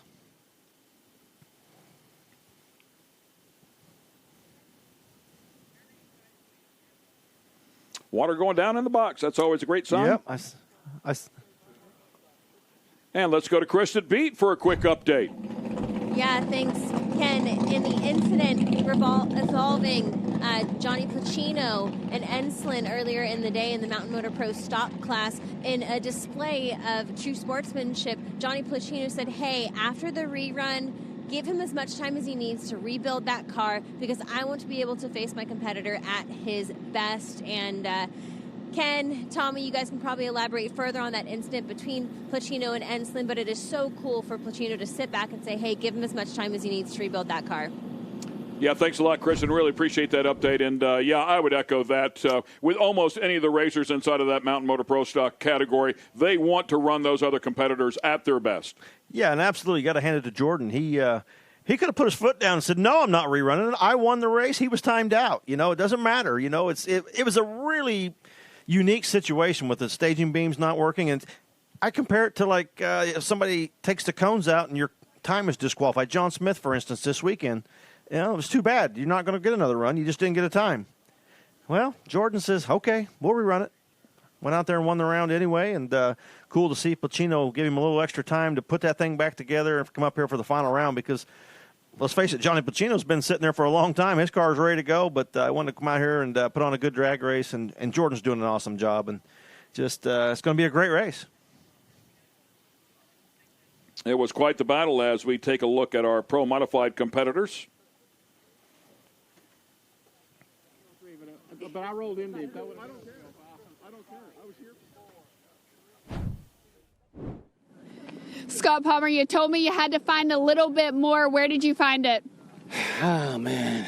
Darren Mayer blower. That's it. That's it. That's simple. Now, you told me after every win, you called your mom. And just tell me what that means to you and how special it is to tell her you're taking home another Ironman. She was pretty proud. She told me my blower, my burnout was weak, and I thought I did another pretty good burnout. But, you know, between Darren Mayer, Cupcake, we call him Cupcake Chris, from CNCPE clutches, those are the two things I made adjustments on, and it won us the race. Well, you got a big team behind you. They're all right here. They're ecstatic, and we know that you celebrate. So what's the celebration going to look like? It'll be ugly about daylight. I can tell you that right now. There'll be some wounded soldiers laying around. I promise you that. So, but you know, we just have a good time. Anybody who's out there, if you're at the track, come on by. We share. And it was a great weekend. We raced Gary Pritchette, who's like family to us, you know. One of us was going to win. I wanted Lee Calloway to win, but I messed his car up, so he may fire me from tuning my own car. Well, congratulations, Scott Palmer. He's taking home the Ironman in that Top Fuel. Ken, Tommy, I know where y'all are going to be tonight. You better hope not, because you're riding the airport with us tomorrow. So if we're there in the morning, we're all in trouble, man, for sure. We have missed our flight. We'll have to hop in the truck and ride home with him.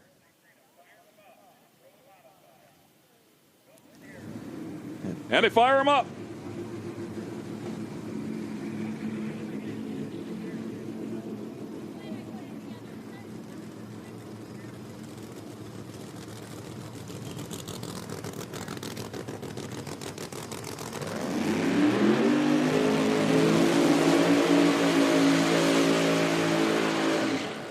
Jason Harrison, Tony Wilson, the number 3 qualifier, the number 8 qualifier. Harrison being number 3. Car's been on point. The party time car. Harold Denton, as you can see there on the passenger side window. Proline team right there, back in that centrifugal charger car up to the starting line. We'll line up alongside another centrifugal charger car and the Ironman. Tony Wilson having a great day out here as well. All the controversy with the weight changes to these combinations, and here we are. 2 centrifugal charger cars in the final round. Wilson with a 360 previously, a couple of rounds ago, 358 to get him here, 008 light. It was an incredible effort there out of that team. And, of course, Harris just continues to rip off in the 50s. Wilson dipping into the 50s last round as well, and he has been killing the tree.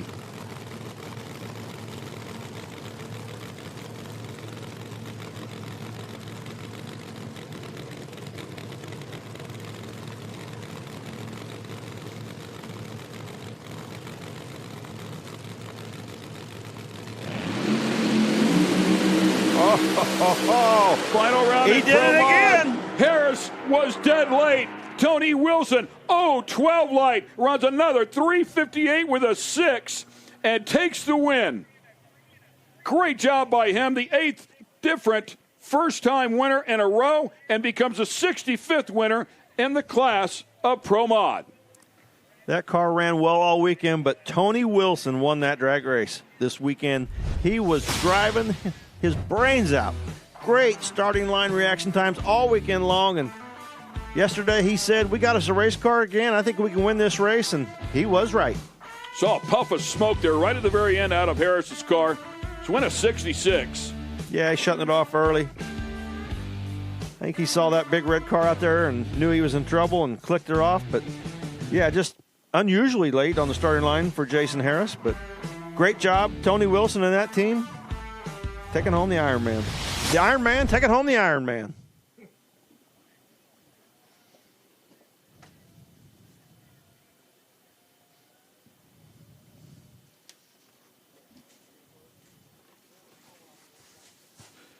Boy, just an exciting run. Mountain Motor Pro Stock coming up here next. It's only going to get just a tick better. They're so tight.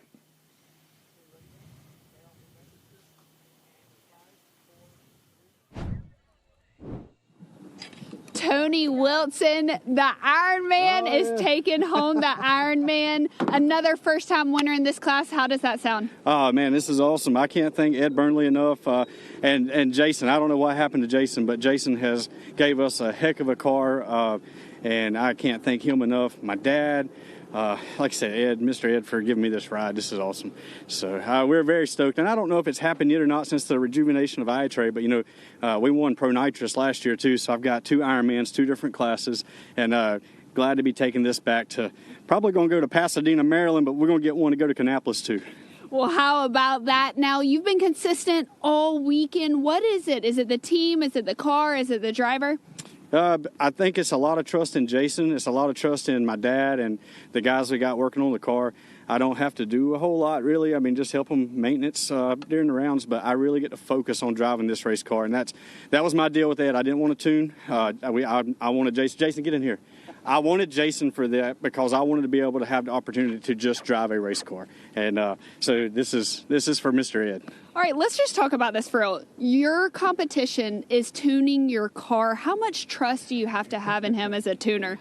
He wouldn't do anything to steer us in the wrong direction. I know that. We've raced together for a long time, and we've helped each other in the nitrous days. And me and him has been doing this as long as probably just about anybody. So I'm very, very happy. Thanks, dude. I don't know what happened to mine. I don't know. It's like like when I hit it, it wouldn't come up and something happened. I had a problem. Fuel pressure sensor was going crazy back then when we were sitting back there. But that's okay. Whatever happens, shit happens. That's the way it Hey, it happens. Party time is still going to be party time because you tuned this car, right? Absolutely. Absolutely. That's all right. Yeah. He deserved it. They worked hard. You should have seen their pits. Their pits was destroyed, stuff everywhere. They had a lot of problems. And, you know, hey, better car won today. That's the way it goes. Well, better car won today, and the Ironman's taking home an Ironman. That's Tony Wilson. Congratulations to him, and that's great camaraderie. That's Yes, great it friendship. And you know what? What that really is, it's not necessarily trust. It's integrity. Yes. That's the integrity right there of Jason Harris to come over there and give him the best possible tune-up he can give him. Go over there, work on his own car, and say, we'll settle it on the track, man. Yep, and that explains a lot. Like he was saying, having some fuel pressure sensor issues, and it just looked like that. He said his RPMs wouldn't come up when he staged, and that says a lot why that 130 light, very unusual, and there's usually a reason why.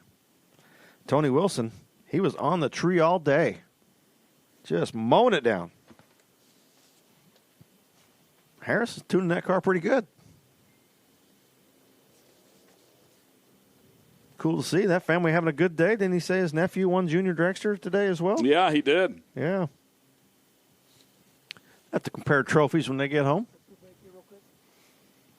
We're going to take a quick break. Mountain Motor Pro Stock sitting there in the tower, ready to go. Don't go anywhere. We'll be right back to continue on with the final round action here with the IHRA Outlaw Nitro Series.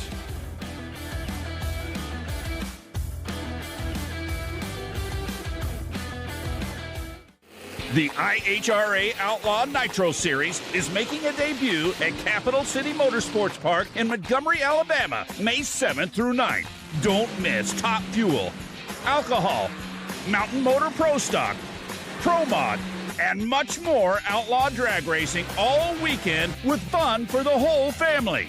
Get tickets now at IHRA.com. Looking for a quick fix of motorsports news? The Speed Sport Daily is what you need. It's a free racing newsletter delivered directly to your email every day. We'll cover the winners and the losers and tell you who's making news off the track. It's NASCAR, NHRA, World of Outlaw, IndyCar, and so much more. Go to speedsport.com today and get signed up for America's free racing newsletter and get your daily motorsports fix. The Speed Sport Daily.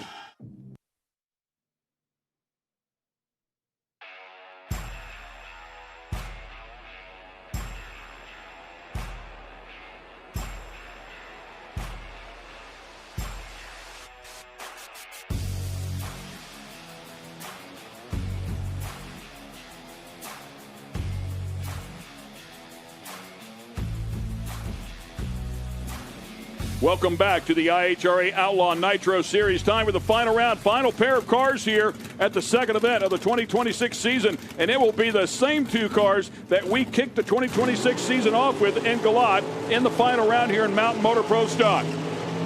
It was the quickest field in history at Galat. We bettered that number here. The bump, a 4:08.9, quickest field in history for the IHRA and Mountain Motor Pro Stock. Once again, it will be Jordan Ensslin and Johnny Placino that will square off here. We'll find out how it all shakes down, but it was Johnny Placino that got the win in the season opener.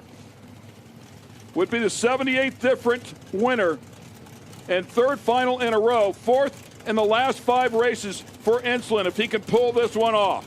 He's got some tough competition, though. On the other side, pretty cool stat for you here, would be the first back-to-back winner since Chris Powers and could be the first guy with 2 wins since 2004 when John Montecalvo and John Nobile squared off, and Monty won both of those season opening events. Both of them with the burnouts done and pulling up to the line. What an incredible class this weekend here, Tommy. Yeah, they put on a great show. And Placino, that 4:02 last round, it seems like 2 days ago. It's been so long since they had to have that rerun. And just hoping that track conditions haven't changed so much that they lost their tune-up. Jordan Ensslin, he got one more run on. He's got twice the data that Placino did last round. Top bulbs on. Here we go. Final here at Virginia Motorsports Park.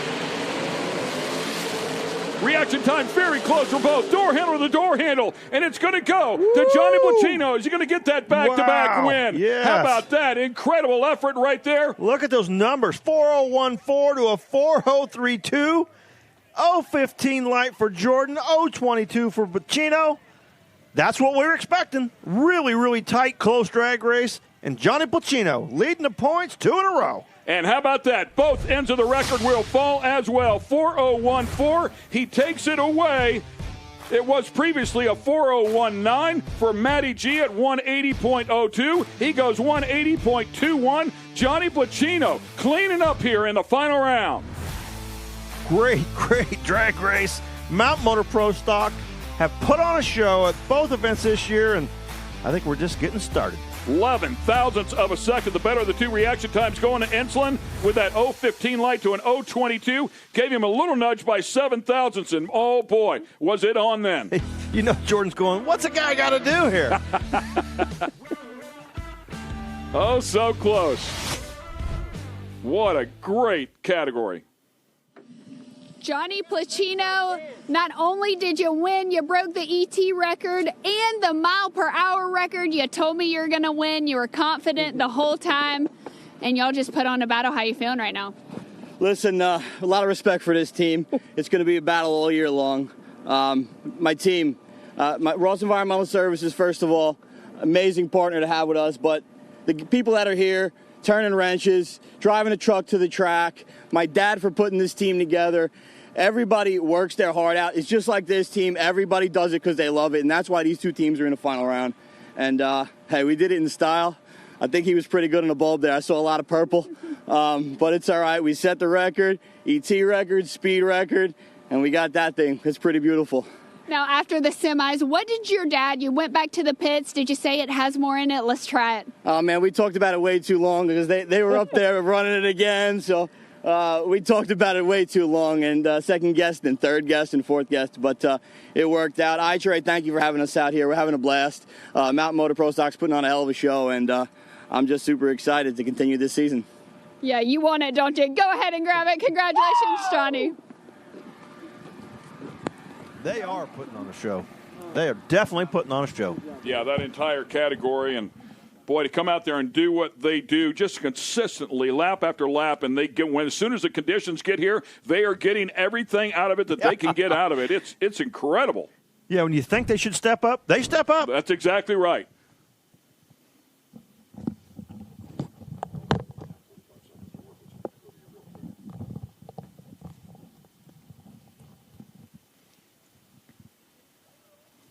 And the Bone Shaker will be the final vehicle down the track here at Virginia Motorsports Park.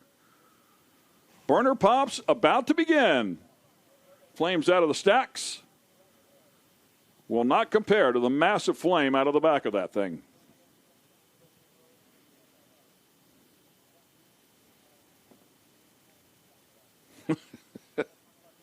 He still looks scared to death. Probably what I'd look like sitting in that thing. That is a big, square vehicle. You ever heard about pushing a brick through the air? Yeah, well, that's pretty much about a brick right there. Think about aerodynamic and then think the opposite of. Look here, Corey Reed bringing his family out here in front of the tower. Probably just got done taking some winter circle pictures, and he's up here on the hill taking his family up here so they can watch this truck. It's pretty cool. Corey really involved with his family, and really cool to see him out here with his kids.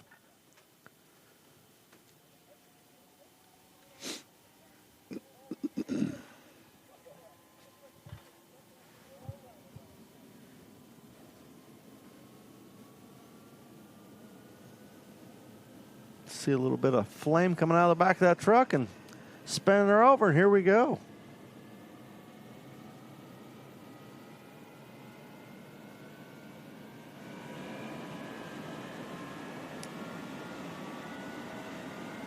Watching this make a run last night, I got plenty of experience to know not to get my camera out. You're not going to get any good pictures because of the smoke show that comes first. Absolutely nothing back here. I thought, wow, this is going to be cool. He cleared it out a couple times with the big flame, but for the most part, and I'll tell you what, man, he rattles this tower. I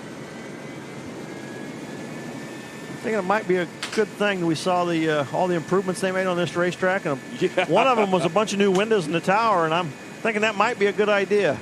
Not sure they would have endured.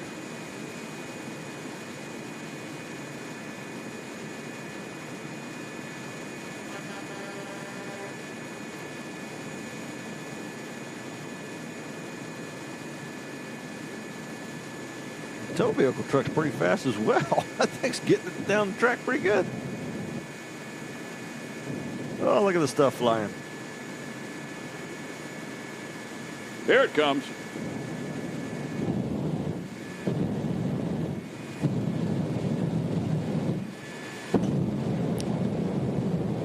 The wind must be going a different direction tonight. Yeah, We're not getting the you smoke got show. some good video Man, I should got my tonight. camera out.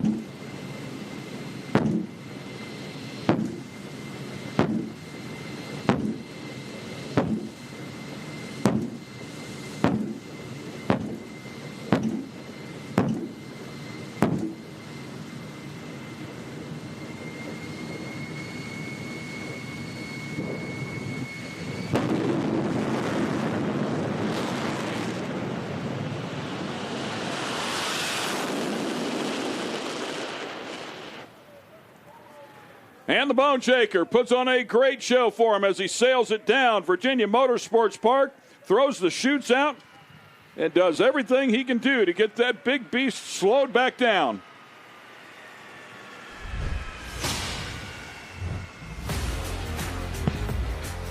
Replay of it here as he turns it loose. Wow, that thing left start line. I thought he was going to roll there and run her down the wall. Moving around a little bit, wasn't it? Yeah. Where are you going?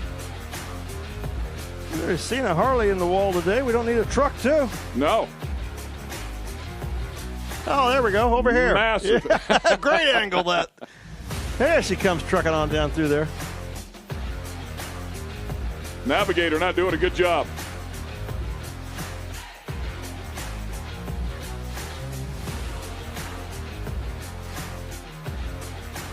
That is a great overhead shot from Jordan and the drone.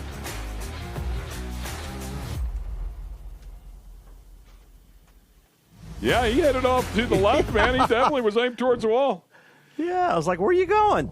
It has been a great day, Tommy. Yeah, absolutely. We've had a outstanding day. We saw a lot of new winners out here. We saw some great performances, new records. We didn't think records would fall, that the weather was going to be a little warmer, and we still saw records fall. Yeah, for sure. It was an incredible week, and the second stop is complete as we chase the points here in 2026. We hope everybody had a great time. We thank the IHRA and their entire staff. We thank Windy City Productions and everything for they have done as well. For my colleagues, both Kristen Pete and Kristen Banks, my buddy Dave Weslowski helping us out with the stats, and of course Tommy Johnson Jr., I'm Ken Stout. Thanks for watching the IHRA Outlaw Nitro Series.